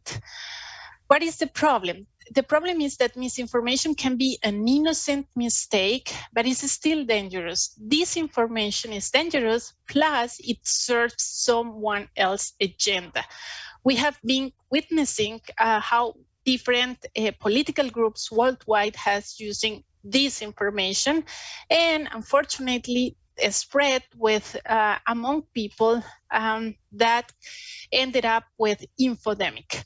So infodemic is basically that the information is spread like a virus. So if you see this figure, it reminds you about COVID-19 dissemination. So does misinformation and disinformation. It is exciting how faster it can be spread and how deadly it can be. So the important thing is we need to critically assess information before we share it. So here we are fighting, or we are trying to control epidemic plus infodemic. And there is a website, Canadian website, that I strongly recommend you, is Can COVID. And this is up to date. They review factors associated with susceptibility to misinformation. So the factors are younger age, self-identifying as a minority, lower trust in scientific institutions or researchers, being exposed to information about the virus through social media, lower performance on numeracy tasks, but one thing that surprised me, it was political conservatism. So when we are talking about the policy, one of the important things is there are several steps So as with any decision-making process in public health practice, formulation of health policies is complex and depend on a variety of scientific, economic, social, and political forces. During this pandemic, we understand the importance of the integration of society and health, democracy, international affairs, and most important, public leadership and management. There is a considerable gap between what research shows is effective and the policies that are enacted and enforced. The definition of policy is often broad and includes what we call big P, big policies, which include laws, regulation, judicial decrees, and small P's, which are internal guidelines. And when we talk about leadership in this pandemic, we acknowledge that we are handling or facing not only coronavirus crisis, we are also facing economical crisis, racial crisis, leadership crisis, and there are several examples around the world beyond Mr. Trump. So one of the things when we are thinking about effective public health policy, and that surprised me, is that only 6% of public health laws demonstrate consideration of scientific information. As a researcher, I would expect that this would be close to 90% or higher. However, there is one thing that we need to consider, and its research is most likely to influence policy development through an extended process of communication and interaction. As researchers, we fail to communicate findings in a clear, plain language. Research, as the previous speaker, Dr. Isaac, mentioned, research is, we are in the middle of the pandemic. We don't know many things. There are a lot of uncertainties, but we fail to communicate to the general public and politicians about uncertainty. And the other thing is how we communicate the risk and how we engage the community. And this is extremely important because vaccine hesitancy, it didn't appear with COVID. It appears long time before. This is a paper from New England Journal of Medicine, recently a review of measles, and we see that we have a lot of cases of measles. Then we had the vaccine, then we were in the phase of elimination, but since 2000, all the beginning of 2010, you can see how started to increase the vaccine hesitancy worldwide. And this is not only the US, this is high-income countries. And for example, look, Canada, more than 200,000 kids have not received this vaccine. And 2 days ago, the director of NIH, Dr. Collins, says we underestimated the vaccine hesitancy issue. So the point is, this vaccine hesitancy didn't start with COVID. We maybe didn't pay attention around 20 years ago, and this is what is happening. For that reason, it's important to trace and understand the community. The other thing is that policymaking and decision-making consider research evidence in less than 50%. If you remember, the number that I gave you is only 6%. But what matters for more policymaking and decision-making is policy maker values and competing sources of information. For example, anecdotes or personal experience. Remember when Mr. Trump recommended hydroxychloroquine because his personal doctor thought that it could be effective. So some of the barriers to achieve an effective public health policy might be absence of personal contact between scientists and policymakers, like is two complete different separate worlds. Mutual mistrust between researchers and politicians, political instability or high turnover of policymaking staff. For example, mismatched time horizon. This is related to elections. We saw what happened with U.S. election.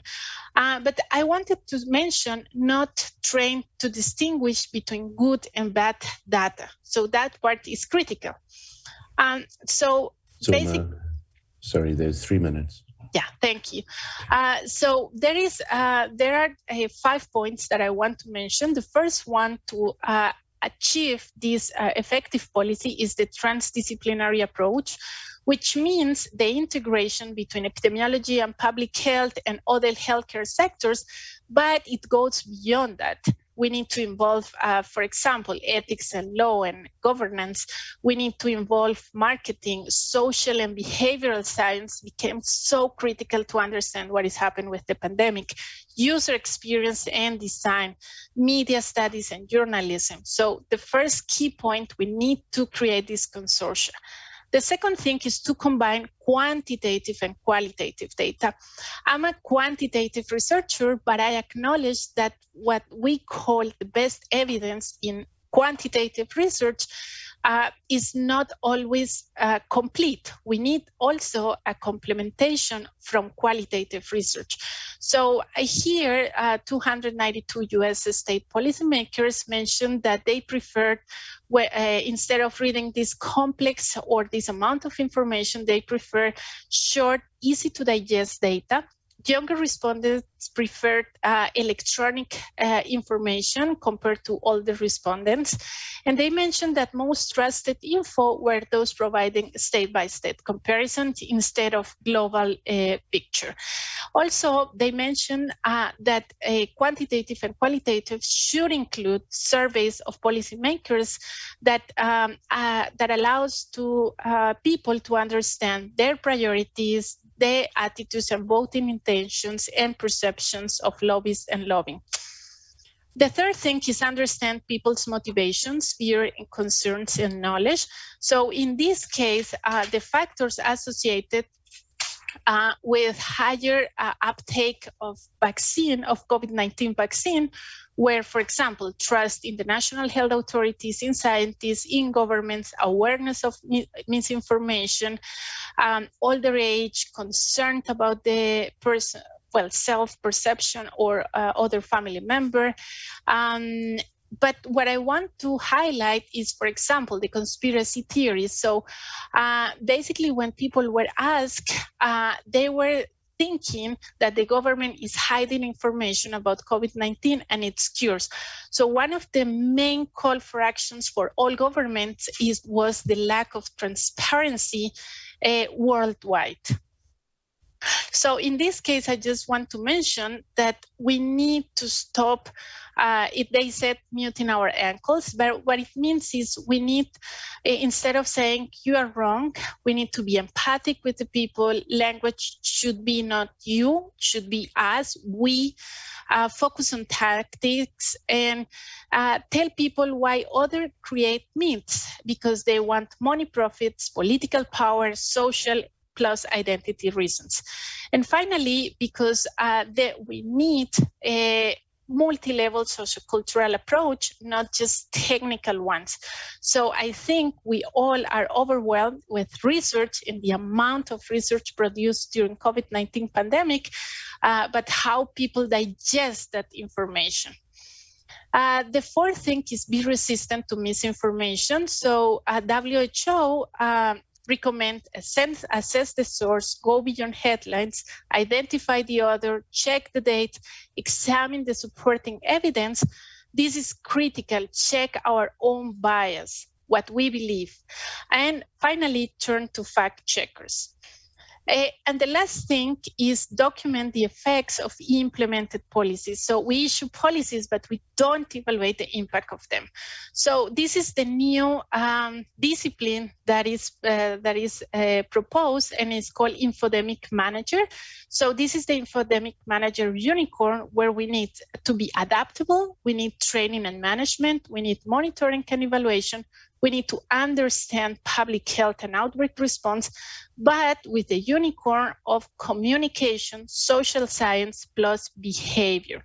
And always remember that should be coordinated, evidence-based approach, and understanding there is no single base type of evidence. So in conclusion, it is important to have a clear consortia with defined roles and responsibilities and common goals for various actors.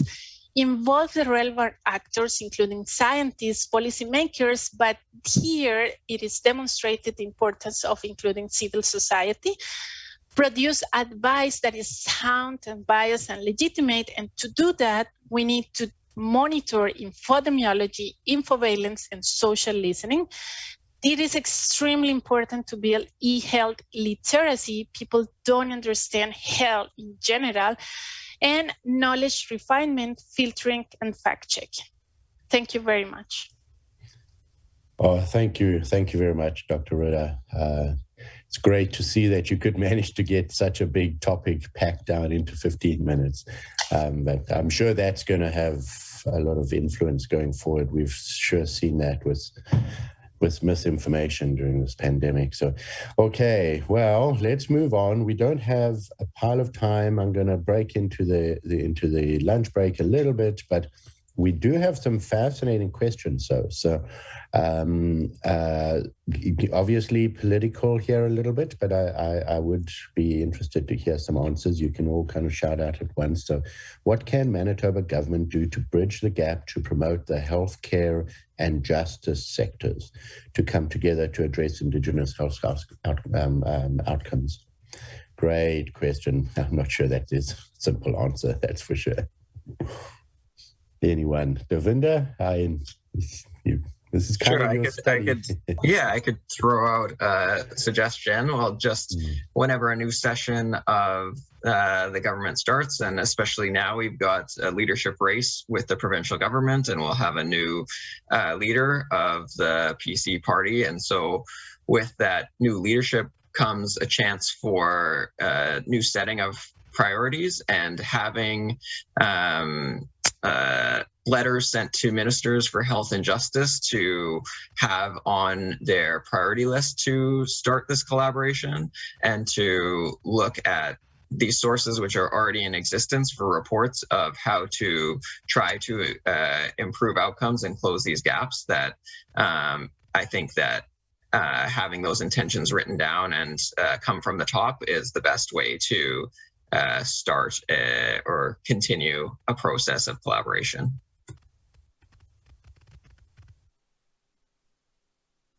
Sorry, busy chatting away there. So, yeah, obviously that would be great. Is that not a unicorn? So, but okay, next question. So how do we combat the dispersal of sham science in social media that impacts vaccine uptake? Yeah, that would be great if we could. And Dr. Ritter, you've touched on some of them. That is an excellent question. And the honest answer is I don't have the answer because, as I mentioned, the unicorn is just a call. This is an invitation to work together, to listening to several disciplines. What I personally, from my work in tuberculosis and tuberculosis in prisons, what I would say is the most important is to understand the public. And by public, I mean not only the general community, also politicians, also policymaking, also healthcare workers. So one of the things that I, reading and preparing all of this and my personal experience is go to several actors and ask them what they think, knowledge, attitudes, practice, what are their main fears, what are their main concerns, understand what they believe. And then you can try to individualize different strategies, because I think one of the mistakes is that it was created with COVID, it was created a unique message and it was the same format. And there are people, for example, that do not have internet access. So how they are going to be aware of the messages if we only distribute by internet? Right? So the point is you need to individualize, you need to reach the communities, what it works for some people, it doesn't work for other groups. So the point is try to understand the needs of this population. And for that reason, I emphasize on the importance of integrate and work with disciplines like communication, social science, and behavior. And the last thing is to acknowledge that we are not expert in everything. I think that is one of the main problems. Many scientists that knows a lot about their topic were talking about other fields, and that create confusion. So it's a collaborative work, I think, is the key point here. Mm-hmm. Yeah. Okay, so this would actually probably be for everyone out there. So do you have sorry, I'm just going to the second question. Do you have stats on any positive health effects of diversion programs in Winnipeg, elsewhere, compared to incarceration?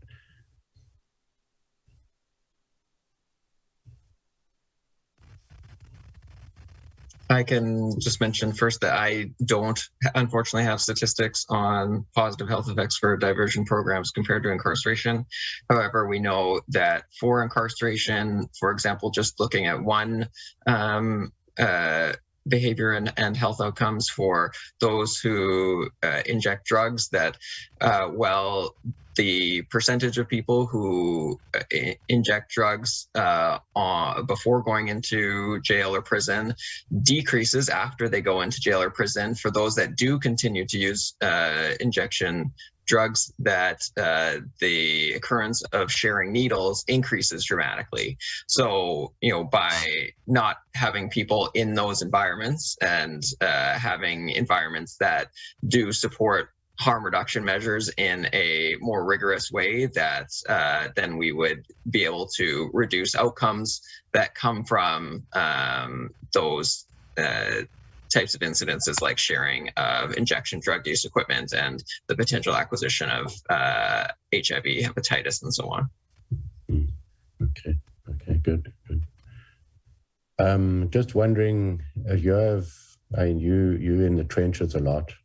Do you have some insight on that top question there? How can the average clinician best advocate for First Nations health and help lessen the impact of social injustice and inequities? I mean, it's a broad question, but I mean, you also face that every day.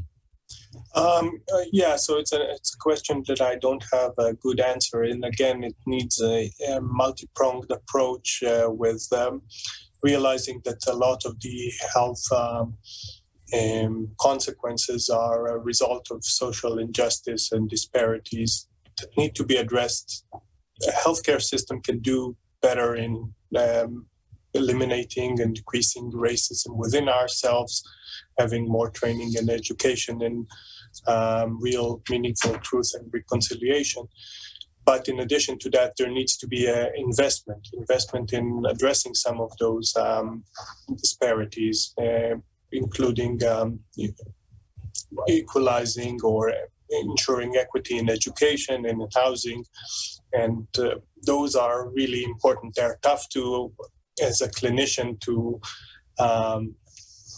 make a difference, but it is important for us to advocate for that, because it is clear that whether it is incarceration or STBBI syndemic, where those are results of underlying structural disadvantages and are not achievable just within the health system. But the health system has a role to play in advocating for those resources. Yeah, I fully agree there.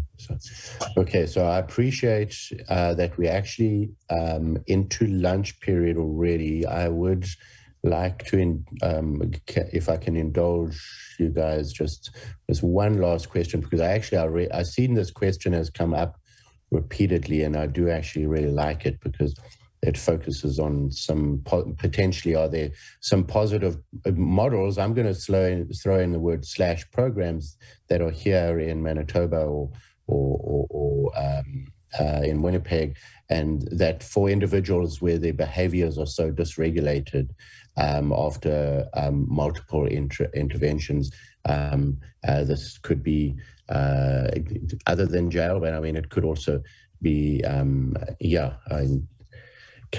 there programs and things that we can be thinking of using that would even address some of the IV drug use and things like that?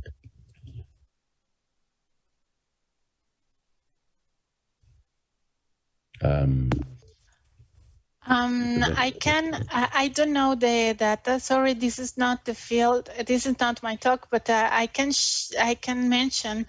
I've been working in tuberculosis in prisons for the last 11 years. And one of the things reading literature is that when you understand the epidemiology of this population, I've been reading in Canada, but I will talk about Colombia. Most of them are young people, and most of them are from low economic strata or low income, and they have things that are beyond health, like low access to education.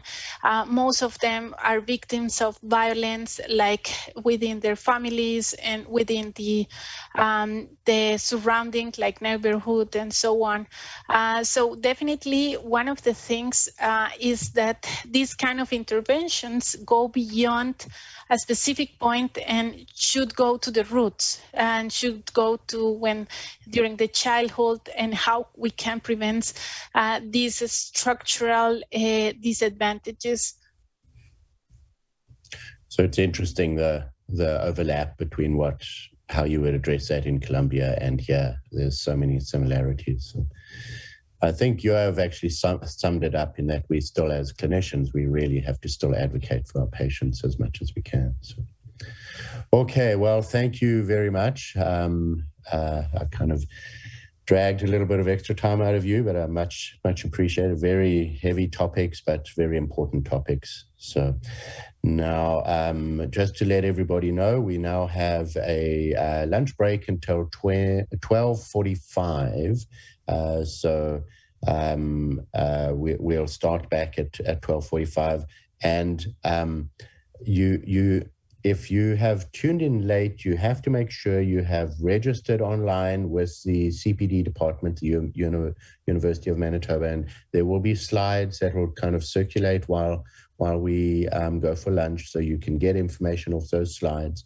And then part of it is you have to go to slido.com and you have to register your attendance for today, and that way you can end up getting your credits, your CPD credits. So make sure you've registered with CPD, go to Slido, and then really important, please go back and do your evaluation on all the speakers. And that way we really build a strong bug day for next year. So, okay, have a great lunch. See you shortly in 25 minutes.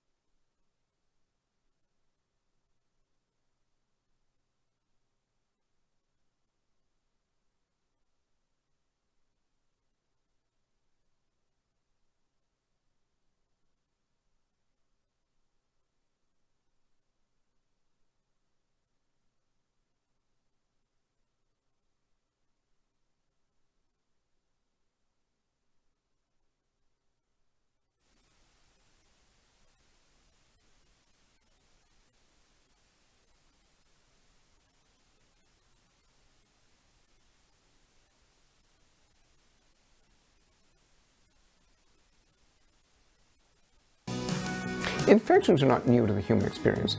Neither is the work of identifying pathogens and understanding how infections spread.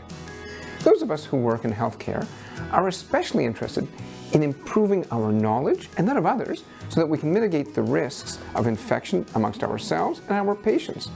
Science and research, public health, clinical care and education, as well as infection prevention and control, are all tied together to help prevent the transmission of germs and protecting people in hospital. Bug Day was the first of a kind event. It began 25 years ago with two visionary nurse educators who had a great idea and started an interdisciplinary education day at the Health Science Center. Joan Porteous and Joyce Maura planned the first event over a lunchtime and then conferred with a colleague, and with an elevator ride, the term Bug Day was born. They were amazed by the interest in this program, and ultimately a planning committee was established and representatives from infection prevention and control were involved, and the program as we know it today took off. 2 years later, John Stepaniak, one of the operating room registered nurses at the Health Sciences Center, created the iconic bug illustrations that have been used to promote the event ever since.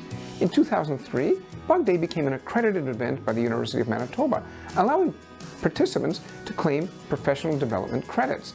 It's the only event of its type in Canada, tying together infection prevention and control, public health, and infectious diseases.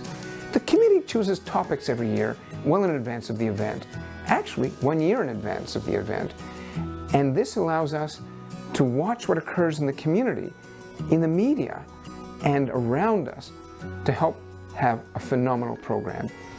Each year, leading experts in their field present rich knowledge to help spread expertise. In 2004, the first telehealth sites were added to accommodate participants who couldn't travel long distances. In 2020, Bug Day was live streamed. This allowed 3,000 registrants and at least 800 to 1,500 participants for each session. Bug Day has grown through the goodwill of the Health Sciences Center leadership, who have supported the program year after year, and in-kind support from the University of Manitoba, particularly the Continuing Professional Development Program. Technical support has been provided to the audiovisual staff at the University of Manitoba. And we've also had support and interest from Doctors Manitoba, the College of Physicians and Surgeons of Manitoba, and the Association of Regulated Nurses of Manitoba. Bug Day started small, with about 200 people at the first event in 1996, and it has grown from a great idea to the largest healthcare education event in Manitoba, with 3,000 participants in 2020, and who knows how many this year. Together with the Bug Day Committee, I'd like to invite you to the 25th Annual Bug Day. See you there.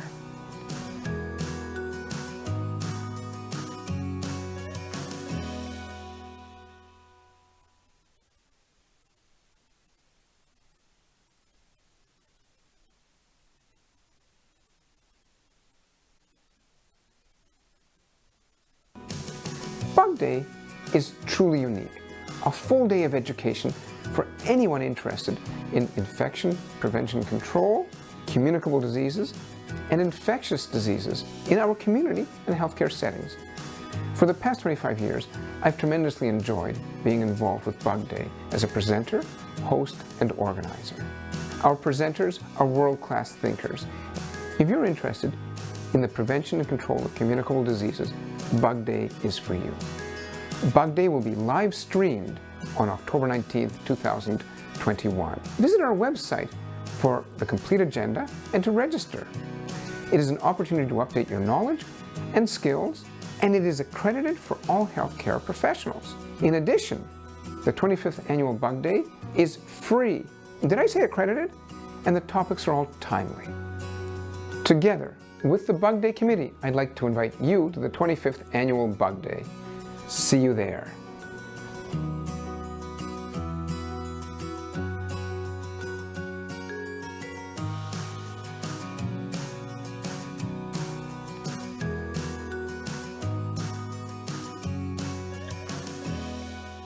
Good afternoon, everybody, and welcome back.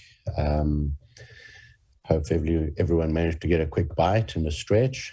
I know if this was in Theatre A at campus, people will still be streaming in now, so hopefully we can get going. Just a few quick things. So before we start, I'm going to ask Amanda to put her camera on. I want to publicly thank Amanda for all the hard work that she has done. It is people look at this and it runs seamlessly. We have no idea how much work is going on behind the scenes, and Amanda is the puppet mistress, just like this, handling everything. So that's fantastic. Excellent job, and we really do appreciate all the work you've put into this. This is definitely your baby, so anyone that want, we've got a face to who's behind the scenes here. So okay, and so let's move on to our first speaker for the afternoon. So we have got, oh, there he is, Dr. Robin Lindsay himself, the tick man. So well-renowned, and so he works for Public Health Agency of Canada at National Microbiology Lab over in Arlington. Phenomenal work for years, all on ticks, mosquitoes, tick-borne diseases, mosquito-borne diseases. He's an entomologist of repute, and if you go to PubMed, Dr. Robin Lindsay, how many are you at now? 30, Robin? Seven or eight now, Richard. Thanks. Yeah. You don't even count anymore. So he's going to talk to us about the bite that keeps giving. So arthropod-borne illnesses. So over to you, Robin.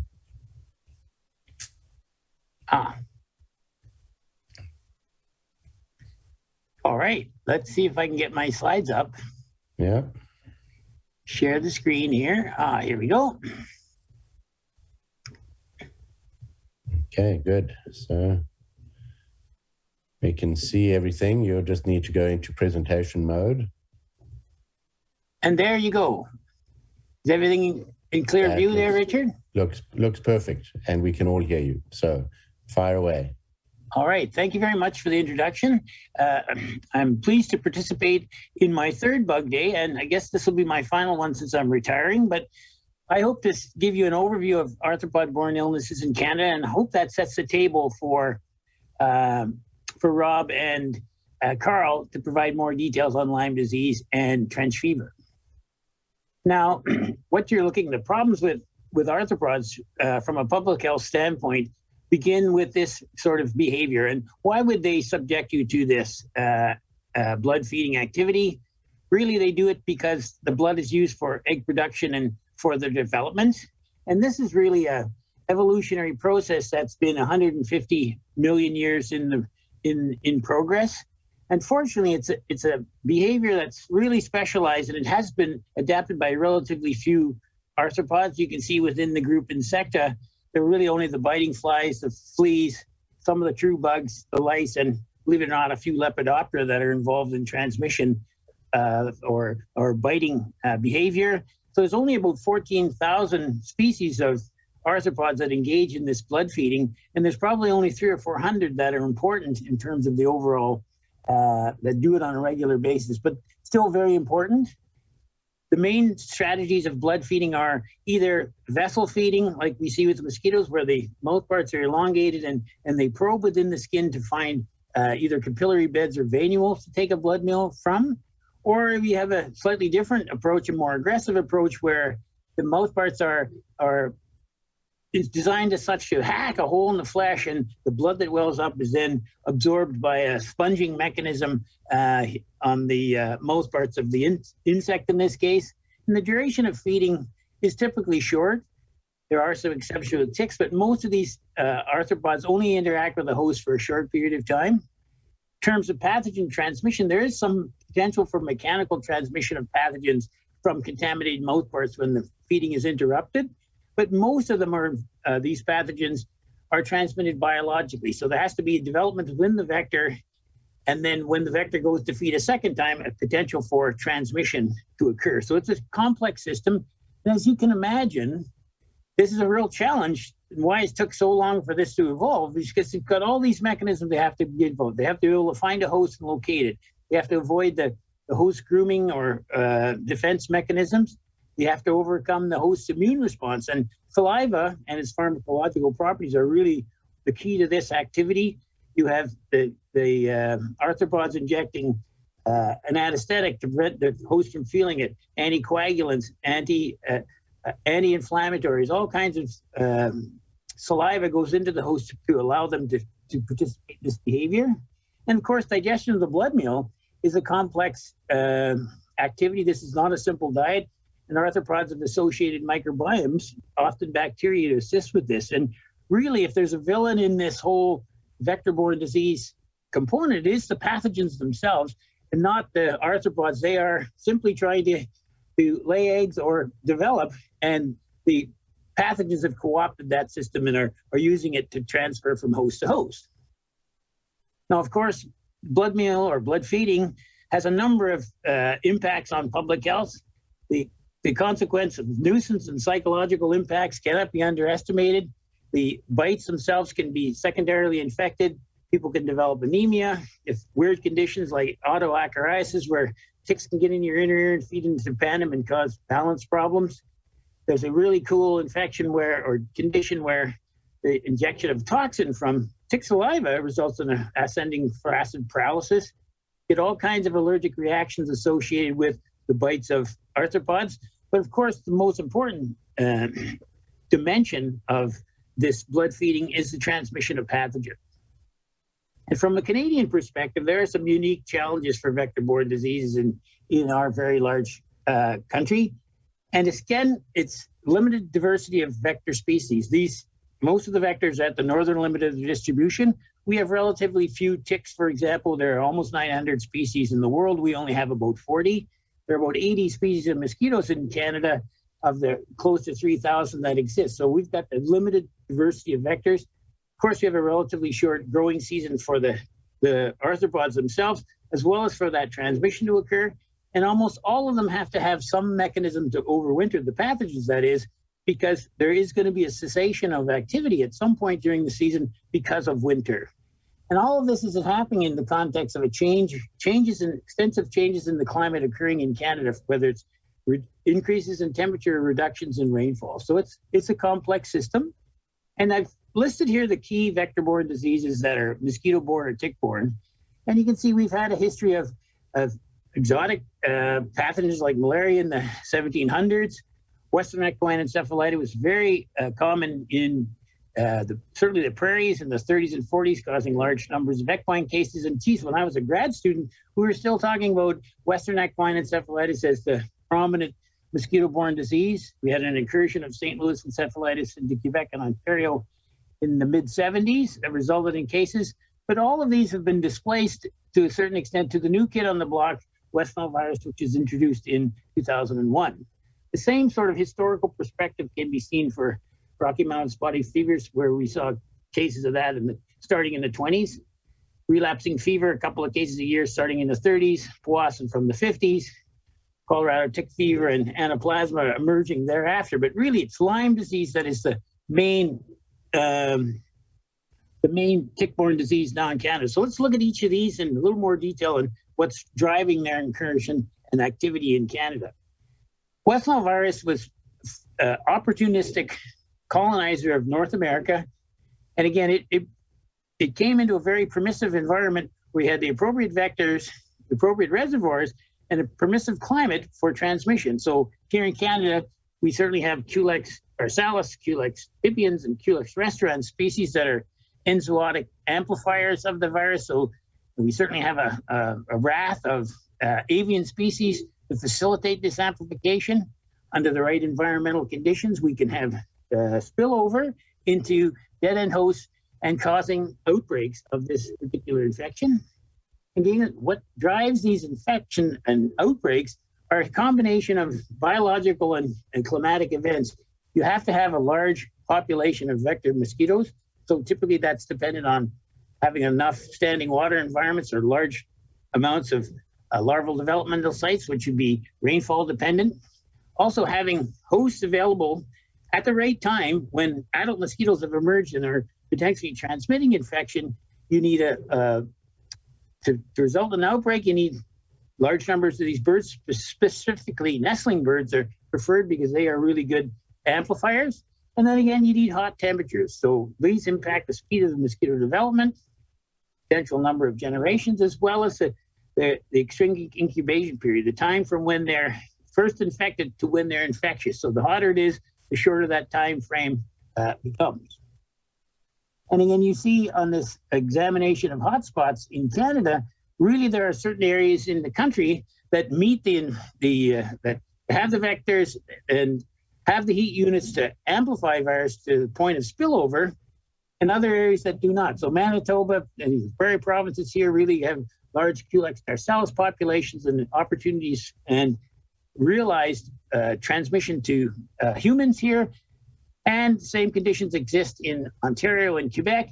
Outside of those areas, we do see occasional human cases in places like BC, but really the amplification is not sufficient to result in spillover on a regular basis, especially in places like Atlantic Canada. And that overall pattern where you need a set of biological circumstances to occur in a very short period of time results in this sort of boom or bust type of epidemiology, where in certain years like 2003 and 2007, we had big outbreaks of lots of human cases. And then in the intervening years, very little in the way of activity. So this is the kind of epidemiological pattern we typically see with mosquito-borne diseases, where it's either a lot of activity or very little. And that really describes the fragility of the transmission cycles that we see. This is very much contrasted with what we see with Lyme disease. And again, the origin of Lyme disease in Canada, in central and eastern Canada, Pacificus was present in BC, and we had activity probably in the 70s and 80s. But really, it's been a transition where there's been an incursion in eastern Canada and central Canada of the tick itself, and then an establishment of transmission cycles.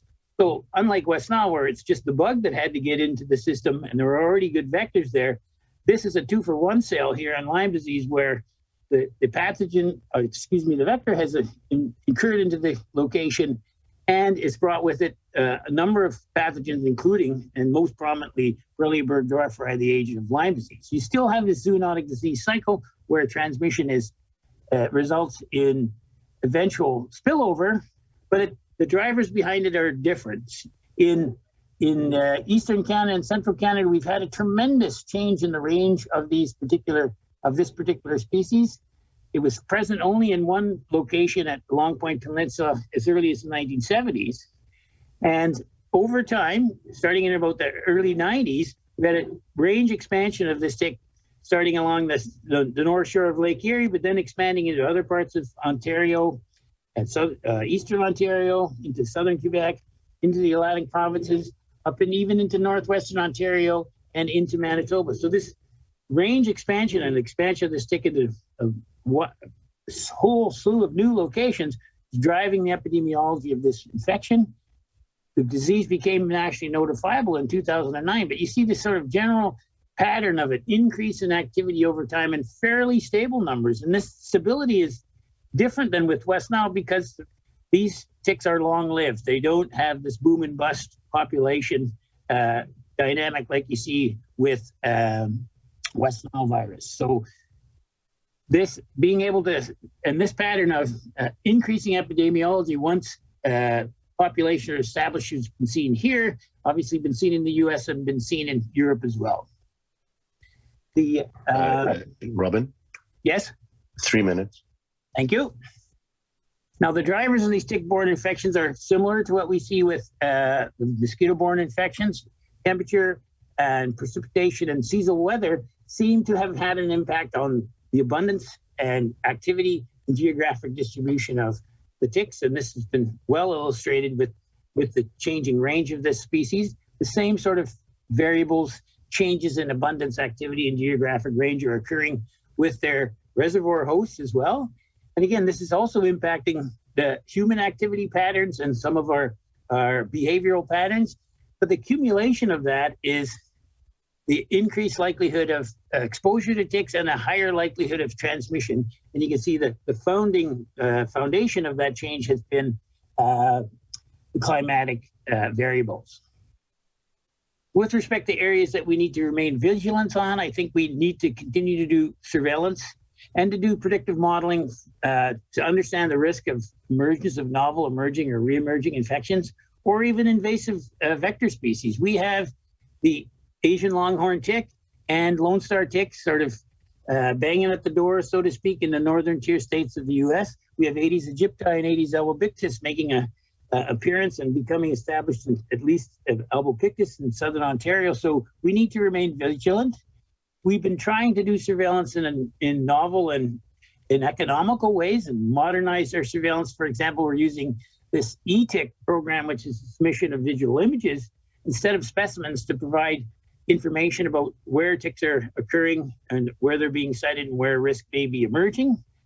But I really think our colleagues at the Public Health Risk Sciences Division who've been modeling and trying to predict where populations of ticks may be established and where risk maybe occurs is really very informative here. We have Earth observation-based risk maps that have been produced that look at habitat suitability and climatic conditions to predict where risk is. And I think these sorts of modeling exercises will be very helpful to public health in the future.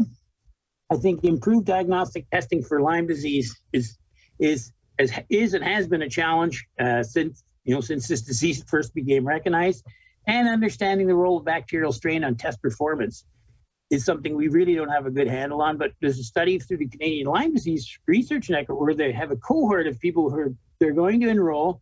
They're going to try to isolate bacteria to understand which strains or determine which strains they're affected with. Then they're going to follow those people over time so we can understand the impact of strain on disease presentation, its response to treatment, and of course, most importantly, how do our tests perform to measure or to determine who's infected and who's not. And we're also establishing a biobank as a result of that, so we can have gold standard samples to be able to determine which species which new tests might be improvements. And the last thing, Richard, I'm here going to just say that we really do need some improvements in disease prevention. We've had some new interventions like Accredited come to the Canadian market and permethrin-treated clothing, but we need to improve our compliance to public health messages. People, what we tell them to do works, but they don't necessarily follow it. There's my alarm to tell you to stop. And we definitely need an effective vaccine to prevent Lyme disease. And there's one in clinical trials phase 2 here in Canada. So maybe we'll get there. So over to Rob. Thanks, Robin. That's excellent. Yeah, I'm sure there's going to be questions around that vaccine. That's good to hear. There's some. But okay, I'll move straight on to our next speaker. I'm very proud to introduce Dr. Robert Strank. So he is the Chief Medical Officer of Health in Nova Scotia. So he is, I'm sure he's worked very closely with Dr. Ruthin, who was on a little earlier on. And he's been very involved with Lyme because Lyme disease seems to be much more prominent over in Nova Scotia. So I think your insight as to how you've managed this over the last decade now would be fantastic for us. I really appreciate that. And because as I'm sure you'll mention, it's a very highly politicized disease. So your presentation is Lyme disease, sorting out the details. So over to you, Rob. Thanks, Richard, and good afternoon, everybody. And I got 15 minutes, so let's get going. So the point of this slide is really that Lyme disease, since its first appearance in Nova Scotia in 2002, has really become an endemic disease in Nova Scotia. And as I'll explain, that's important in terms of how we communicate to the public and the healthcare providers around risks of Lyme disease and actions to take. But we have established populations of Lyme disease in all parts of mainland Nova Scotia We believe it's in the Geisberg County. We just haven't been able to do good testing there.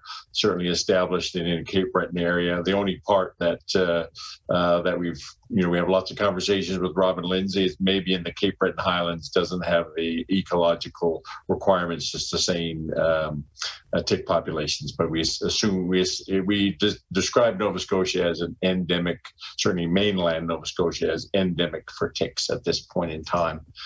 We have had a tick-borne disease response plan since 2002. The key elements of that, there's a clear outlining of what are the roles for public health versus our clinical colleagues. Outlines our approach around the epidemiology and surveillance, and that has transitioned over time. As now we're endemic. That was very different than a decade ago, where we talked about endemic parts of the province where we had established populations versus the rest of the province. But that black and white endemic or areas or not endemic really didn't capture the nuances of changes of likelihood of risk of exposure. And so now we talk about, as you see in the previous slide, we have 3 levels of risk for the province. And there's no area that doesn't have some level of risk. That's important in our communications. Public health focuses on both the surveillance and communicating that and the prevention, and then we work with our clinical colleagues on the diagnosis and management, and a significant amount of communication on an annual basis that I'll talk more about. Our prevention, no surprise to everybody, there's a focus on making sure both Nova Scotians and people visiting Nova Scotia are made aware of the possibility that if they are undergoing certain activities in the outdoors, that there's potential for exposure to ticks. We provide a lot of advice for people living in Nova Scotia and how they may reduce their risk of ticks in the environment around their homes or businesses. And then the usual information about preventive measures that individuals can take when they're undergoing certain activities, and actions like tick checks after those activities to reduce their risk of, first of all, being exposed to a tick, and second of all, if they are, identifying a tick very early on and removing that, and as well as being aware of signs of potential early Lyme disease. We have an infectious disease expert group in Nova Scotia. Their role is it's the adult pediatric infectious disease clinicians. Their role is to advise my office and the Department of Health and Wellness on a range of infectious disease issues. We spend a lot of time talking about Lyme disease, and for a number of years now, they produce this statement, which is updated every year, and it's our guide for informing clinicians around the diagnosis, evidence-based approach to the diagnosis and management of Lyme disease. It's an excellent example, I believe, of a partnership between public health and the infectious disease community. Simply a reminder to folks around the various stages of Lyme disease. And the key point in here, as highlighted in the next slide, is that in the acute phases, that our current testing is not highly accurate. Whereas if you get into situations where you're more disseminated Lyme disease, we know that the test is highly accurate. 2 key points there that we continue to communicate to physicians, because Nova Scotia is endemic, that if somebody presents with appropriate exposure history and compatible symptoms for acute Lyme disease, that they should go ahead and treat them for Lyme disease. And the key point about, we used to then have to have a component about, well, where's the geographic exposure within the province, and that's where they kind of black and white. Were you in the Lunenburg, or were you 10 kilometers outside of Lunenburg, or were you somewhere else? Didn't really capture the nuance of risk. So now it's, I think, because we're endemic, makes it much easier that if appropriate exposure and compatible clinical symptoms equals acute acute Lyme disease and requires treatment in Nova Scotia. The other point about the accuracy of tests when people are in long-term symptoms is that we are continuing to communicate that if somebody tests negative for Lyme disease with chronic symptoms, that there's a very high likelihood that they do not have Lyme disease, and that's an important point to get across for clinicians because of the chronic Lyme lobby. The next point on the slide, so that's one of the key areas of controversy that we're criticized. We're not looking enough for Lyme disease, and there's this huge burden of Lyme disease that we're missing. We don't capture all of the acute Lyme in our surveillance, but we certainly make every effort to make sure that frontline clinicians are aware of to look for and treat early Lyme as appropriate. The second controversy is really about our approach to testing, that we don't accept lab results from other than ones that are done from an appropriate laboratory process. And that's simply because of the evidence. And this is one example that those evidence-based approaches to diagnosing Lyme disease are highly inaccurate. And so that's the second area that we continue to do a lot of work educating both the public and clinicians around what is appropriate for diagnosing Lyme disease and the risks of inaccurate results if they travel outside of Nova Scotia, especially to the US, or have specimens sent to a private lab. We also, the other piece is around the long-term treatment of antibiotics for people with chronic Lyme symptoms. The point of this slide is really that even though most people with Lyme disease will improve over time, about 10 to 15% can develop post-treatment Lyme disease syndrome, but there is no evidence of persistent infection, and there's no role for long-term antibiotics as identified in this slide. Again, I'm sure you're all aware of the controversy around that. We spent a lot of time focusing on an evidence-based approach, trying to engage with our public and with communities, and even the chronic Lyme advocates around discussions around this slide highlights more of the financial, but there's also significant health issues associated with the non-evidence-based approaches which are put forward by chronic Lyme advocates. And we try to engage them and have a meaningful dialogue. We've had some modestly successful attempts. About 3 years ago, we've been sidelined for the last 2 years around COVID, but we continue to try to have meaningful dialogue around an appropriate approach to diagnosis and treatment of Lyme disease. Sorry, went one slide too many there.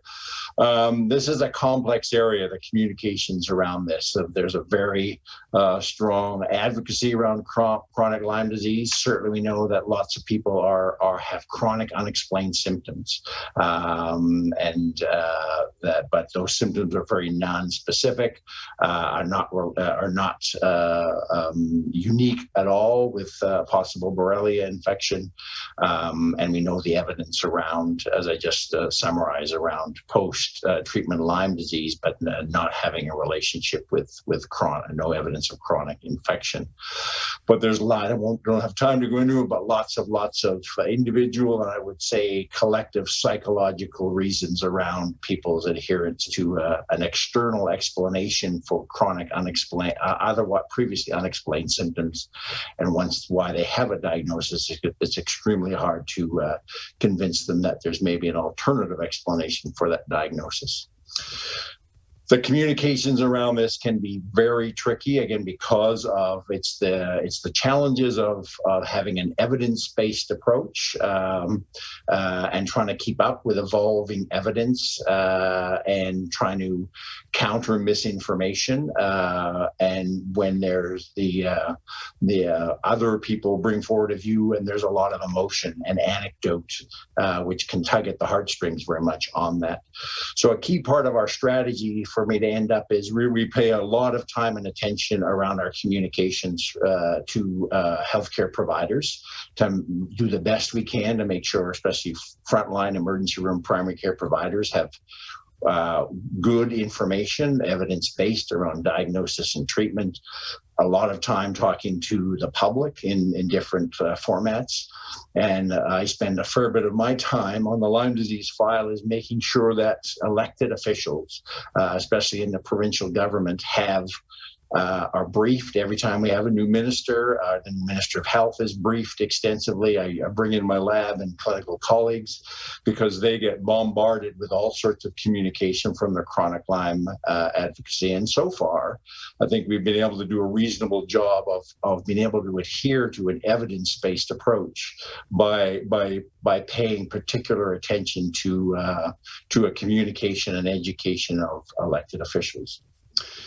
And lastly, there's a number of bodies that you can search out. The Public Health Agency of Canada is not on there. Sorry, Robin, if you were looking for more evidence-based information on Lyme disease. Oh, wow. Thanks very much, Rob. I didn't think you had managed to get that all down that quick. That's, I must agree, that's a huge subject. And just out of quick interest, how much of your time is on the Lyme file with such indemnity? In a normal life. I would say, it ebbs and flows, but when there's a surge of communication around, every spring, as I said, I periodically devote a large period of time to briefing elected officials. We write letters to the 3 provincial caucuses on an annual basis, and then reach out. We've done presentations to caucuses. Again, I think it's been effective of making sure elected officials have good information. The risk is that if you don't, then you're going to get told to do non-evidence-based things, which I try to avoid at all costs. Yeah, very, very progressive. So great. Okay, well, thanks very much. Just hang around for some questions. I know there's some already. Okay, so let's go on to our next presenter. So Dr. Carl Boodman is a senior fellow here at U of M, and he is doing both combined infectious diseases and med micro. And one of his many passions, it's homelessness. And a little caveat, this is a brief overview with, one little dive into one specific pathogen. Mm-hmm. And I think you have to do slideshow. Okay. Are people seeing it? Perfect. Now we're seeing a land acknowledgement. Is that correct? Yeah. Thanks. Great. Thanks, Dr. Rusk. So I want to begin with a land acknowledgement. I acknowledge that we're on Treaty 1 territory, the traditional territory of the Anishinaabe, Cree, Ojibwe, Dakota, and Dene peoples, and the homeland of the Métis Nation. And this land acknowledgement is particularly important for this presentation, as Indigenous people are disproportionately affected by homelessness and the lack of suitable housing, both urban and rural, in Canada. And I just wanted to showcase a very important article by Dr. Jessie Thistle and Dr. Janet Smiley. And Dr. Thistle experienced homelessness in Winnipeg previously. And this article describes, how to advance good relations with Indigenous people experiencing homelessness. And they maintain that the roots of Indigenous homelessness involve colonial disruptions of various types, with relationships or disruptions of relationships, to community, land, water, place, animals, culture, and language. So I encourage you to check out this reference if you're interested in this topic. Conflicts of interest. I received a research grant from the Hector Ma granting agency and the University of Manitoba to study trench fever in Manitoba in collaboration with some inner-city organizations and the National Microbiology Lab and Dr. Robin Lindsay's lab. So outline, we'll briefly talk about terminology, some epidemiology, brief review of infections associated with homelessness, and examine Bartonella quintana, the agent that causes trench fever, as an indicator pathogen and an example of a neglected disease. So terminology, and it sort of seems that the semantics are kind of shifting, or the terminology is shifting underneath our feet. And this is something I'm not an expert in, and I mess up quite a bit. But you'll see in a lot of academic literature and a lot of community-based approaches, people prefer the term people who are experiencing homelessness rather than a homeless person. And I'll just spend a couple of seconds explaining a little bit why. And no one's perfect, and sometimes we all make mistakes. But the rationale behind this is that homelessness is something that people are going through. It's something they're experiencing. And when we label someone as a homeless person, it may imply that there's no hope for change. Whereas experiencing homelessness hopefully implies that the experience won't last forever. And then when we describe an entire group as homeless people, sometimes it implies a static, homogeneous population that really betrays or doesn't really reflect the remarkable diversity of people who lose housing for various reasons, including people who've had PhDs and high status jobs to those who've really experienced poverty for most of their lives. So a brief touch on epidemiology of Canadian homelessness. And this is something that there's a lot of contentiousness regarding the methodology of estimates of homelessness, and I will not dive into that. In a 2016 report, it estimated that at least 230,000 Canadians experience homelessness in a given year. On a given night, at minimum, 35,000 individuals. There's a significant amount of hidden homelessness, so people who are couch surfing or temporarily staying with others. And certain studies have suggested that the pandemic has shifted from hidden homelessness to more visible homelessness, because there's less couch surfing in this context. And in the 2016 census, over 22,000 people in Canada declared homeless shelter as their primary residence. And of course, this is an underestimate, because it doesn't reflect any of the hidden homelessness or people who are sleeping or living rough or living on the street. So there's an interesting recent study from Ontario looking at unique patients experiencing homelessness who presented to emergency rooms. And you can see that the numbers doubled from 2010 to 2017 here. So the rates of homelessness seem to be going up. So a brief word on mortality. So people who experience homelessness in Canada may have a life expectancy that is extremely low. So as low as 42 and 52 years, respectively, for men and women. And this is based on old data, and even data prior to the epidemic of the poisoned drug supply that we're currently experiencing. And this mortality rate is substantially higher than the lowest income bracket in Canada. So it's not just due to poverty, this is due to homelessness in and of itself as an additional factor. And it's, there's often complex risk factors at play. And I don't want to deceive you and maintain that it's mostly due to infection. I mean, infections do kill people, but most of this mortality is due to drug overdose and complications of psychiatric illness and some traumatic brain injury. And this was even prior to the poison drug supply that we're experiencing. So forces that predispose to infection, so crowded shelters expose individuals to communicable diseases, whether that's tuberculosis, COVID-19, MRSA. Prolonged exposure of feet to moisture and cold can lead to foot infections, cellulitis, osteomyelitis. There's sometimes barriers to obtaining medication and adhering to medical recommendations. So poorly controlled diabetes or chronic diseases and hypertension, peripheral vascular disease can lead to diabetic foot ulcers and osteomyelitis. Ectoparasitosis, which I will talk about in a second. So body lice, scabies, bed bugs can cause breaks in the skin, which can act as a portal of entry for bacteria and then cause infection. And then often chronic health concerns and even some acute health concerns are neglected, and that really reflects competing needs for the basics of survival for food and shelter. So if you don't have food and don't have shelter, maybe having your perfectly controlled blood pressure or type 2 diabetes might not be your primary concern. And then obviously the overlap with substance use disorder and infectious complications of IV drugs, which we're seeing quite a bit of on the infectious disease consultation service, whether that's endocarditis or discitis, osteomyelitis. So ectoparasitosis or arthropod infestations, so scabies, bed bugs, body lice, there's very little actual clinical data in Canada. One study in France suggested that 22% of people experiencing homelessness had body lice infestations. A study in California suggested this was 30%, and that the agent that causes trench fever was detected in 16% of the body lice pools. Regarding bed bugs, there's a little bit more Canadian data, and a study in Toronto that's actually quite old now suggests that at least 30% of the shelters had either current or recent bed bug infestations.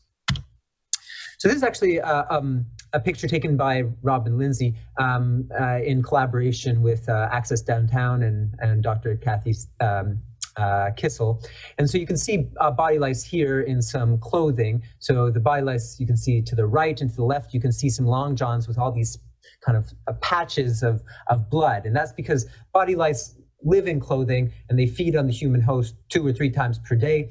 They can cause these microabrasions, but then are very itchy. People scratch, they create breaks in the skin and some bleeding. For Bartonella quintana, it's actually transmitted through the feces of these body lice that then can survive on clothing for weeks or months and then enter the bloodstream, usually through these microabrasions and scratching. So respiratory disease, this is going to be very brief. TB, bacterial pneumonia, strep pneumo, viral pneumonia, COVID-19. I'll just highlight one study that happened at the beginning of the pandemic in a Boston shelter where there was a couple of cases of COVID-19 that were diagnosed, and then subsequent testing revealed almost a third of the shelter was infected with SARS-CoV-2. Luckily in that study, most people were asymptomatic, but we've subsequently known that that's not always the case. So regarding sexually transmitted and bloodborne infections, you've already heard from Dr. Keenan and others about this today. There's complex overlapping risk factors. Sex work or survival sex is sometimes done to maintain shelter or avoid intimate partner violence. There's often an overlap between homelessness and substance use disorder. And homelessness is a barrier to clinical improvement for infections. So in one study in Vancouver of people living with HIV who used drugs, for every 6 months that someone was homeless, the odds of having viral suppression decreased by 30%. So we know that homelessness actually is a barrier to treating infections or maintaining control of infections. I'm now going to shift gears and just talk about Bartonella quintana and trench fever. This is something that we published last year, and there's some ongoing publications that are under review. Some key points. So Bartonella quintana causes trench fever, is transmitted by body lice in the way that I described before, with this kind of chronic presentation chronic viability in body lice feces that then can enter the bloodstream through these microabrasions. It was first coined in World War I, and it can cause culture-negative endocarditis. I guess I'm at 3 minutes, Dr. Rusk? Or? Yep, great. And it can cause very mild symptomatology during chronic bacteremia. And B. quintana evades identification in routine blood cultures, and so you need to talk with your ID or MedMicro colleagues to diagnose it. So this is the first example and the first description in 1915 of Bartonella quintana in the Lancet in the trenches of World War I, mostly diagnosed as a relapsing illness. And in all of North America until 2019, there's only 12 cases of Bartonella quintana endocarditis, only 2 in Canada. And then last year, in only a couple of months, we diagnosed 4 cases. And I just want to highlight that 2 of those cases actually presented with intracranial hemorrhages and from ruptured mycotic aneurysms. All 4 individuals had experienced homelessness in certain shelters. Luckily, all 4 of them survived with antimicrobial therapy, often with gentamicin and doxycycline, but some had residual neurologic deficits. So subsequently, and this data should soon be published, we did a review of Bartonella serologies over the last 10 years and found 11 cases of Bartonella quintana, and then 8 of those were actually associated with endocarditis. And 4 patients had intracranial complications with embolization or ruptured mycotic aneurysms, often as their primary presentation, often mitral and aortic involvement, large vegetations, almost 2 centimeters. And often these stories have mild or no clinical signs until they present with embolization. So there could be someone with endocarditis who presents after their endocarditis embolizes, or there's significant valvular damage. So this is really the proverbial tip of the iceberg. This is a retrospective study. We have no idea how much Bartonella quintana is in certain communities that have a lack of access to housing. And this is just the overlap with the lack of access to suitable housing and the Bartonella quintana cases. And you can see that they overlap perfectly in certain areas that do not have access to housing. This is my last slide. And I just wanted to talk about why talking about trench fever or Bartonella quintana is important. So it's rare in quotation marks because we don't really know how much of it is out there. And why is it important? Well, first of all, without wanting to be sensationalistic, it really conveys the degree of disadvantage that certain communities are facing. So this is a disease of World War I, found in East African refugee camps. This is a disease that's associated with some of the most vulnerable populations historically and currently, and it's a disease that we find 2 blocks away from where I'm speaking. 2, it's a neglected disease. We really don't know enough about it. It exclusively affects those who are affected by poverty. The epi data is limited. The diagnostics are somewhat limited as well. It's culture negative. There's some improvements that can be made there, and also some improvements based on for treatments, because it's based on quite limited evidence, and I think there's less toxic treatments available. And I just wanted to end on the concept of an indicator species. And so an indicator species is a concept in ecology or conservation biology that reflects the health of an ecosystem. So, whether that's algal blooms in Lake Winnipeg that reflect the poor quality of water in Lake Winnipeg at times with significant runoff and nitrogen and phosphorus. I really think that Bartonella quintana can be viewed as an indicator species or an indicator pathogen of the lack of suitable housing in a community. And so if there's even one case of Bartonella quintana endocarditis, it reflects a lack of adequate housing and running water in the community at large. Here are some references, and feel free to get in touch if you'd like any more information from those. And I just want to acknowledge some partners in crime here, the patients, obviously, inner city organizations, Salome Mission, Access Downtown, Housing Outreach, the Hector Ma Grant, and the doctors mentioned here. And I welcome any questions. Back to you, Dr. Rusk. Wow, Carl, that's fantastic presentation. And yeah, you really, you're putting it out there, having indicator species. Yeah, might as well. It doesn't just have to be ecological things. So, okay, so, well, welcome back to the other 2 as well. We definitely have some questions here.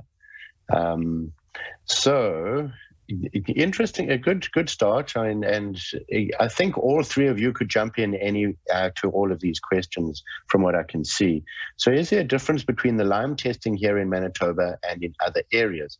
Because the example given was a patient with symptoms who tested negative here, but then went to the Mayo and was tested positive. So, obviously that doesn't give the full question, but it does beg the question, and there's always controversy about, our testing in Canada is no good. I've heard that from patients all too many times. Anyone want to jump in? I could take a shot there. For Richard. Sure. Yeah. I guess there's a certain element of time associated with this. In the US in the last year, they've switched from standard 2-tier testing to modified 2-tier testing, whereas instead of doing an EIA followed by a Western blot, they're doing an EIA, and if that's positive or equivocal, then they do a second EIA. But that's coming in the last year. So there's if you were talking about it in the last year, then there is a difference in the way that the testing is approached in Manitoba versus, I guess it's the Mayo Clinic in Rochester or perhaps in Minnesota. But so there has been that subtle change, but if it's an old or a historical question, then there really isn't any difference. We've been following the same 2-tiered testing that would have been done historically at the Mayo Clinic. Now, maybe they used a different kit or they used a different product to do that, but it has been standardized. So that's a bit of a head scratcher why typically the results should be in agreement between those two institutions. And also what Dr. Strang brought up in that you may end up having a higher sensitivity specificity later on in disease as well. So, yeah, okay. I didn't know that there had just been some new changes. Good to know that. So what's the best diagnostic test for Lyme disease? Anyone? Robin, Carl, I'm sure you can also jump in. I see Dr. Strang has dropped off. He must have been called away to something. So, anyone want to actually hazard the best? Go ahead. Okay, well, I mean, ideally, for Lyme disease, what we want is no diagnostic test. We want to identify cases in the acute phase, right? So that they're looking at a clinical presentation, you get treatment into those individuals as soon as possible. So our ideal diagnostic test is a clinical diagnosis. So someone who's been acutely infected, the outcomes for them in terms of disease are best. But if that person doesn't identify it and goes on to develop more disseminated forms of disease, the tests that give the greatest sensitivity and specificity are still the serological assays. They're the only standardized testing platform that we currently have. And so in the simplest sense, that two-tiered serology is currently the best we have for Lyme disease diagnosis. So, Carl, you want to add anything? Not much. I think, there is ongoing debate about, as you mentioned, the standard two-tiered and the modified with the two EIAs with somewhat different targets versus confirming with a Western blot. I know that currently we're still confirming with a Western blot here, and I know in other jurisdictions they're starting to do something different. And from what I understand, the differences in sensitivity and specificity are relatively minor. But there is some kind of ease or technological ease in avoiding the Western blot. I don't know if you had wanted to kind of comment on that, or I think they're both fair game currently. So I'm happy with that answer, Carl. Okay. Okay, so in the ideal world, I would prefer that Dr. Strang actually handles this question, because he is definitely the person who's been one of the Canadian forefronts manage this. I mean, obviously, I could also touch on this. There's probably much the same with COVID. There's a advocacy group that has gained a lot of political sway. And so with Lyme disease, there definitely has been a very strong advocacy group that has essentially been claiming that we are as clinicians, we are missing this. And that also, as we've just talked about, the testing is not necessarily right. And in many cases, we don't, it's very difficult to manage patients that clearly have something wrong when we can't come up with a clear diagnosis. And so, unfortunately, there is lots of information out there on Dr. Google, and people that are, there was a mention in one of Dr. Strang's slides about some of the drivers that can drive people down this road. But I don't know if either of you want to jump in with a statement or some additional ideas, maybe some lab ideas.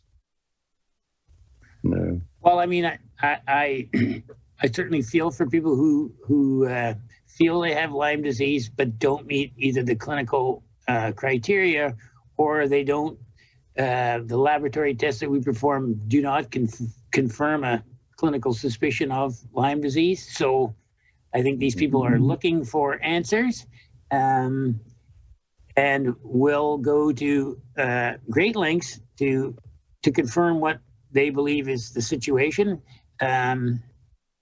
So this has created a market for private laboratories who, quite frankly, as Dr. Strang showed, have issues in some of their assays with specificity.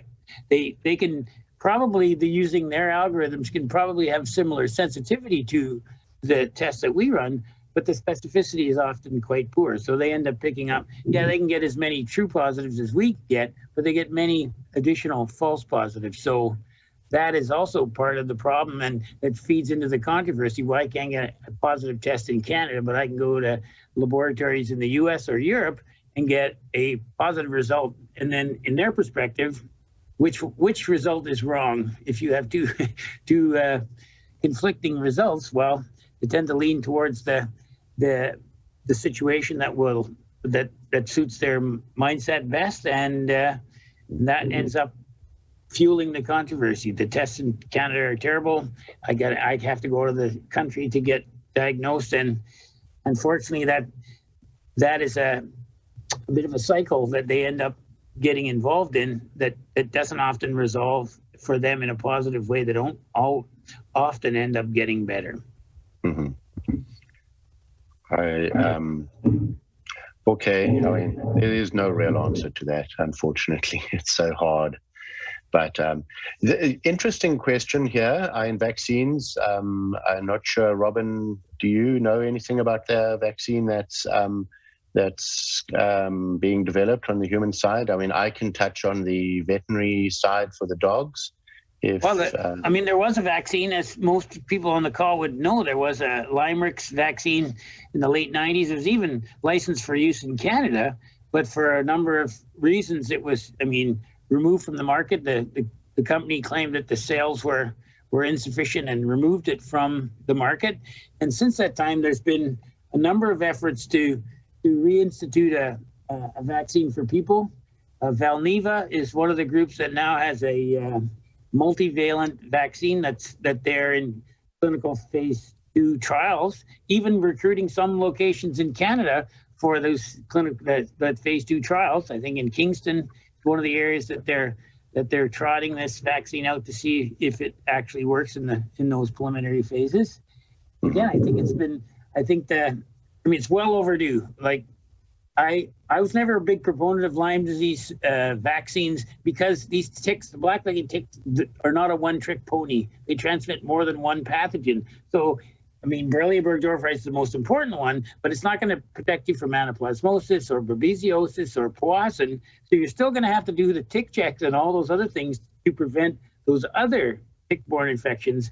But we've had such a steep curve here and not been able to really tamp that epidemiological curve down using the standard preventative message that we give. So I think we really do. The only way we're going to get that kind of flattening of the curve, to steal a term from COVID, is to bring in a vaccine. So it's not going to be a panacea, but I think the only way we're really going to get a handle on these numbers and get them going in a downward direction is to have a vaccine. Yeah, no, I agree. And you've actually touched on one of the other questions in that your ixoides carries a number of other potential diseases. The one question, do you know what those rates are for those other tick-borne diseases, anaplasmosis, babesiosis? And I know Carl for sure has some clinical info on the signs and symptoms. Well, I could address the rates. We know that Anaplasma phagocytophilum and Babesia microti are present in these black-legged tick populations, but they're an order of magnitude less prevalent than Borrelia burgdorferi. So they're out there. They seem to be emerging in certain areas, and right now we're looking at anaplasma cases are up. In Quebec, there was a cluster of cases this year. There are cases occurring in Eastern Ontario. We do see cases in Manitoba and elsewhere. So there does appear to be an emergence of those, at least anaplasma. Babesia seems to be a very rare bug. Again, being here in Manitoba, it really seems to be the only location where we can see Babesia at least occasionally in people, and a reasonable prevalence of infection in black-legged tick populations on the ground. Nowhere else in Canada do we really see that. And I'm at a loss to understand quite why that is, but Manitoba seems to be a hotspot. We are trying federally with our partners to make both of those diseases, including Powassan virus infection or Powassan disease, nationally notifiable, to get a better handle on what is the burden of disease from those other tick-borne pathogens that are out there that are emerging. So COVID has thrown a wrench into getting those onto the nationally notifiable list. But once we do that, I think we'll be in a much better position to be able to track these and count them as the burden of disease associated with these darn black-legged ticks. Yeah, that's right. Okay, well, I'm going to actually steal some of our next time quickly. So this actually, I would put this to Carl, because this is more of a clinical question. So any thoughts of potentially delaying treatment for Lyme disease for an inaccurate, due to the inaccurate diagnostic test during the initial phases? And that's, I know there's definitely some people that, yeah, that's maybe what we should do. What are the risks of doing that, though? Yeah, so as Dr. Lindsay mentioned, and yourself as well, often the importance is treating early when there's a clinical, an epidemiologic history that is consistent and a clinical picture that is consistent. So that bullseye rash, the erythema migrans, even if someone has a picture of it on their phone, and especially if they've been out in Manitoba, that is enough to treat. And I wouldn't delay, because as Dr. Strang mentioned, there's these phases of Lyme disease, sometimes just early cutaneous, early localized, but then it can disseminate. So it's important, you know, if you see the bullseye rash and there's some clinical symptoms associated with it, you can actually nip it in the bud and prevent more chronic sequelae and more dangerous manifestations, such as something called neuroborreliosis. We've seen a couple of cases of Van Werth's here in Manitoba, or even 1 or 2 cases of pericarditis or carditis, neurocarditis. So it's important to really, if the clinical picture is there, just treat it. You can test for it, and the testing will come back, but just treat it. Yeah. I agree. That's very, very, very good message. So, well, thanks very much to the two of you. Much appreciated. Very hot topic, but and sorry we didn't touch more on on the trench fever. But, oh, no problem. Yeah, you still put a really good point out there. We need to think about some of those emerging diseases as indicators. So we can. I'm excited to move on to this next subject. It's TB. We've touched on TB earlier on today, and looking at some of the data that's coming out of the US just earlier this week. I'm kind of worried how what's happening here in Manitoba. So who else but Dr. Marcia Ainsley to actually talk about this? I mean, definitely our TB guru for Manitoba. So and so she's a specialist in internal medicine and respirology. But you're going to give us the TB in Manitoba and look back over time, and looking forward to it. Thank you. You can hear me okay? Yes, all good. And okay. If we can see your slides, fine, thanks. Thank you. So I've been given the task to try to give you an update of all the new advances that have occurred in the last 25 years with respect to our understanding, diagnosis, and treatment of TB. And I would certainly consider her to be the queen of pandemics. Makes COVID look like a young little whippersnapper. I have, my disclosures would not impact in any way the content of this talk. So just a brief summary of what I'm going to talk about. I want to just highlight the role that we now understand at a much better level of colonization in the residential schools on the incidence and prevalence of tuberculosis in our First Nations communities, especially in Manitoba.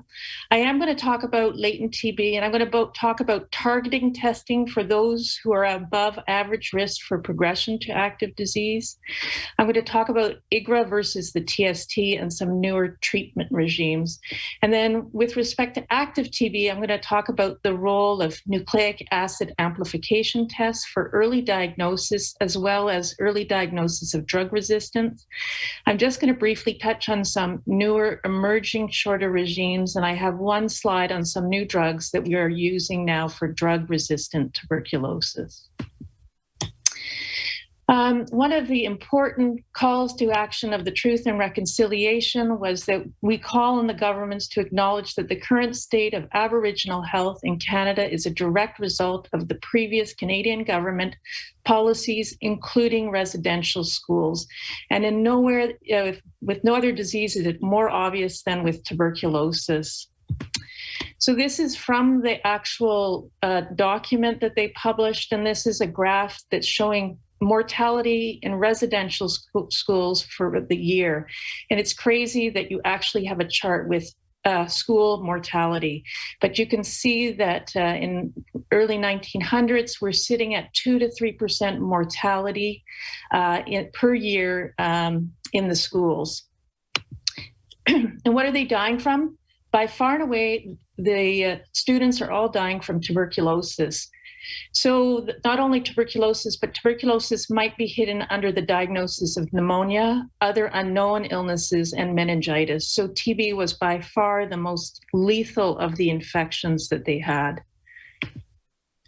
And why was TB epidemic? It was epidemic in the residential schools, secondary to very poor ventilation, poor access to medical care, overcrowding, malnutrition, and in many cases, actually starvation was occurring. The death rates in the schools in the early 1900s from TB was 20 times higher than the national death rate for children between 5 and 14. And when survivors of the schools returned home, it's important to remember they brought with them both latent and active TB that they acquired in the residential school. And this created a reservoir of latent infections that later spread or reactivated in the community. And we're still seeing this effect right now. So I want to talk about latent tuberculosis, and then I will talk about active TB. So just as an example, this would be something I would be asked to see, but I'm referred a healthcare worker who has a positive TST done before a placement. She feels well. She has no systemic or respiratory symptoms. She was born in Eritrea and came to Canada. No overt TB contacts that she's aware of. She had a BCG at birth as well as before primary school, and her chest X-ray is normal.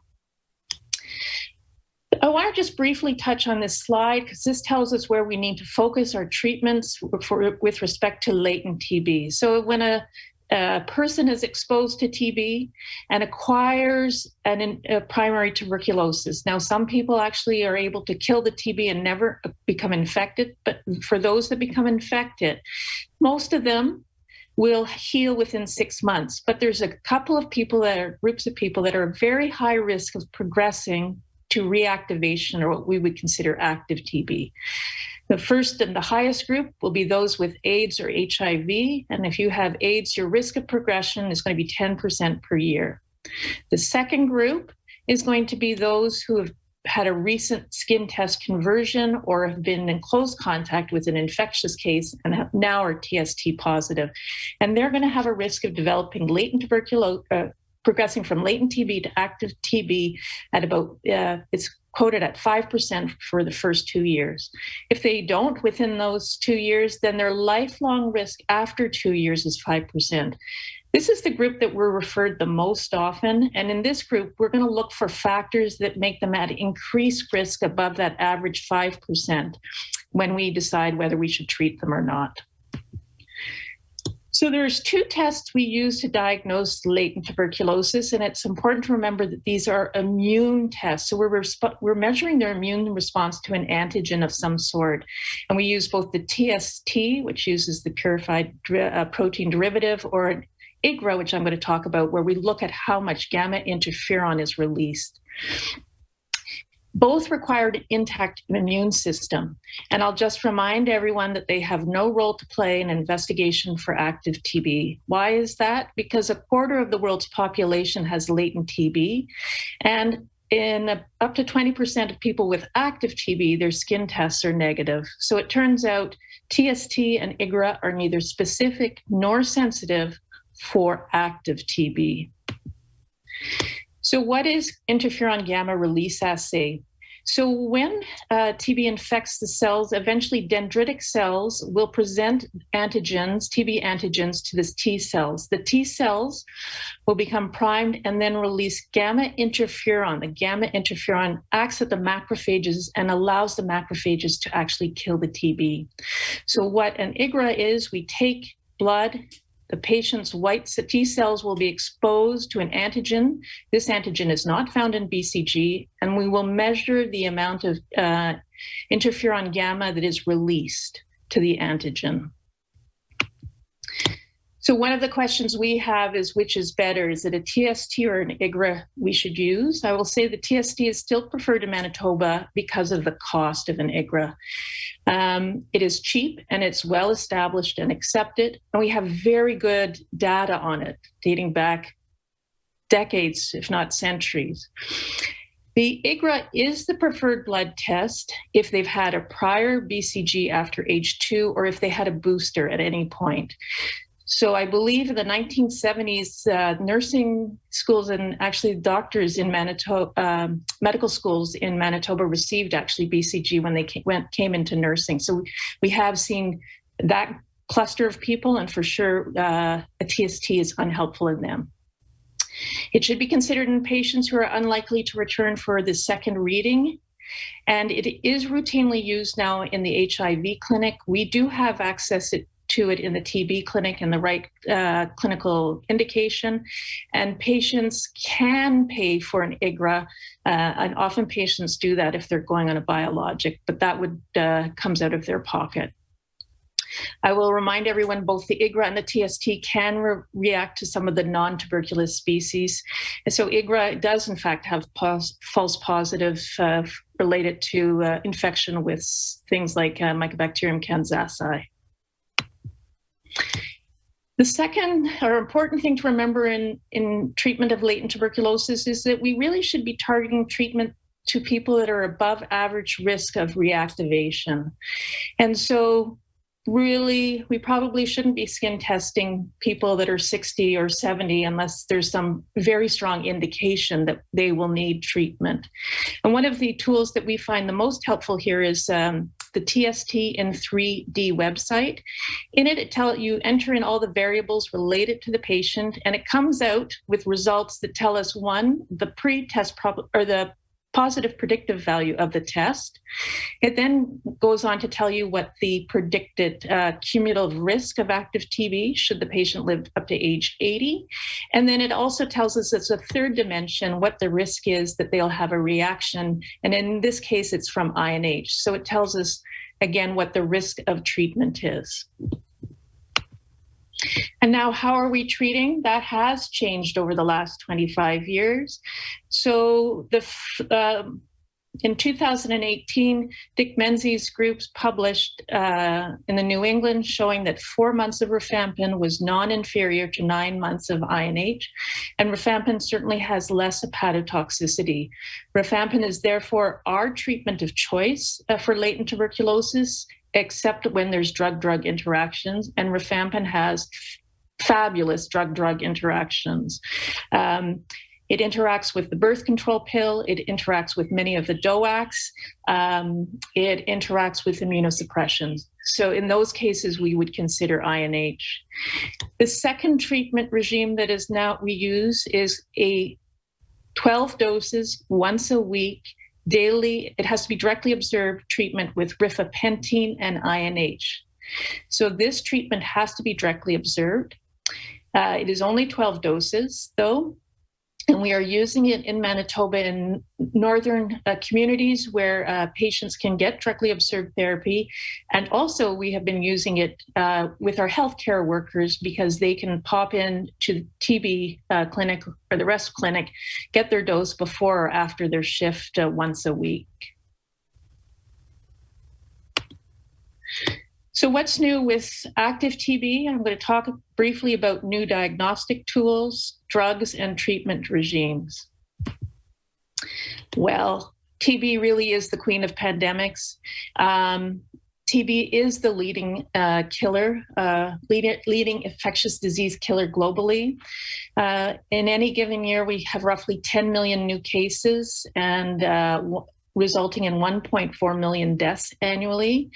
On average, 3,836 people die from TB daily, or that's one death every 22 seconds.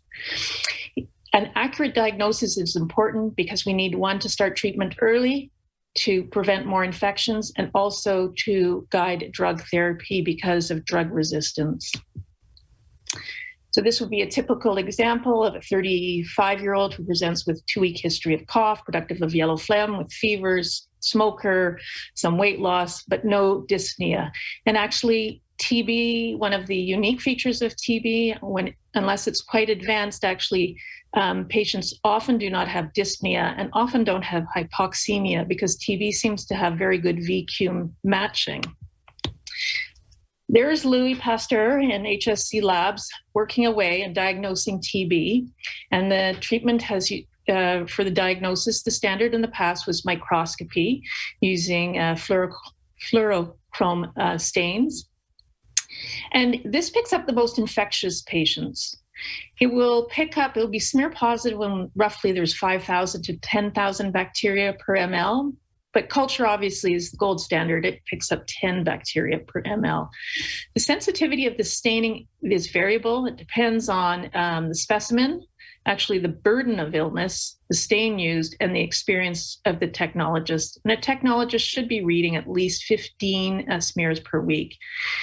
In Canada, where non-tuberculous mycobacterium is an emerging disease, and certainly the numbers are increasing, AFB smears will not distinguish between non-tuberculous mycobacterium and MTB infection. Obviously, the gold standard is culture, but remember that takes 2 to 6 weeks. And then during that time, the patient could be or may be infectious. We do culture because it allows for drug sensitivity testing. Martha, there's 2 minutes. Okay. The next treatment, and this is what I'll sort of end on, is the nucleic amplification diagnosis, and this is key.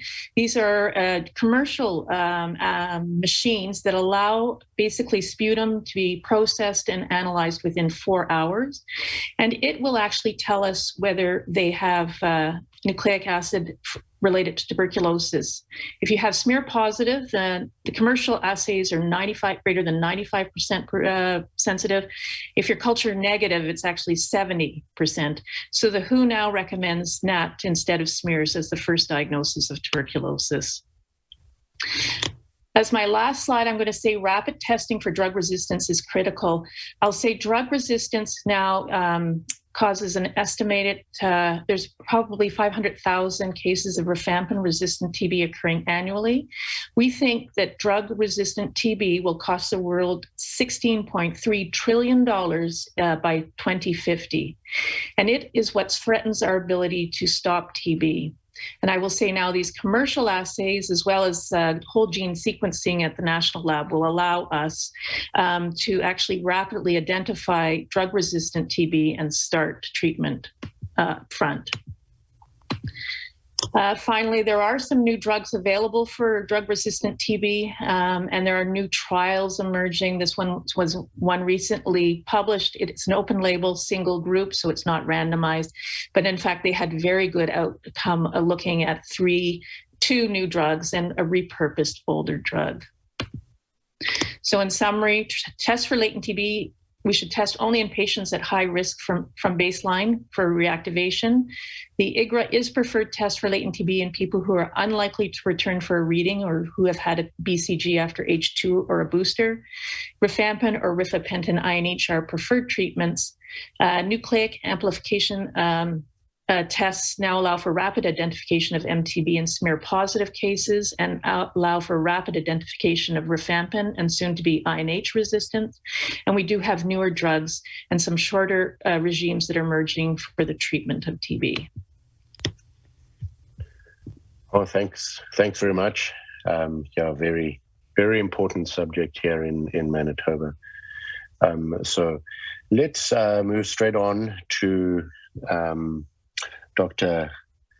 Greg Hammond. So he's a infectious disease specialist, but a professor here at the University of Manitoba. He's been the former director of public health branch of communicable disease branch at Manitoba Health. He's been a co-chair for the national immunization strategy. He's still actively practicing, and yet he's this. Can I hazard to say decades of knowledge there, Greg? And one of your babies has been poliomyelitis, and so it's quite apt that you would be able to speak on this subject. So over to you. I don't actually see you. I'm here now, I hope. Yeah, there we go. Hi, Greg. Good to see you. So, okay, do you want to? I saw you sharing your screen earlier. Should we try that again? Let's see here. Okay. So the little green button, and then you select your open.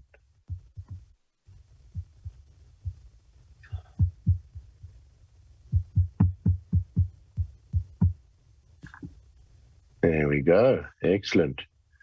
All right. And it is. What's happened to my screen here? Kind of. Yeah, I see that. I just have to. There we go. Great. Okay. So now you go down to the bottom again and to the little movie. Right. That'll say right there. There we go.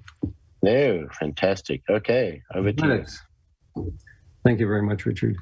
I very much appreciate being invited to be here today.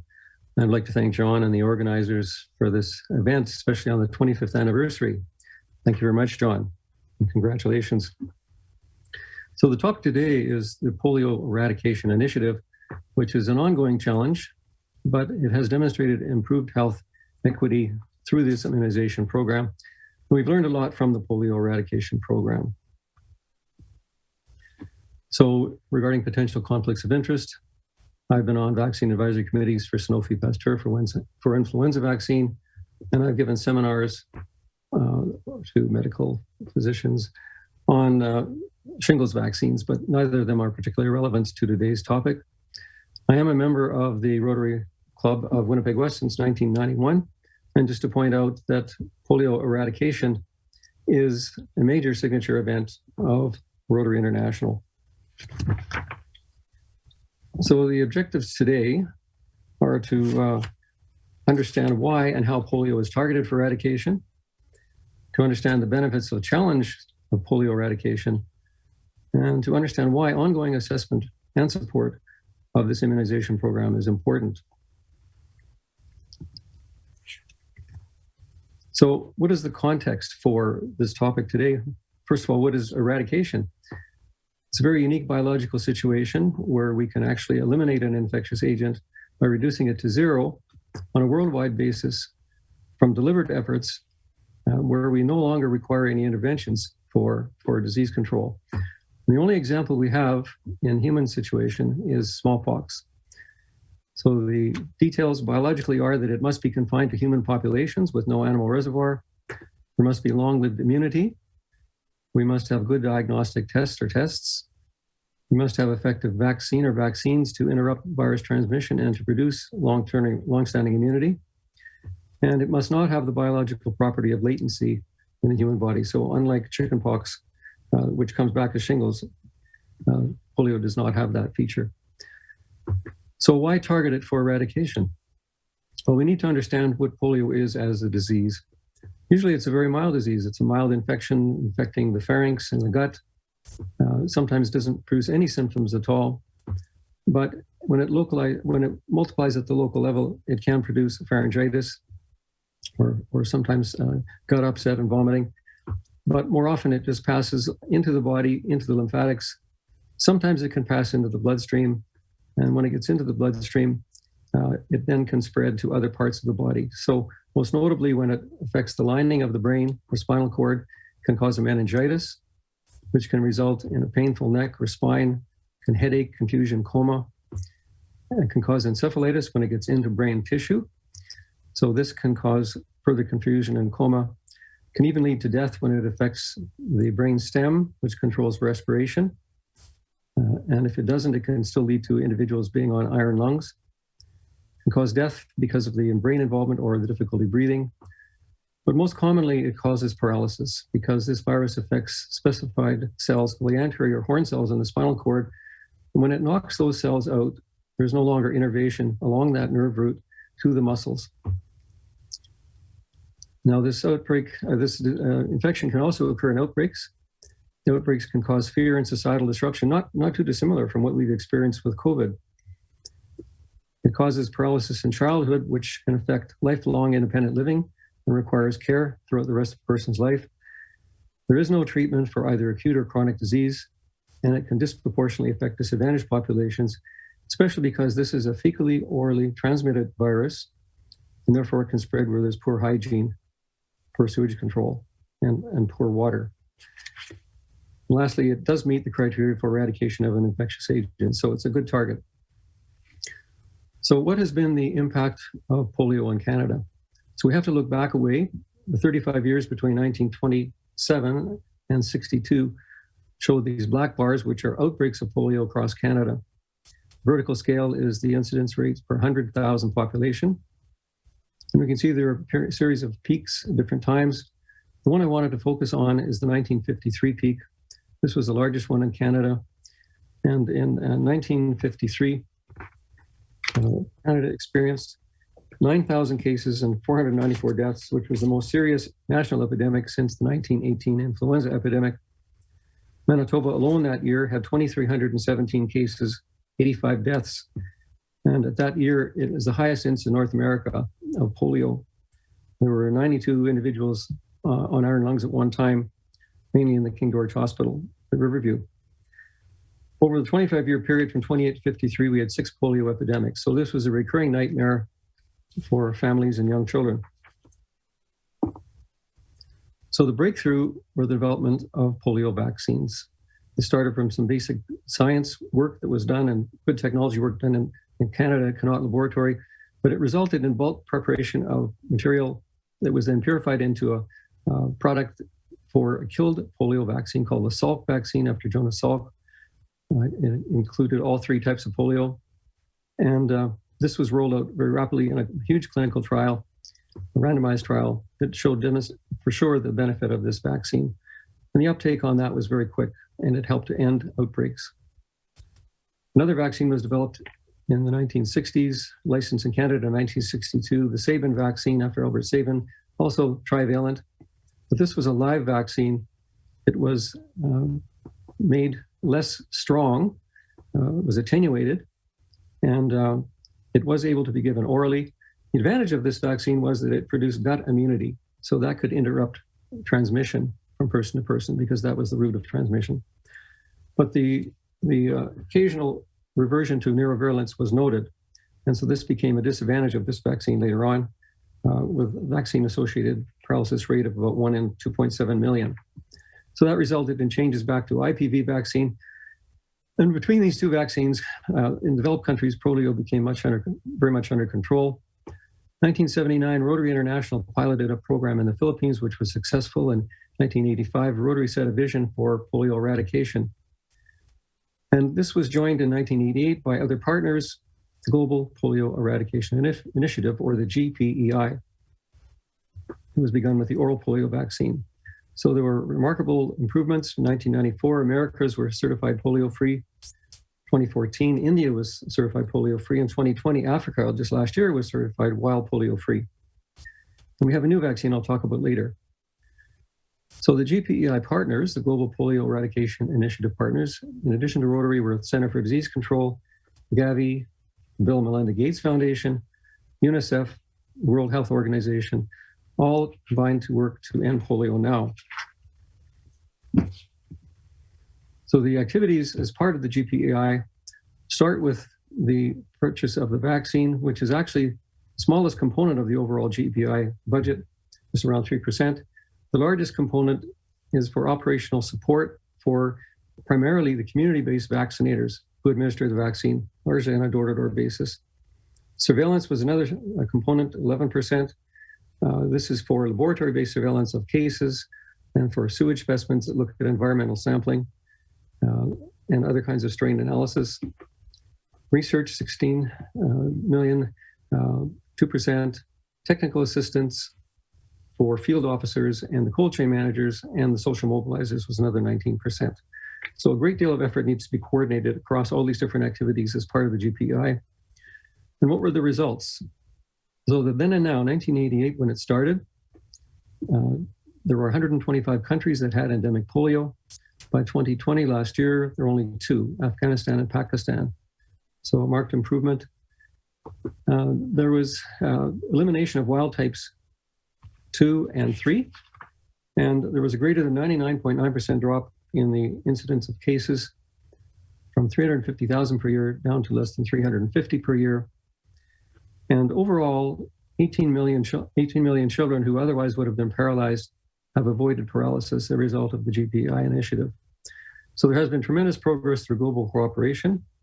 In addition, the GPEI has built capacity because upon the GPEI have built other programs called Polio Plus, which have resulted in various activities depending on local needs, including bed nets for malaria, malaria medications, vitamin A drops, yellow fever vaccine, sometimes other childhood vaccines, soap and water sometimes for hygiene.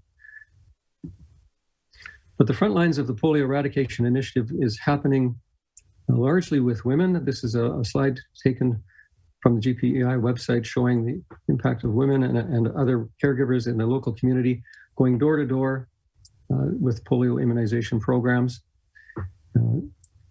This points out sometimes the terrain is very hilly, and environmental conditions can be very extreme. There's a need to protect the virus. It's a live virus vaccine, so they use this temperature controlled box to transport the virus all around the countries. There are several 100,000 of these frontline immunization providers in Pakistan alone where they need to immunize 40 children under the age of 5 per year. So it's a very large activity and project. They also outreach to bus depots and train depots, catching children in transition. Great. So there are several unanswered questions. Yep. There's 3 minutes. Thank you. Okay. There are many unanswered questions. Some of them political, COVID pandemic, economic, lower overall childhood immunization rates, complacency, burnout. The one I want to talk about briefly is the mutating oral polio vaccine. What is it? It's a virus that can emerge when a weakened virus from the OPV mutates through children who've not been immunized adequately, and it continued to mutate, much like COVID virus mutates around the world. So there's been a couple of thousand cases of this over the 3 billion doses that have been administered. This up-to-date map as of August 17th shows where these overall cases of polio are occurring in the world. The red dots show paralytic polio type 1. These are confined to Afghanistan and Pakistan, a total of 25 cases over the previous year up to August 17th. Interestingly enough, since January of this year, there's only been 2 cases in the world, one in Pakistan and one in Afghanistan. And the number of environmental samples positive for polio have decreased. So whether this is also a function of COVID with decreased social interactions is not known, but this is quite a dramatic reduction, but it's still not gone. And we still have environmental samples positive for polio 1, so we know it's around. The vaccine type 2 is a problem, however. And this has been affected, however, in the future, we believe, by a new tool, which is novel oral polio vaccine type 2, designed to stop these outbreaks. It's been taking 10 years to develop this new vaccine through the support of the Gates Foundation. It's genetically stable and been designed that way. It's being rolled out already. 100 million doses have been administered. And just 9 days ago, the SAGE group just said it's safe to use for widespread rollout for this purpose. So where are we going? We're trying to develop a polio-free world. This little girl with a mark on her finger is what we want. We want all children to be immunized. This is the new strategy, trying to get rid of type 1 and to mop up the type 2 outbreaks. Summary next steps, we've made great gains, but we have to continue. We need a science-based approach. We think it's achievable to eradicate polio because we've already eliminated types 2 and 3. Progress is being made. On June 10th this year, the World Health Organization reaffirmed the GPEI plan. And they've also wanted to bolster their surveillance on a worldwide basis using polio as a model. So where we are right now, this is an important time with a narrow window to maintain the gains achieved to date. The World Health Organization states the international spread of polio is a public health emergency of international concern. So we want to achieve polio eradication. We want to protect the children of the world. We'd ask you to please consider helping with this effort. And you can do this if you believe in polio eradication. If you'd like to help eradicate polio in the world, if you go to endpolio.org, it's an easy process to contribute to this program. The Gates Foundation is matching all grants to Rotary through this site 2-to-1, so it triples your donation. You can also get a tax receipt. So I hope you be generous and help support this initiative at this critical stage. Lastly, you can help us also by celebrating and advocating for World Polio Elimination. There's an event this Sunday, October 24th at endpolio.org, as shown here. Thank you very much. Oh, thanks very much, Greg. And that's definitely a good news story in a way, considering there's we've made such amazing gains. So, okay, well, let's move straight on to our last speaker for this hour. Dr. Michael Goitan is a spinal surgeon here at HSC, and he's going to talk to us about spondylodiscitis and what to do and what to expect, and then what to do again. So he's this is his primary practice is spinal surgery, and very involved at the spinal unit at HSC. Sorry. So over to you, and I see you already have your screen up. Thank you, Richard. Can you hear me? Hi, Michael. Yes, we can hear you. Hey, good afternoon, all. I'm the former head of the spine program here at HSC, and that spine program allows you to get access to a spine surgeon 24/7. So I'd like to extend a big thank you to John Emble for allowing me this opportunity to participate in this Bug Day, and a topic I hold close to my heart because, you know, once you involve a spine surgeon in this process, the cat's out of the bag and it's a bigger problem down the road. And also, John, congratulations on your 25th anniversary. These are my disclosures. The relevance of this is the implants used in the surgical treatment of spondylodiscitis or infections are both J&J and Stryker. So the objective of this talk is to allow the participant to appreciate the clinical presentation of de novo spine infections. And these are not post-op surgery or surgical spine infections, but hematogenous-based discitis, spondylodiscitis, epidural abscess, and psoas abscesses, and then subsequently understand how this occurs and what's the pathophysiology of a spine infection, and then appreciate the medical and surgical management of a de novo spine infection. So when we look at the incidence of spondylodiscitis, when you look at the world literature, it's anywhere between 2.5 to 6 cases per 100,000 persons per year.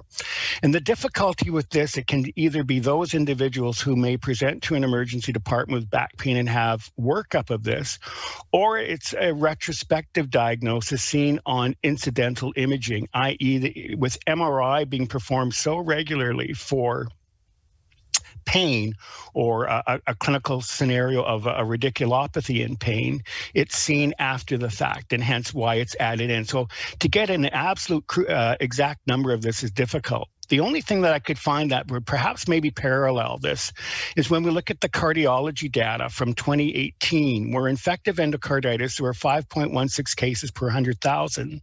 And of these, greater than 50% related to IV drug abuse. And certainly we're seeing this on the spine side, you know, where there pre-COVID, it was rampant in terms of intravenous drug use, not only in a younger age population, but even older patients. So somebody who's struggling with chronic back pain, neck pain, etc., they take into the habit of injecting oral medications and hence would introduce Staph aureus into their bloodstream and then to the spine. Other indolent infections that we typically see, but certainly creating an osteomyelitis versus an epidural abscess or spondylodiscitis related to TB, blastomycosis, and some protozoal infections. So the disc has a fairly unique nutrition, and hence that's why it tends to be an excellent petri dish for the propagation of bacteria. So the intervertebral disc does not have a direct blood supply, hence it receives its nutrition via diffusion. There are end loop capillaries that are juxtaposed to the end plates, and these end loop capillaries are kind of like renal tubules. They're very slow flow, decreased oxygen content and decreased pH, and hence a perfect petri dish for the propagation of bacteria. And I think when you look at the hematogenous spread to the spine, whether it's venous or arterial, it then tends to result in two distinct possibilities. When we look at the valvulus plexus that drains the pelvis and the lower extremities, Batson's plexus, this already drains up into the chest. And these bacteria can seed the epidural space and create an epidural infection with cord or quina compromise, and that can extend to the facet joints. Whereas if you truly have an arterial spread to the end plate and then the disc, this typically creates erosions, collapse, and epidural abscess and or psoas abscess. But the bottom line, it's always venous, or pardon me, hematogenous spread. The clinical presentation and what we're trying to identify or establish here is a pattern recognition. Usually patients present with unrelenting pain in the cervical, thoracic, or lumbar spine. And the lumbar spine is the most common area of affliction because of its, rich blood supply. They may have concomitant complaints of radicular pain or loss of motor or sensory function related to either direct compression or fracturing of those vertebrae, and typically a history of recent fever and chills.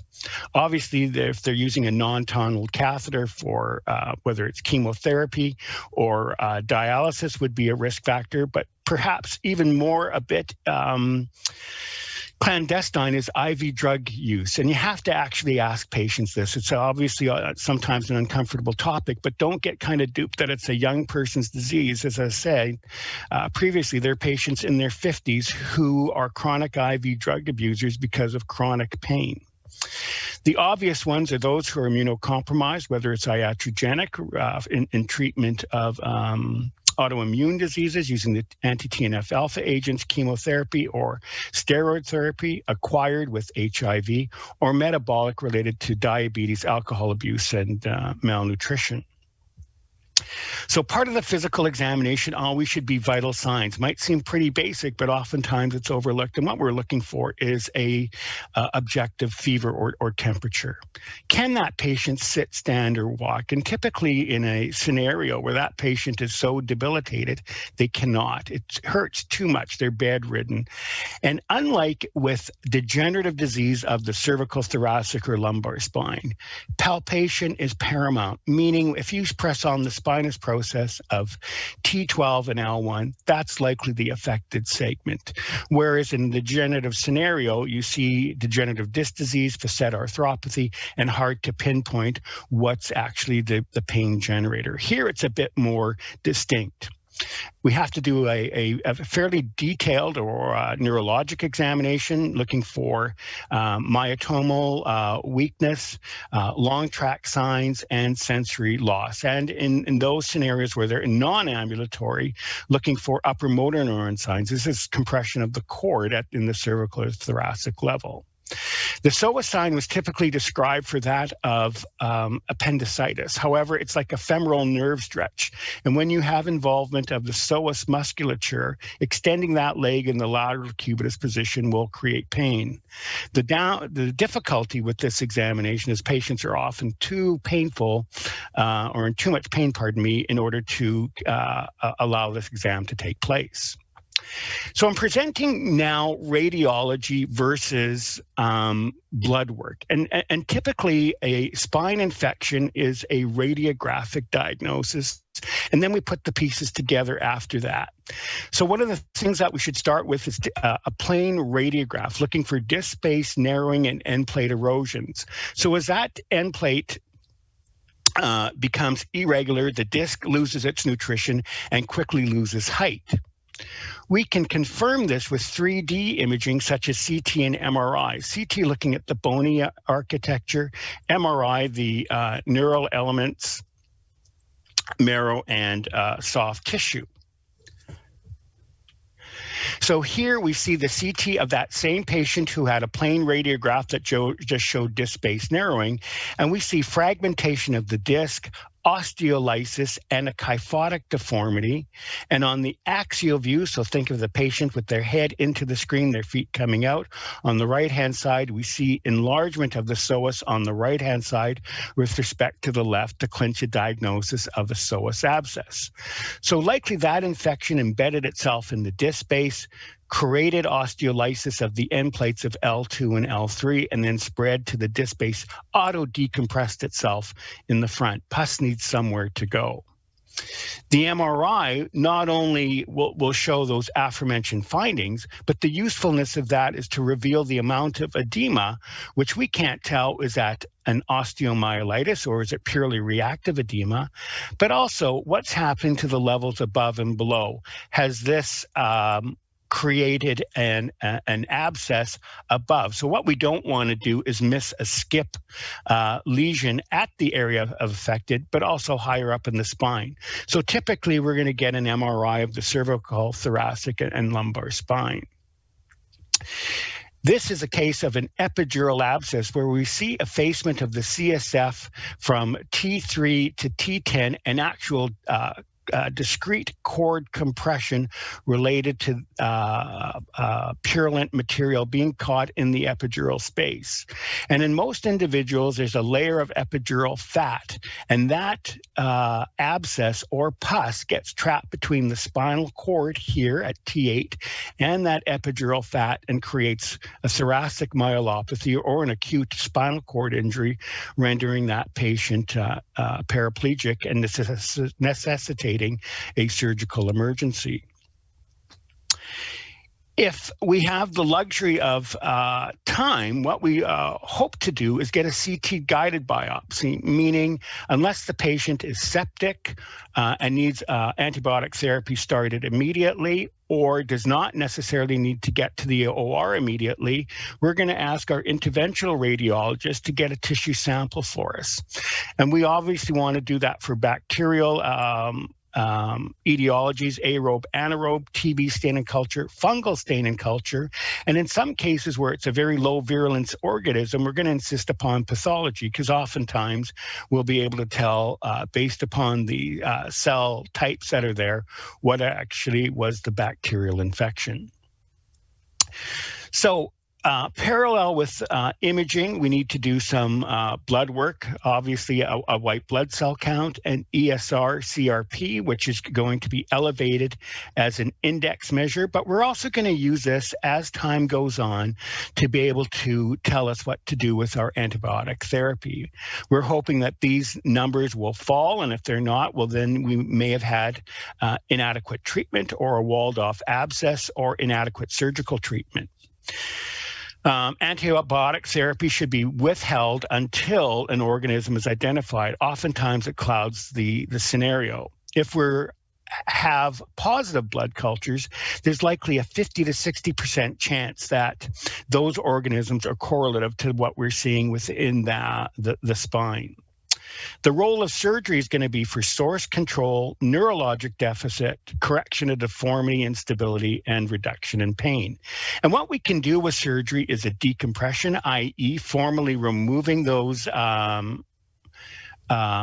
compressive lesions, whether it's related to fibrotic tissue or active pus, or by stabilizing the spine, putting one vertebra back into place, reduce that neurologic deficit. And obviously with that is deformity correction. So what we're trying to do is reduce the amount of pain, reduce the amount of energy expenditure that patient has to undergo in order to sit, stand, and walk properly. So the case we're going to present is a hallmark case of typically something that we see. And although I'm presenting as a surgeon, the care of these patients is not just around one individual. It's the primary care doc, primary care nurse, associated medical staff, obviously the infectious disease people, and surgery, I think, is a small part of this whole process. But the primary thing is pattern recognition.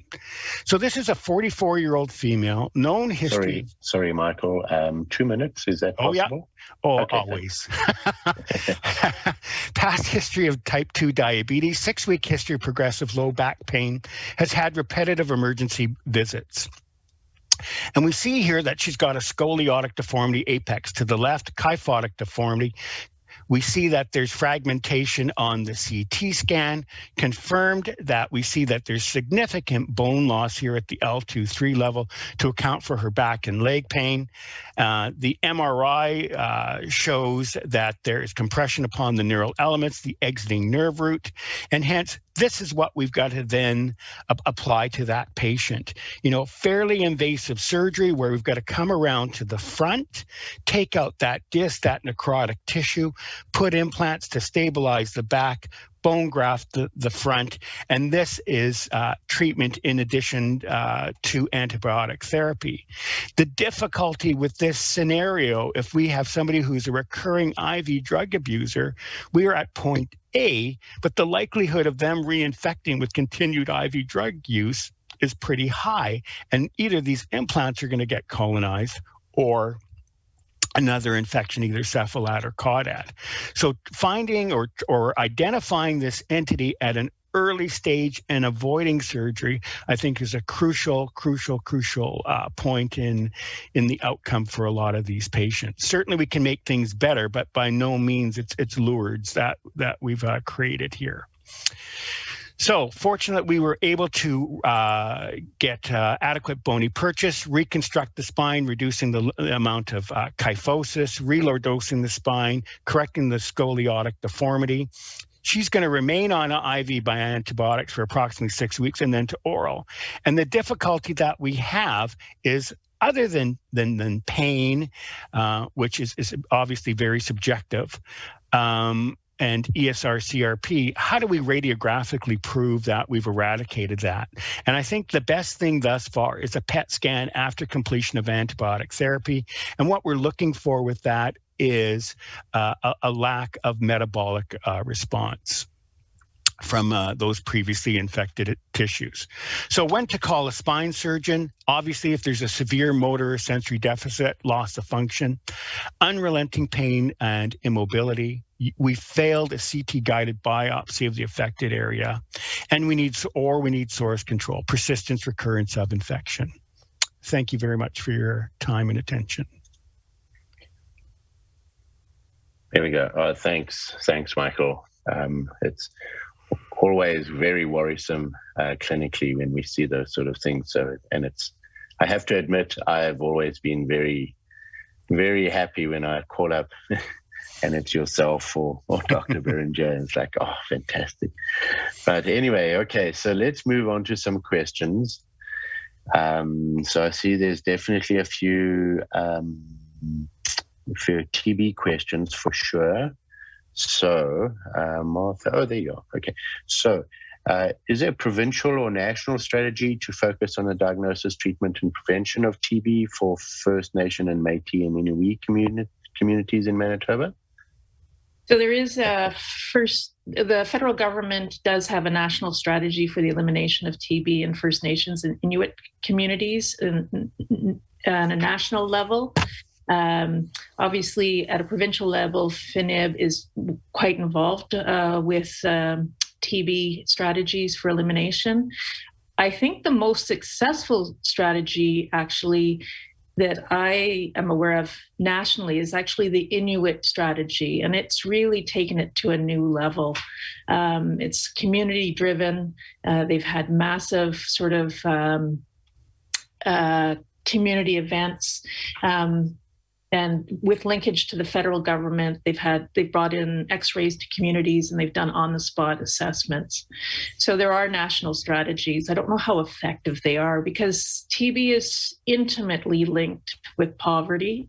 And my slide that said TB is a comment on society, I think holds true. So for us to eliminate TB, we are going to have to answer all the calls of the Truth and Reconciliation Commission. Yeah, it sure sounds like has become a common theme in a lot of our talks today. That's for sure. So, okay, so there's another question for you. 20% of people with active TB have a negative TST. So, will a similar percent of people with latent TB also have a negative TST? It's almost a diagnostic. So we know that if you are immunosuppressed and you have had prior TB infection, you can have a negative TST or IGRA, and that would imply that your immune system is suppressed for whatever reason. The most common would be HIV. So, for example, if someone is living in a house with a close contact of a highly infectious case of TB and, for example, had AIDS with a CD4 count of less than 20, we would offer treatment for latent TB after ruling out active TB, regardless of what the TST is, if their CD4 count was that low. So, in fact, we do have to take into account, because both IGRA and TST require an intact immune system, we actually do have to take into account what their immune system is when we're reading it. And I think if people recall, there's different cutoff points for the TST, and in part that takes in account what the immune system is going to be and what the positive, sort of the pretest probability is. Right. I don't know if you can actually see in the chat side there's Dr. John Connolly has actually asked you a question. Interesting, talking about group A strep. But could the heart disease, pneumonia, and renal deaths in children in the residential schools have been due to group A strep and all those complications, and thus potentially exceeding the deaths due to TB, or was there clear respiratory findings?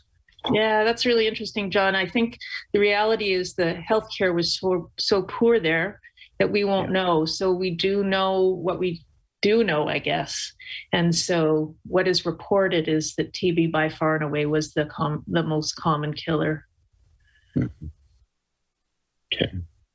All right. It looks like we've got a great question for Dr. Hammond. So, nice and brief, do you think measles can be eradicated? I mean, does that fit some of the criteria where we can actually follow the footsteps of polio? Thank you, Richard.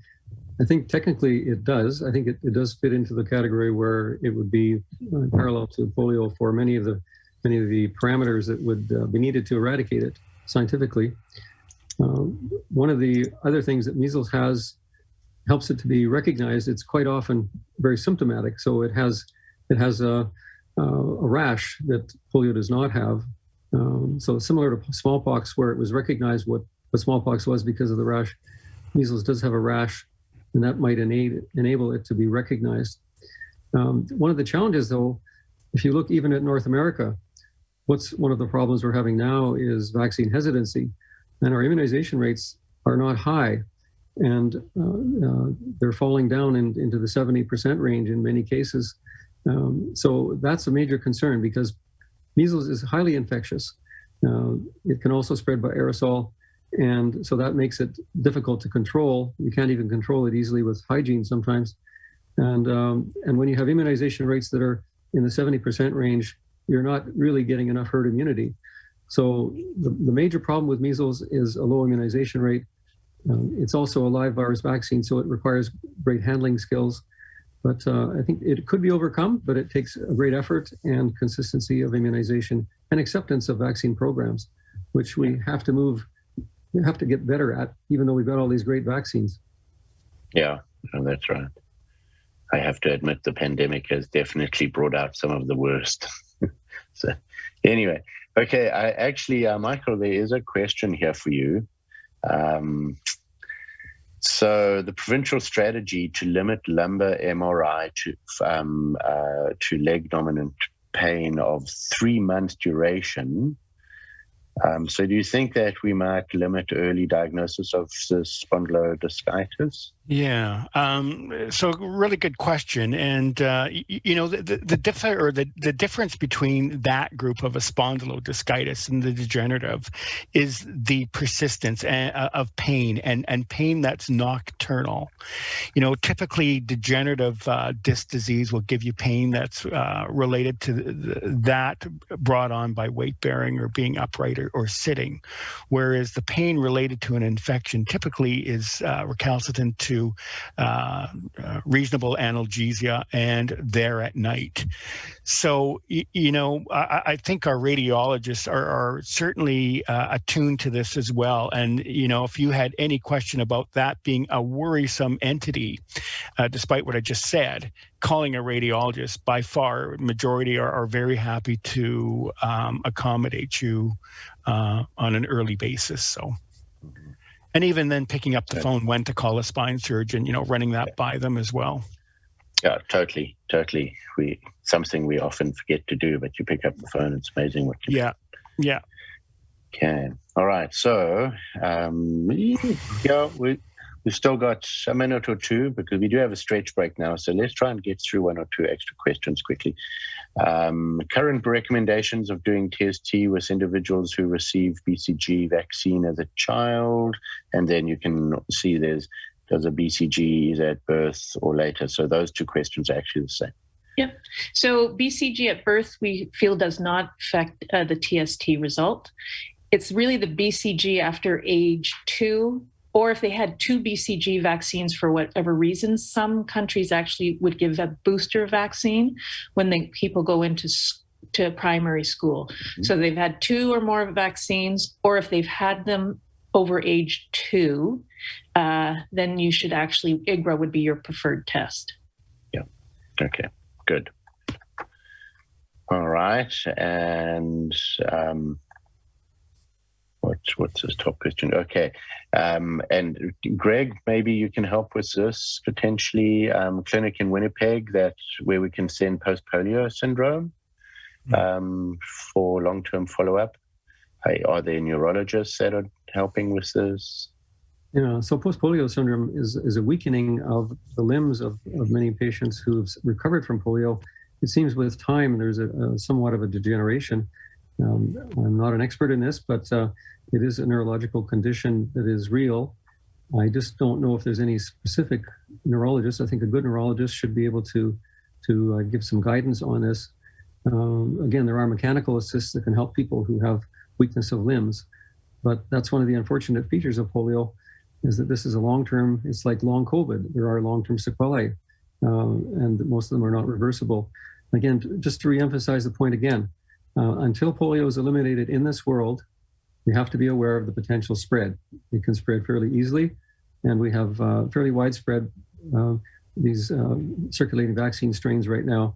So I just would say that, again, to reemphasize the value of immunization for prevention, because there is no treatment. Okay, and last question just before the break, because we do have still time for a break.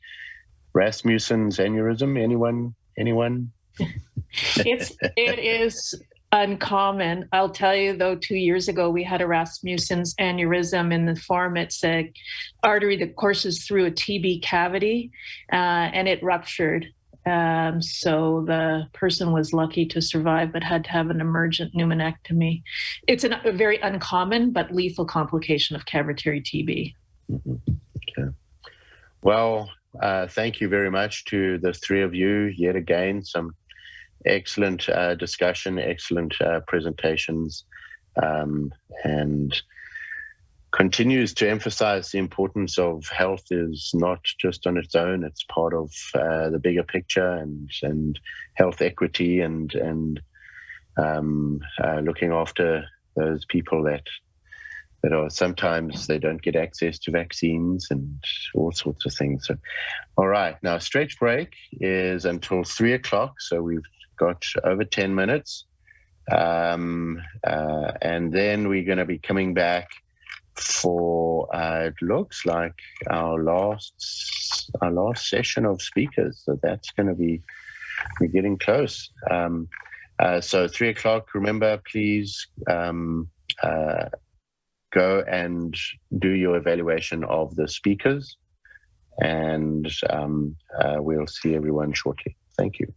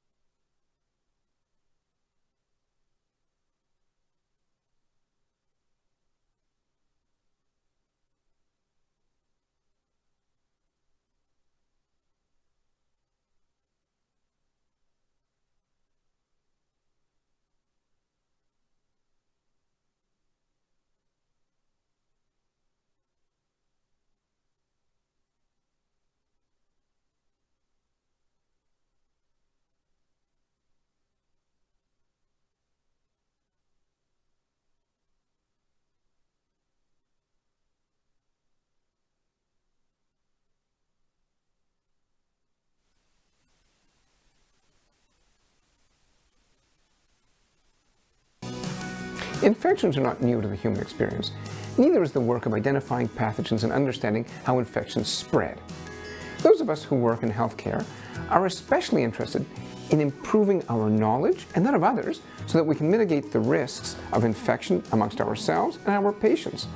Science and research, public health, clinical care and education, as well as infection prevention and control, are all tied together to help prevent the transmission of germs and protecting people in hospital. Bug Day was the first of a kind event. It began 25 years ago with two visionary nurse educators who had a great idea and started an interdisciplinary education day at the Health Science Center. Joan Porteous and Joyce Maura planned the first event over a lunchtime and then conferred with a colleague, and with an elevator ride, the term Bug Day was born. They were amazed by the interest in this program, and ultimately a planning committee was established and representatives from infection prevention and control were involved, and the program as we know it today took off. 2 years later, John Stepaniuk, one of the operating room registered nurses at the Health Sciences Center, created the iconic bug illustrations that have been used to promote the event ever since. In 2003, Bug Day became an accredited event by the University of Manitoba, allowing participants to claim professional development credits. It's the only event of its type in Canada, tying together infection prevention and control, public health, and infectious diseases. The committee chooses topics every year well in advance of the event, actually 1 year in advance of the event, and this allows us to watch what occurs in the community, in the media, and around us to help have a phenomenal program.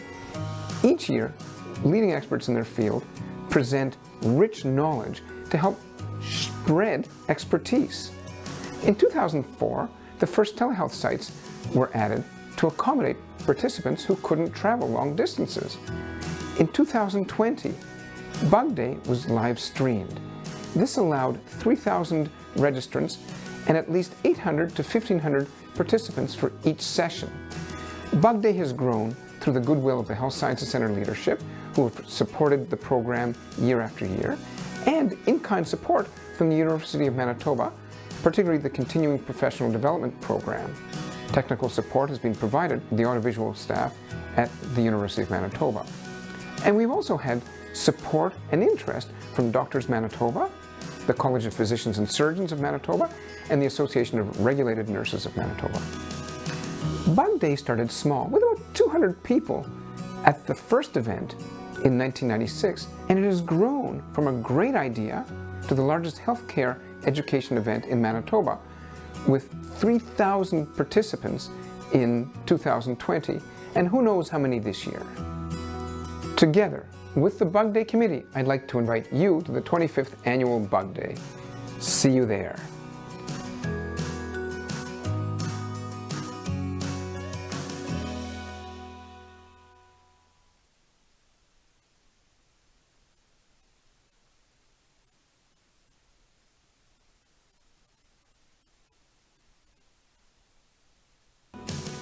Bug Day is truly unique.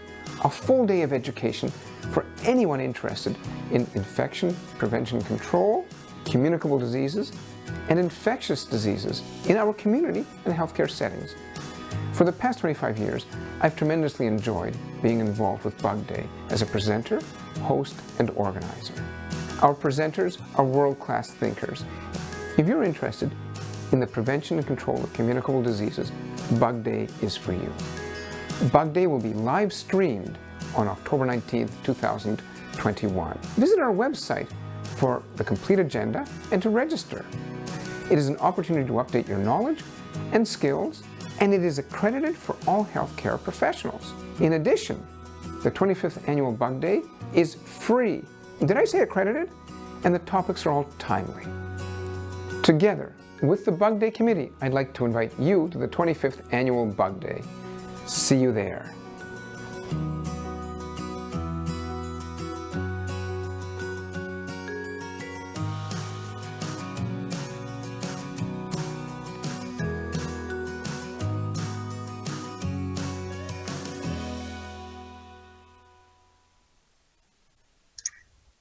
Okay, well, welcome back, everybody.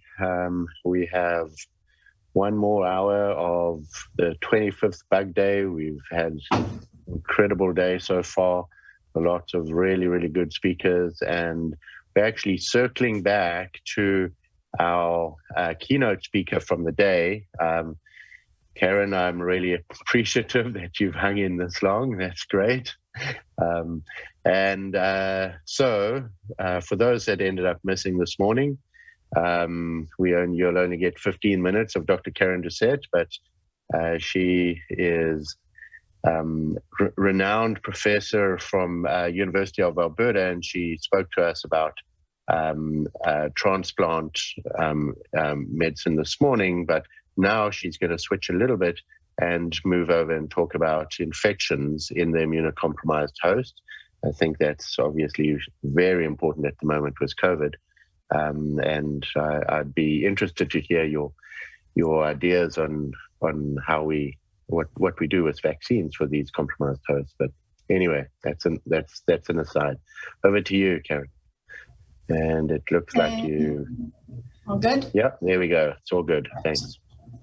Thank you very much, Richard. So I'm happy to be back again. And so I'm going to talk about, so this is a very broad overview of infections and immune-compromised hosts. I'm going to touch very briefly on COVID, but the rest of the panel will be talking about COVID, so I can answer hopefully any questions specific to immune-compromised hosts towards the end as well.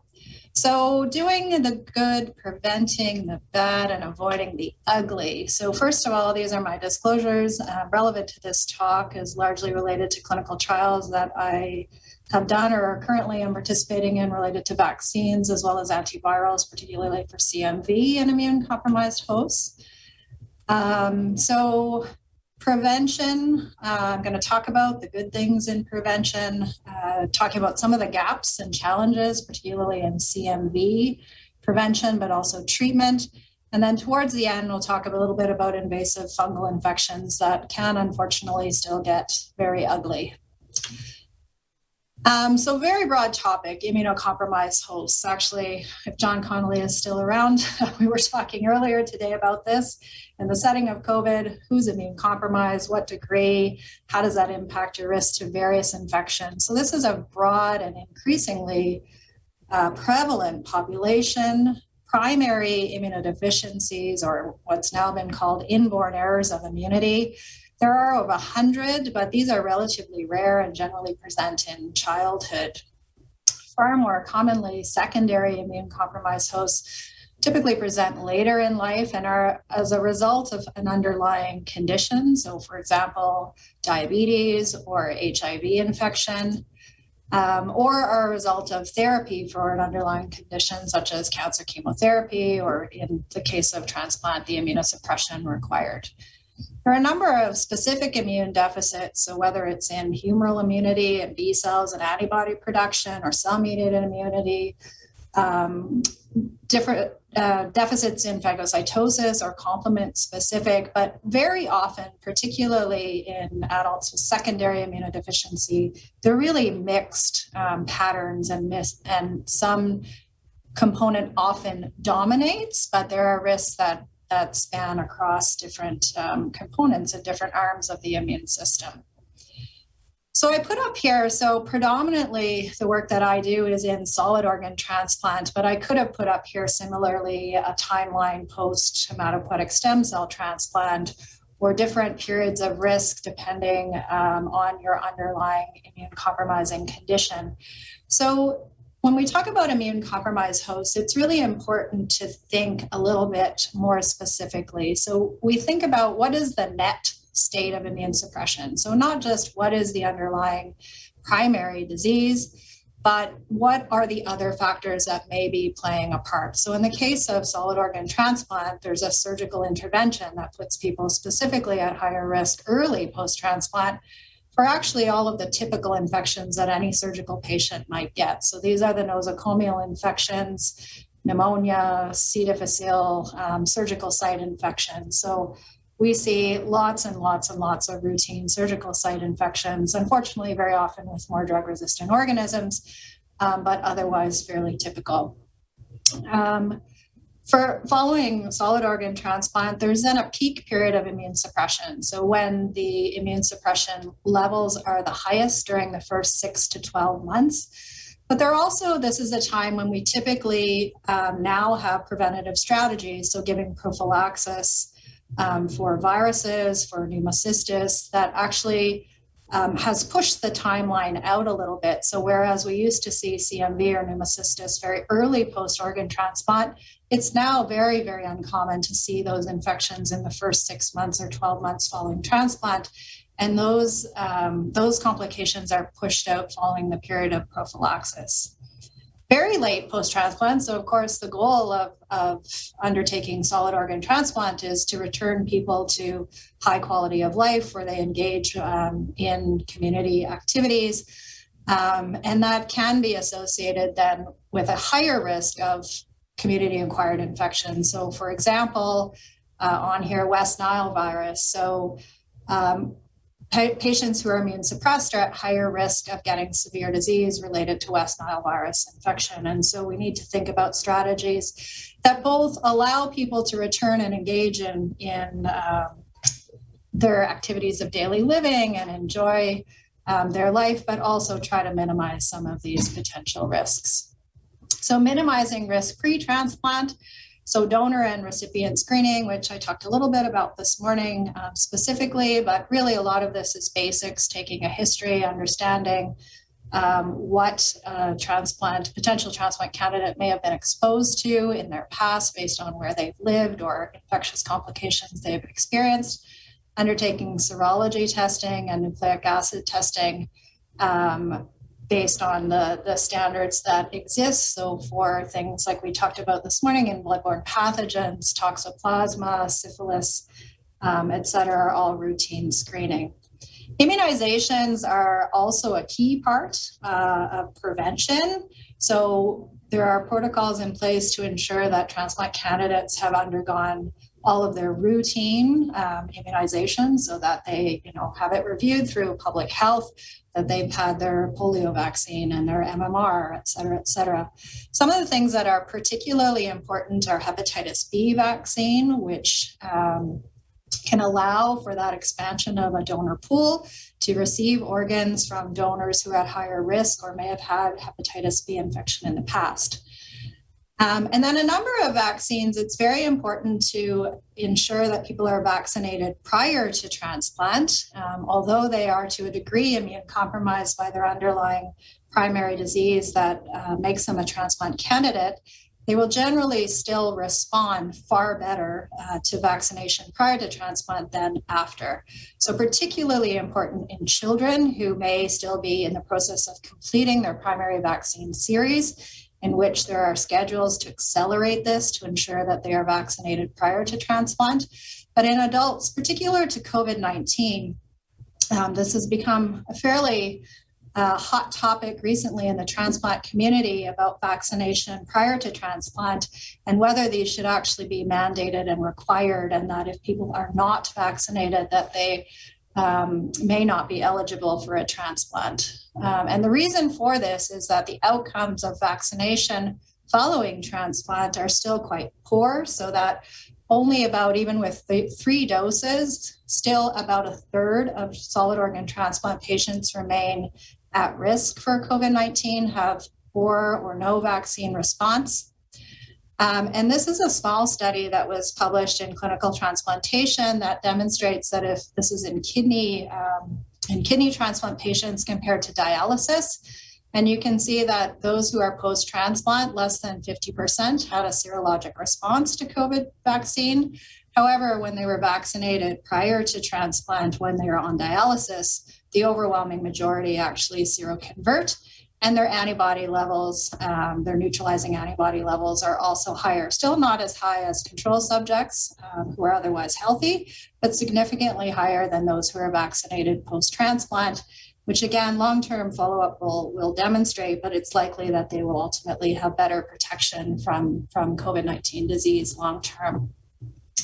So another part of prevention is prophylaxis, so pneumocystis, which is routine prophylaxis with TMPSMX. Again, very, very rarely seen now in organ transplantation with routine prophylaxis. And then herpes viruses, again, I'll talk a little bit more about CMV, but also HSV prevented with antiviral therapy very effectively in that period of the highest risk of immunosuppression.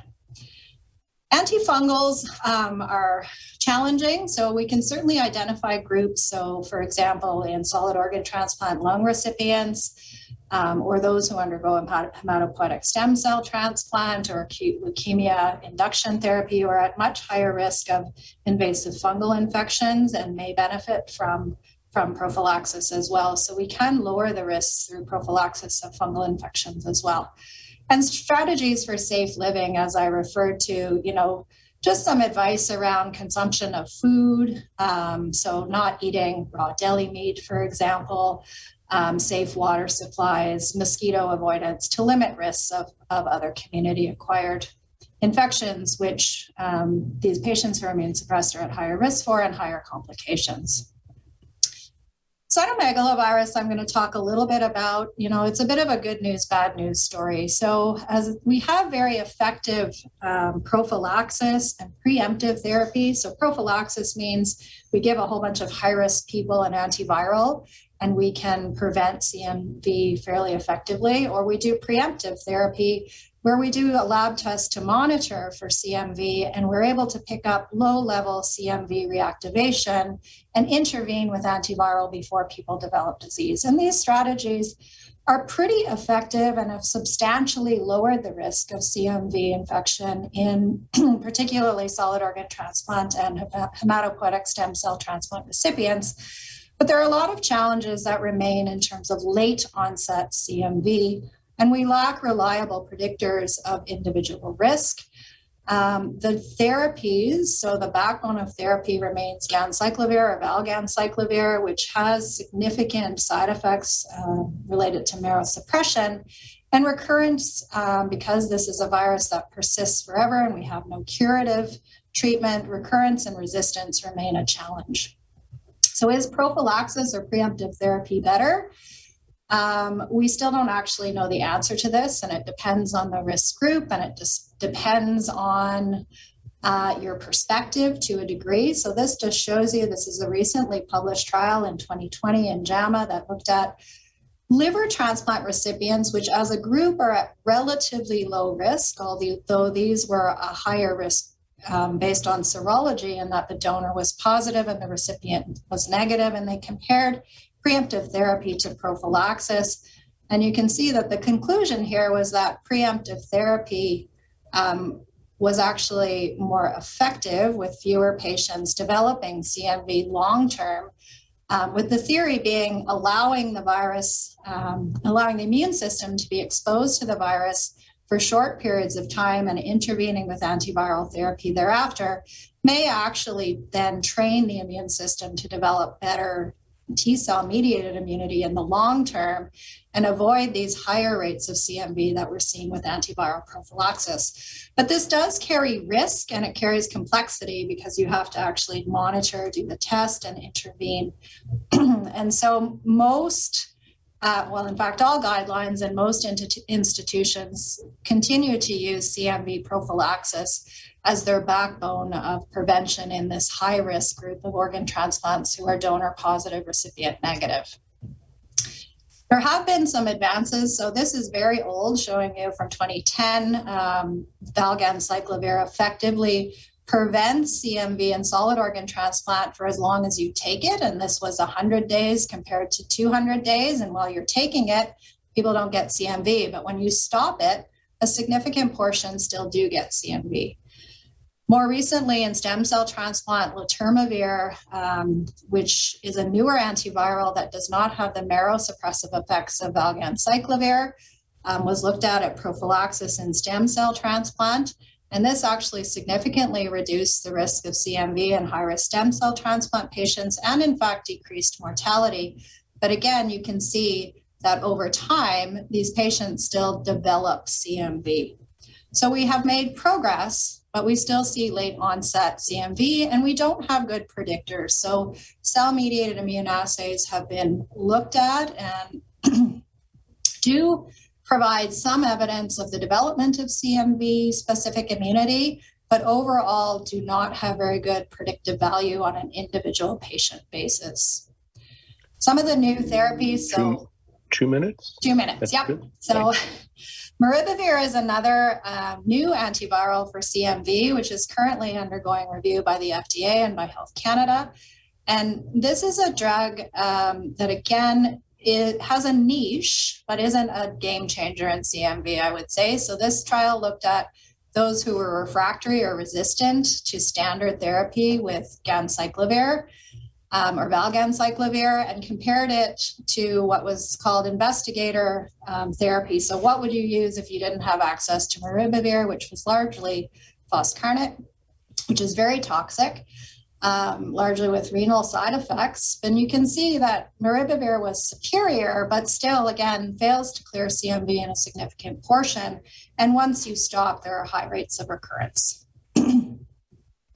So just finally, I'm going to very quickly just talk about fungal infection, aspergillus being the most common one we worry about. And this is ubiquitous in the environment and is inhaled and can cause severe disease in immune compromised. In particular, we worry about solid organ transplant, hematopoietic stem cell transplant, who get invasive infections in the lung, sinuses, and brain predominantly.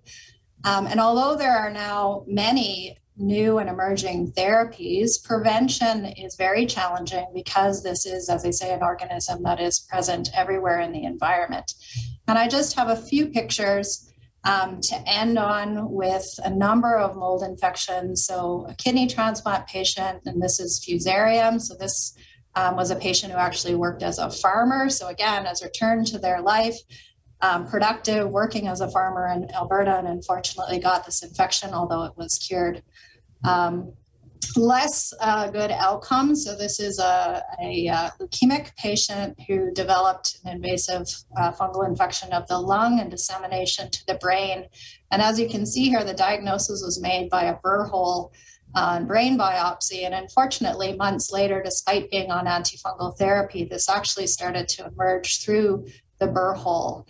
She survived for about 9 months on suppressive therapy, but had relapsed leukemia and eventually died from that. And just finally, to compete with the surgeons, I have this picture from a surgeon. So this was a young woman with cystic fibrosis who actually developed discitis due to scedosporium, which then extended and resulted in this mycotic aneurysm. She underwent surgery and had complete replacement of her thoraco-abdominal aorta, which, as you can see, was about to fall apart and had a hole in it and attached to this spinal area of infection, all grew scedosporium.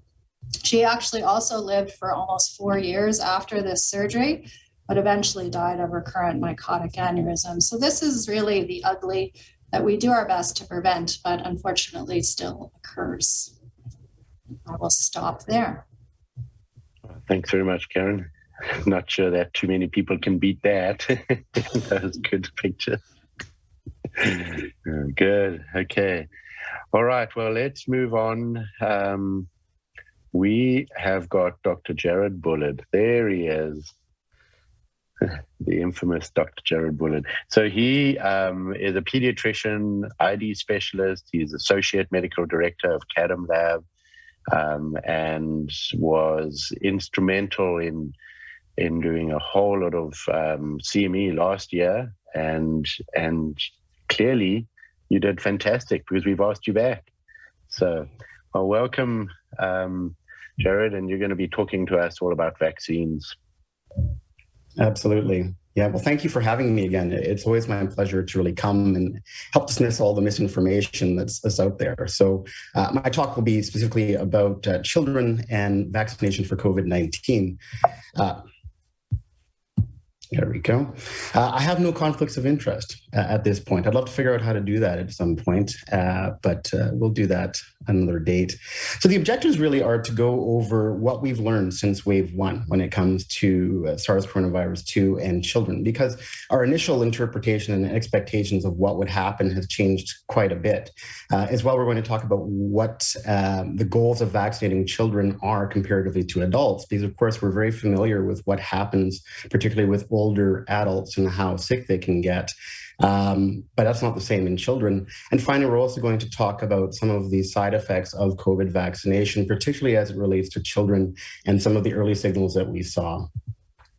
So I'll start with this. It's an interesting diagram. I was presenting grand rounds in the Bahamas back in June and trying to relate how big Canada was. I'm originally from the Bahamas, and all the islands could actually fit in Lake Manitoba very easily.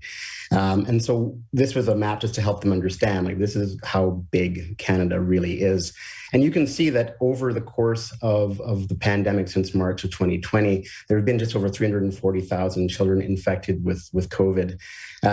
Of those, almost 1,800 are hospitalized. But it's really important to understand that just because you're in hospital with COVID does not mean that you're in hospital because of COVID. In fact, a lot of the time, children that are in hospital are just coincidentally are found to have it on screening test on admission. In addition, a number of children are in ICU, and a good proportion of those are actually with multi-inflammatory syndrome in children. And ultimately, even though we say that children don't die from this, there have been 18 deaths across the country, it's substantially less overall than when compared to adults. What we see also when we're talking about Manitoba is that we've had about 15,000 children infected with SARS coronavirus 2. So proportionally, we're about the same. And what you've seen over wave 1, 2, and 3, and as we go into 4, is that the proportion of positive cases is increasing in children. So initially, it was around that 20 to 25% mark. It's now upwards of about 30%. We have very similar statistics when it comes down to those that are in hospital in the ICU.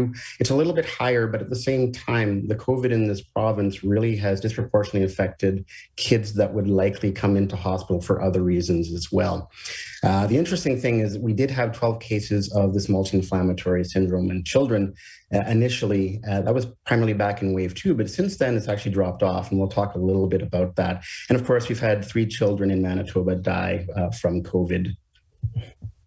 So what do we see? Well, typically, and this is a big difference again compared to adults, children have asymptomatic disease or polysymptomatic disease, meaning that their symptoms are often very mild. When they do get these, it tends to resolve quickly compared to adults who tend to be sick for the better part of a week. Children tend to get better in the course of a couple of days. The most common symptoms that we see are primarily fever and cough. And so that also is important to understand, that a lot of kids come into hospital, particularly infants, when they have fever, because we have to rule out a lot of important causes of infection in them, including bacterial infection. Headache is also seen to some degree. Long COVID, which is clearly an issue in adults, is seen in children, but again, to a lesser degree. And so that's an interesting finding that, again, is an evolution.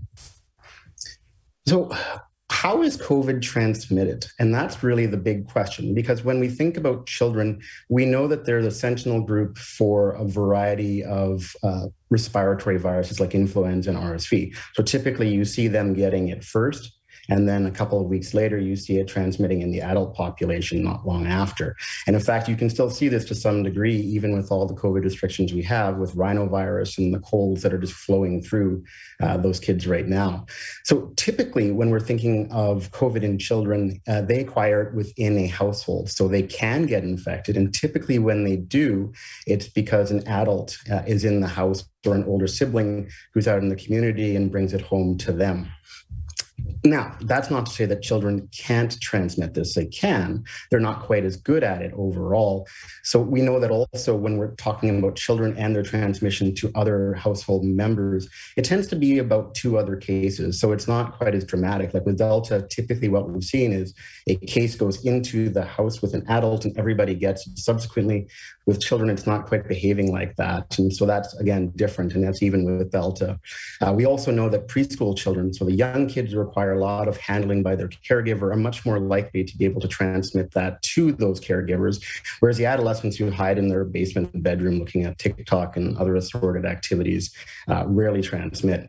But the key take-home message from this is that the single greatest risk to children, in fact, is their household members, in particular if they're unvaccinated.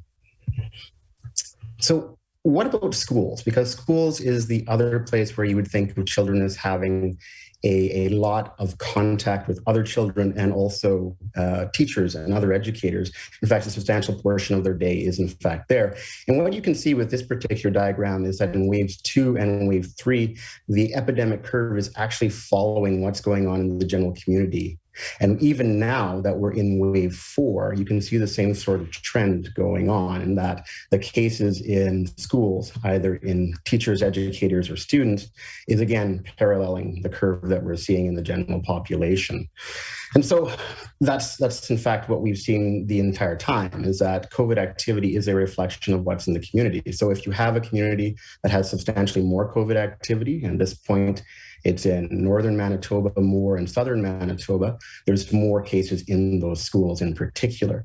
But it's important to know that, again, most of that is actually occurring in households and not necessarily in schools. So direct cases attributed to outbreaks in schools is actually less than 5%.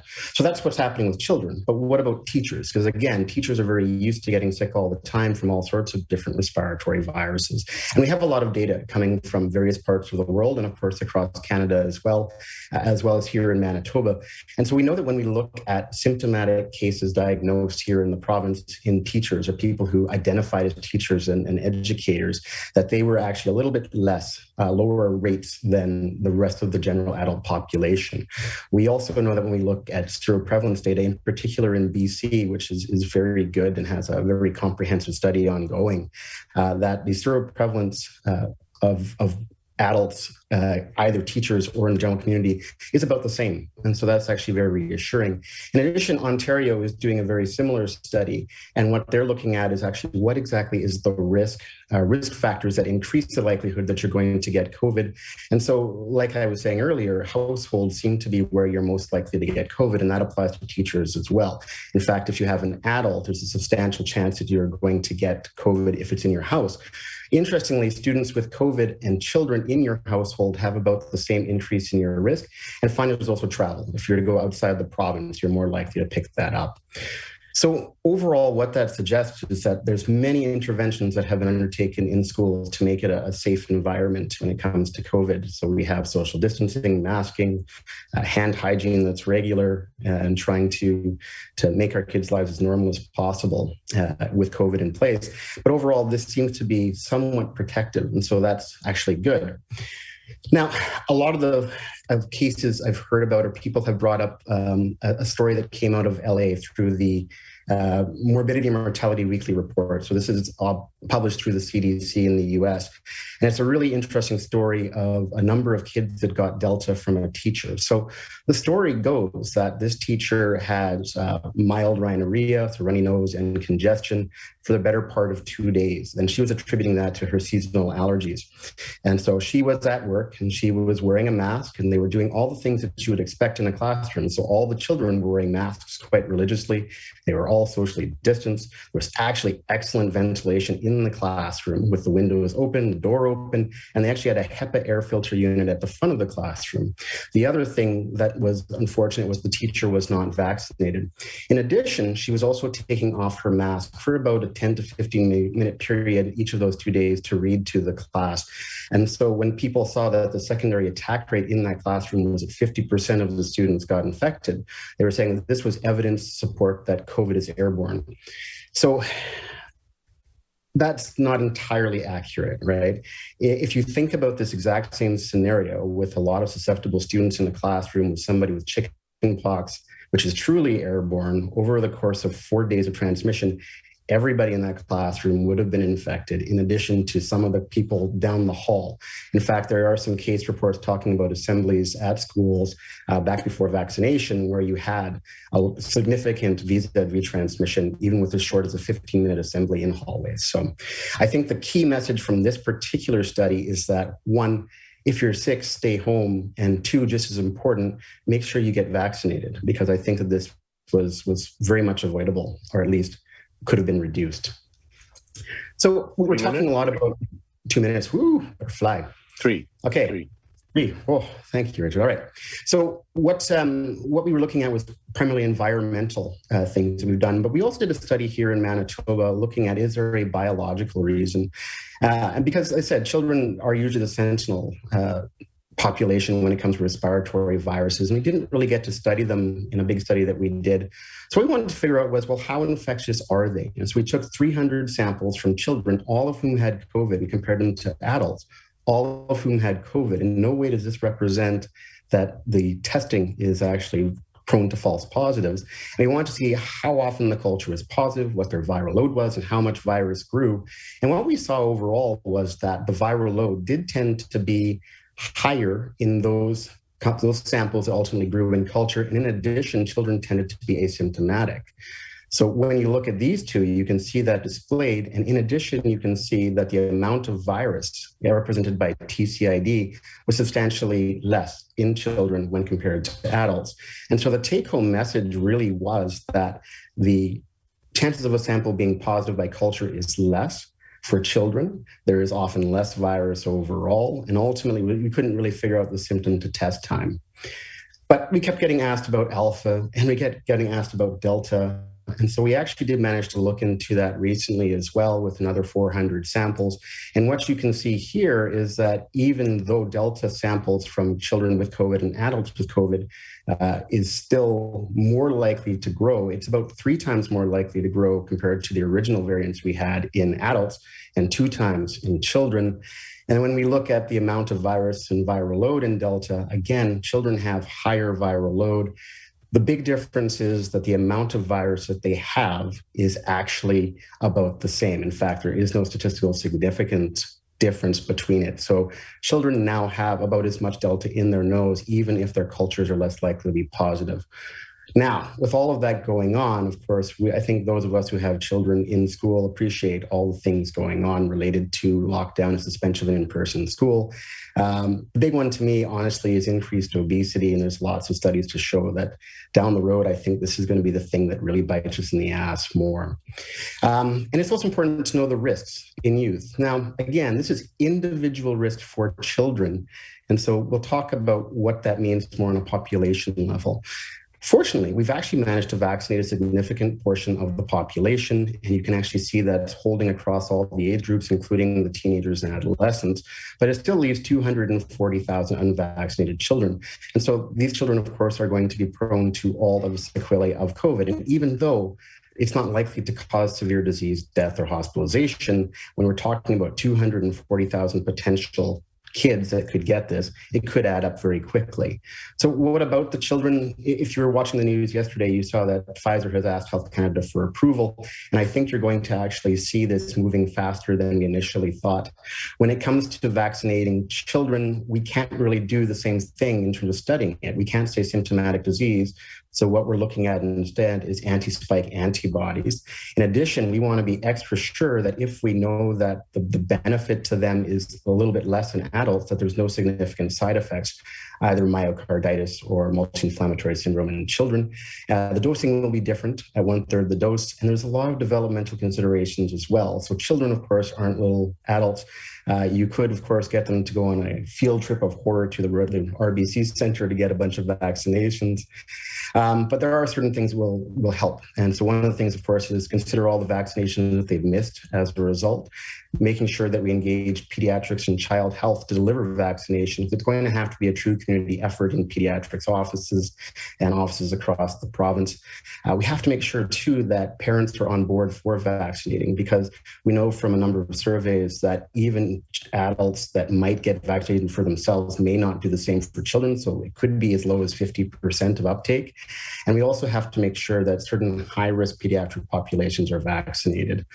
So that was a quick run through at the very end. Hopefully we achieved the objectives. I have the self-assessment questions as well, which we can go over, but I'm happy to go over any questions in the next little while. Thank you. Oh, thanks very much, Jared. Great to hear things are moving ahead. Okay, all right. So I'd like to move straight on to our last speaker. So Dr. Pierre Plurd is a medical officer of health at the Winnipeg Regional Health Authority. He's a professor in the Department of Community Health Sciences, as well as in Department of Medical Microbiology and Infectious Diseases. He also this is his 24th presentation at Bug Day, which I think is outstanding. And so welcome, Pierre. It's going to be great to hear your final take on life after COVID. And what is that new normal? We can see your slides all fine. Good, great. Thank you, Dr. Rusk and Dr. Emble, for the invitation to present. The new normal is an interesting aspect of my title. What is normal? Was it really normal before COVID? Certainly from the perspective of population health gaps and disparities, it was anything but normal for a significant proportion of our population. So again, I won't get into that, the nuance of that, but I still am asking the question, what is the new normal? In terms, many people have made land acknowledgements, and so I will add to that simply stating that I do live and work on Treaty 1 territory here in Winnipeg, and that unfortunately many of the treaties and agreements, such as agreements made with Métis Nations, the Métis Nation made on this territory, have been broken and have resulted in past, and I want to stress present harms. And so albeit the organization I work for, the Winnipeg Regional Health Authority, dedicates itself to collaborate in partnership with First Nation, Métis, and Inuit peoples in the spirit of reconciliation. We're trying, but we have a long way to go, as you've heard in many presentations today. Again, I wish, as Dr. Bullard does, that I had some certain conflicts of interest, with commercial interest anyways, but all I've received in 24 presentations at Bug Day was over 15 years ago. I think I got a mug, well, not I think, I know I got a mug from Emble. And I just wanted him to know that it's my prized coffee mug. I still use it, and thank you for that gift. And that's all I have to declare. So what's happening? You've heard this again throughout the day in one way, shape, or form, but there's been over 240 million cases of COVID as of today, reported by the WHO worldwide. As of yesterday, today's numbers won't come out until just later in the afternoon. Canada had over 1.6 million cases, and pretty consistently throughout the world, severe illness requiring hospitalization has occurred in 5 to 10% of SARS-CoV-2 cases, with deaths anywhere from 2 to 3%. In Canada, it's more like between 1.5 and 2%. And as you just heard in the children's presentation, more so in adults, long-term chronic symptoms, initially termed long haulers, in 20 to 30% of adults with COVID-19 infection reported recently in MMWR. It's very reminiscent for me, reminiscent of post-infectious neuromyasthenia, which is a condition that I've been quite familiar with in the world of tropical post-travel medicine. This individual, Brenda Goodman, published in the WebMD Health News back in January, an article that was quite telling. In fact, I borrowed part of my title from her article, which she titled Life After COVID, A Long Road to Recovery. And she described, I'll just read from her article, those deaths due to COVID have unleashed a tsunami of grief. A recent study by researchers at Penn State University found that every person who dies of COVID leaves 9 others grieving for their loss. So again, I don't have to tell this audience that there have been significant fallouts from this pandemic. And the fallouts you've heard is a variety of ways today, a significant mental health deterioration in society that has been measured by increasing suicide rates in some sectors, increasing unintentional deaths from overdoses we've seen throughout the country. serious social deprivation due to lockdowns and some of the consequences, mental health consequences that have come out of that. We've just heard about children who have missed school and the consequences of that, and those same children who have missed routine immunizations and have fallen behind. Many people, frontline, especially those in the hospitality and entertainment industry, lost their jobs, and other people during the pandemic, frontline essential workers and healthcare workers, had too much work. It was feast or famine. You couldn't find work, or you were overwhelmed with the amount of work, which led to economic loss for many and economic gain for some. And throughout the pandemic, we became hopefully more aware of disparities and saw an increased measurement of those disparities. And thanks to the First Nations Health and Social Secretariat of Manitoba, Dr. Marcia Anderson, and the Manitoba First Nations Pandemic Response Coordination Team, these disparities were measured quite well during the COVID-19 pandemic. And as Dr. Anderson frequently points out, although only 10% of the population of Manitoba are First Nations people, First Nations have been well overrepresented, being 25 to 35% of all COVID-19 cases, factoring 25 to 30% of hospitalizations due to COVID-19, 15 to 20% of ICU admissions, and 20% of all deaths due to COVID. And measured again differently, where very good ethnicity data has been collected by Dr. Anderson and her team, severe illness and hospitalization was demonstrated to be 6 times higher in First Nations, people identifying as First Nations versus people self-identifying as white. And even in other BIPOC populations and those identifying as African or Black, risks 3 to 5 times higher of severe illness and hospitalization, with the mean ages of hospitalization in First Nations or African and Black people in their 40s versus 72 years for those who are white. Similarly for ICU admissions versus those of white ethnicity, 5 times higher rates in First Nations people than twice higher rates in African and Black. And then for deaths, the mean age of death in a First Nations person has been 65 versus 83 years overall, with twice as much likelihood of dying from COVID-19 if you're First Nations versus white. So the fallout, in addition to this, has also affected our healthcare system and healthcare worker burnout. I don't have to tell many of you attending this conference, has been a incredibly significant fallout of the pandemic.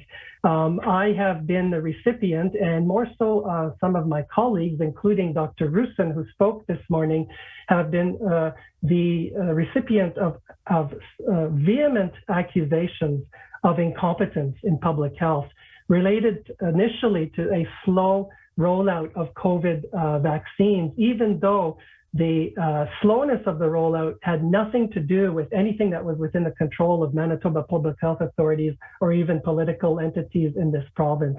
But really took its toll on many of my public health colleagues, to the point that not only in our healthcare system have we had a significant loss of trust between esteemed colleagues, but in general society as well, not only south of the border, but within Canada, we've seen an increasing polarization between the two extremes, those claiming, civil liberty advocates claiming Canadian charter rights of their freedoms to do as they wish and not to be forced into mandates, versus the other extreme where physicians and scientists have demanded COVID zero or COVID suppression strategies, requiring essentially total lockdowns, closing schools, locking down the economy completely, which really put us in public health between a rock and a hard place.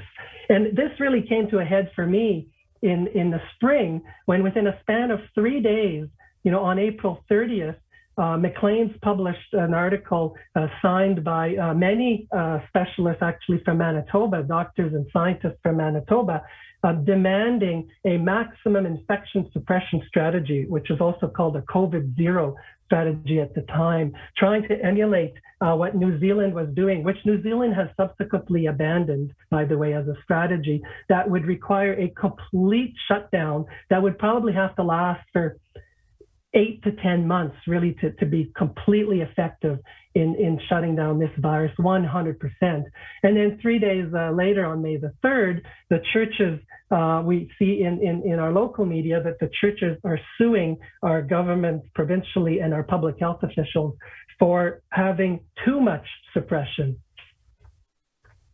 So what are some lessons that I have learned? Maybe, I don't know if you share these lessons, but that I'd like to kind of share with you at this time. My sense is that over the last several months, really shaming one another, shaming our colleagues, telling our acute care colleagues, shaming our public health colleagues, and to suggesting suddenly acute care colleagues are becoming experts in public health and trying to direct our public health colleagues on how to do public health, or shaming the public, especially those who are not willing or able to get vaccinated, is not likely an effective behavioral modification strategy. We need to find better ways of encouraging people to change behaviors, because it only puts people on the defensive who end up digging in their heels. And we're seeing this in 10 to 20% of the population when it comes to COVID immunization. And I attended a talk by Dr. Brian Postal, our local Faculty of Health Sciences Dean, who reflected on 40 years of his experiences and challenges in the healthcare system. And I'd like to quote him at this time, because I thought his insightful comments were quite helpful for me. He's not telling us not to be passionate, but he's asking us to be careful how we express our anger.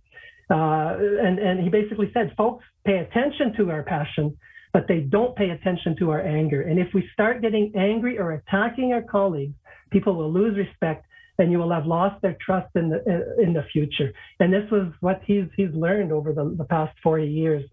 So where are we now as we gradually enter into a fourth wave with trepidation, when we're watching what fourth waves are doing in Saskatchewan, in Alberta, and probably now in New Brunswick as well?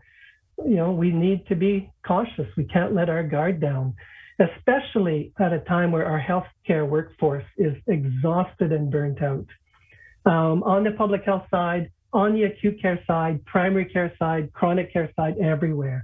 We're tired. We're sick and tired of COVID, but we also know it isn't going away anytime soon. We're not out of this pandemic anytime soon. We don't like mandatory immunization policies. Many people, when I say we, that's about 10 to 20% of our society, do not like mandatory vaccination policies. But without them, too many people don't do the right thing to protect others. And it's not all about you, it's about others. We're tired of public health orders, I get that, but not enough of us are immunized, and some of us are still not eligible for immunization, as we've heard, the 5 to 11-year-old group. And so we still need the public health orders. So what do we know? We know that public health measures work. All the standard hand hygiene, masking, physical distancing. We know that COVID vaccines work to prevent infection and severe illness, hospitalization, and death.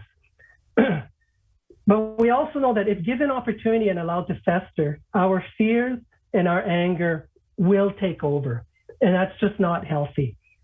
We also know that, we've heard this several times today, racism, the impacts of racism have been exacerbated during this pandemic. And racism is actually the social determinant of health, not race. I facilitated a tutorial recently where the medical students' notes were listing race as a social determinant of health. And it's not race, it's not the color of your skin or your ethnicity that renders you at risk of adverse consequences. It's behavioral, it's racism. So I'd like to end with what I learned. The elders of the Tatasquiac Cree Nation in northern Manitoba in Split Lake this summer invited me to join them on a canoe trip to help Indigenous youth, teenagers, who were struggling in a community that had seen about a dozen teenage suicides in the last year during the COVID-19 pandemic.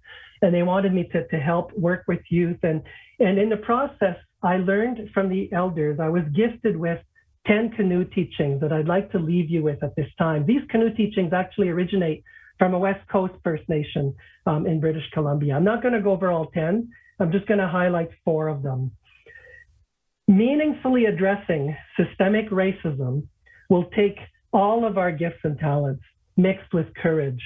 And it will take a lot more than land acknowledgement or even acknowledging that systemic racism exists, but at least that's a start. Because some of us can't even admit, we have some leaders, some politicians and other leaders who can't even admit that systemic racism exists. So we have to start there. We will need to pull and support each other as we take on decolonization. And we're gonna have to figure out what that means, what decolonization means and what it will take. But something tells me it will take a lot of courage, and it will require that our colonial structures, like most of our healthcare system, to be honest, will have to give up some power and control.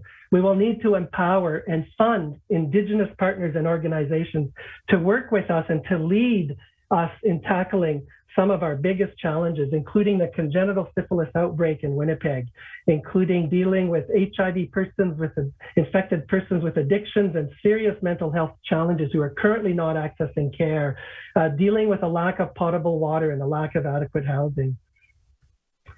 Shaming and constant criticism of one another serves no useful purpose, in my opinion. We've been humbled by this pandemic.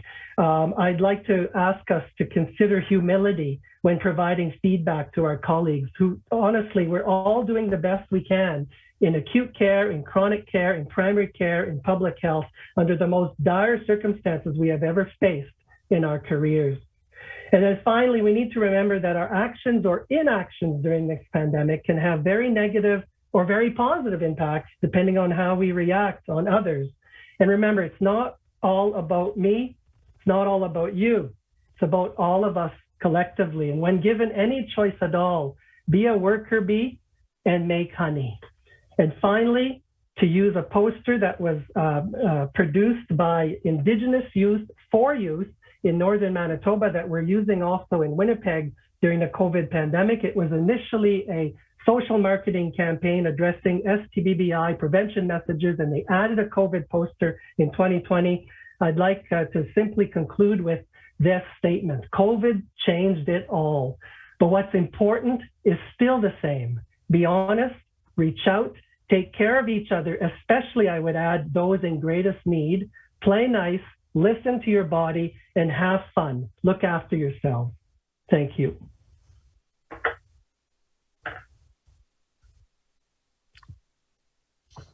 Wow.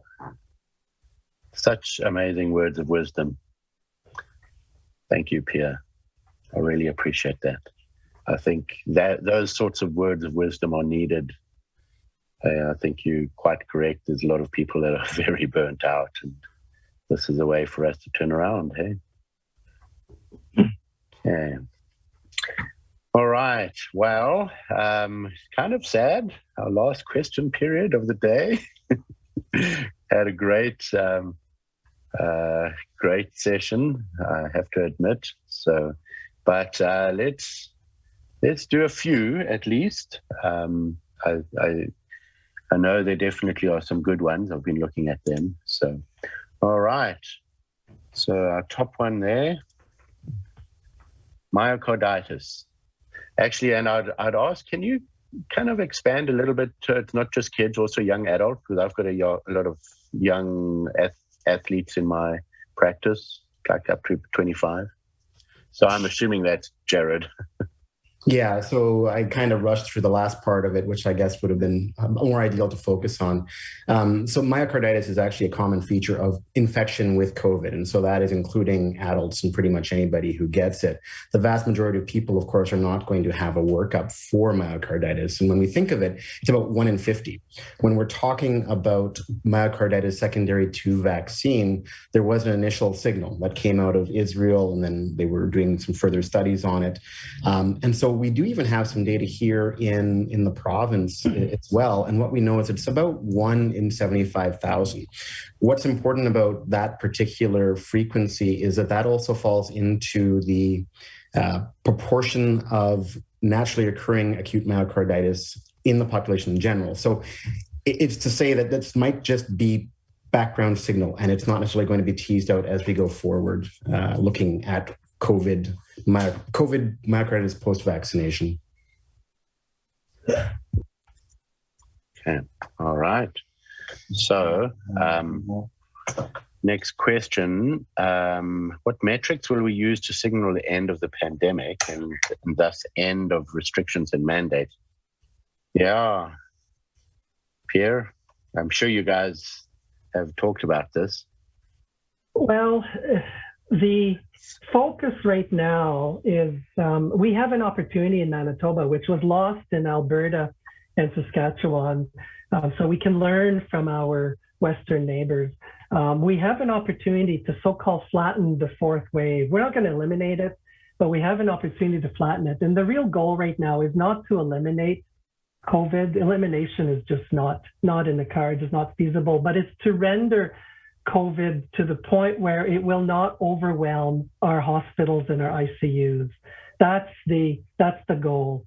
And I don't know if we will achieve it. It's hard to say. Until we can immunize our 5 to 11-year-olds, which I think will make a huge dent. Right now, only 72% or so of all our population has been immunized. If the immunization rates in 5 to 11-year-olds reaches what it has in the older age groups, and we can reach an 85% or get close to an 85% overall population immunization rate, we may turn this pandemic into endemic SARS-CoV-2. When that will happen, your guess is as good as mine. I'm hoping that it will happen sometime over this winter, but nobody can predict. Yeah. And I remember some of our discussions in March last year, and people were throwing out predictions. I'm not sure that anyone was right. Yeah, about 20 years ago, I made a prediction about influenza outbreaks every winter. I basically said the most predictable thing about influenza outbreaks is they're unpredictable. And that's the same thing for COVID, right? We have no idea. So, okay. All right. So is there any surveillance being done to see the prevalence of long COVID in children? I know there's lots of stuff for adults. There is. So certainly pediatrics and child health and the various practitioners have been working with the long COVID adult people as well. And that's what we're doing. We're watching for it. And so far, I don't recall any specific long COVID cases being seen in children yet.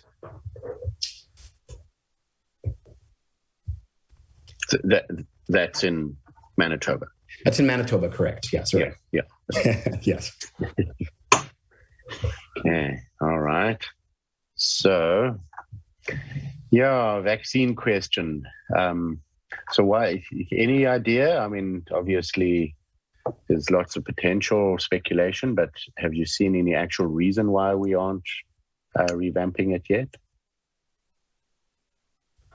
It's the current vaccine, at least the Pfizer vaccine, still has remarkable efficacy against the Delta variant in terms of, again, preventing what we're really trying to prevent at this point, hospitalization, ICU admissions, and death. We're still talking about Delta variant efficacy rates in the 85 to 95% with the 2 RNA vaccines, the Pfizer and the Moderna. So, we still have pretty decent vaccine. Okay. I think I would add to that too, that we kind of have to change our expectations of what's going to be accomplished by the vaccine. To say that you're not going to ever get infected by COVID because of the vaccine is unrealistic. We will all get infected. That is just the reality. But like Dr. Plurd said, the vaccine is going to protect us from severe disease, hospitalization, and death, which is the goal. Yeah, no, thank you for that. That's why I deliberately did not talk about the vaccine efficacy against infection, because that's not what we're aiming for right now. We're aiming for a vaccine that essentially protects and saves our healthcare system. Mm-hmm. Okay. So I'm actually going to cheat. I just want to go down a little bit because, I mean, this is personal as well. For Karen, are there any reasons to defer COVID-19 vaccine transfer patients? So in Manitoba, exemption can be given if transplant is imminent, but does that actually make sense? Yeah, so I think this is a question, everything is a quickly moving target. So, when vaccines first started to roll out, we were trying to get people vaccinated as quick as possible, particularly in that immune suppressed group. There were some people, and we actually had someone come from Manitoba who was receiving a lung transplant and got his Moderna vaccine like the day before he flew out. So ideally, we want to, allow people that time to have their vaccine series and mount an immune response. So at least 2 weeks prior to undergoing transplant. And as we're now moving further into the vaccine rollout, I think that's the reality. As I say, we are seeing mandates. So, most programs are now considering not transplanting individuals who have not at least initiated COVID-19 vaccine. But there still are exceptions, I think, to be made to somebody who presents, for example, with fulminant liver failure or, acute need for acute transplant and has not been vaccinated in certain circumstances. Mm-hmm. Okay. All right. So there's question. It's actually the second one down there. So we've got our 1,500 children with COVID-19 diagnosed, and the old asymptomatic question, which therefore wouldn't necessarily end up in that diagnosed population. Right. What are the speculative numbers out there for kids? Part of the surveillance in Manitoba includes seroprevalence studies. And so the idea there is that you're capturing the asymptomatic spread in the community. And so the most recent seroprevalence study we had was about 17%. So that's implying that proportion of the population has had COVID infection one way or the other. And so that would translate to about even up to 45, 60,000 children that have been infected. And like I said in my presentation, asymptomatic presentations are quite common. And it might even be higher than that, right? Because seroprevalence studies are limited too, in that we only sample randomly certain parts of the population, in particular those that are most likely to get medical care and testing in the first place. So it's of course higher than the 15,000 confirmed cases. Yeah. Okay. All right. I think this may end up being you, Pierre. What would you recommend or expect to see with respect to guidelines changing? So isolating after a close COVID contact at school, once children are fully vaccinated, or even with adults at work like even as healthcare providers, we have to be so close to our patients.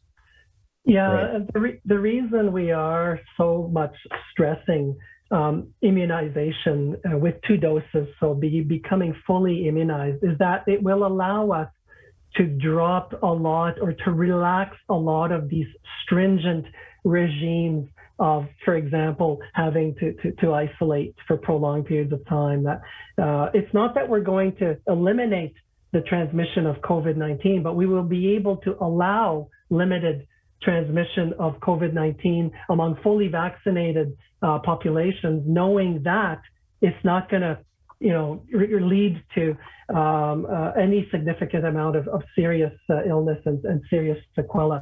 So the sooner that we can get this higher herd immunity to I'm guessing a good 85% or higher of the total population going down to 5 and above, age 5 and above, the sooner we'll be able to drop our guard on some of those aggressive post-contact public health measures. I don't know, Jared, if you have anything to add to that.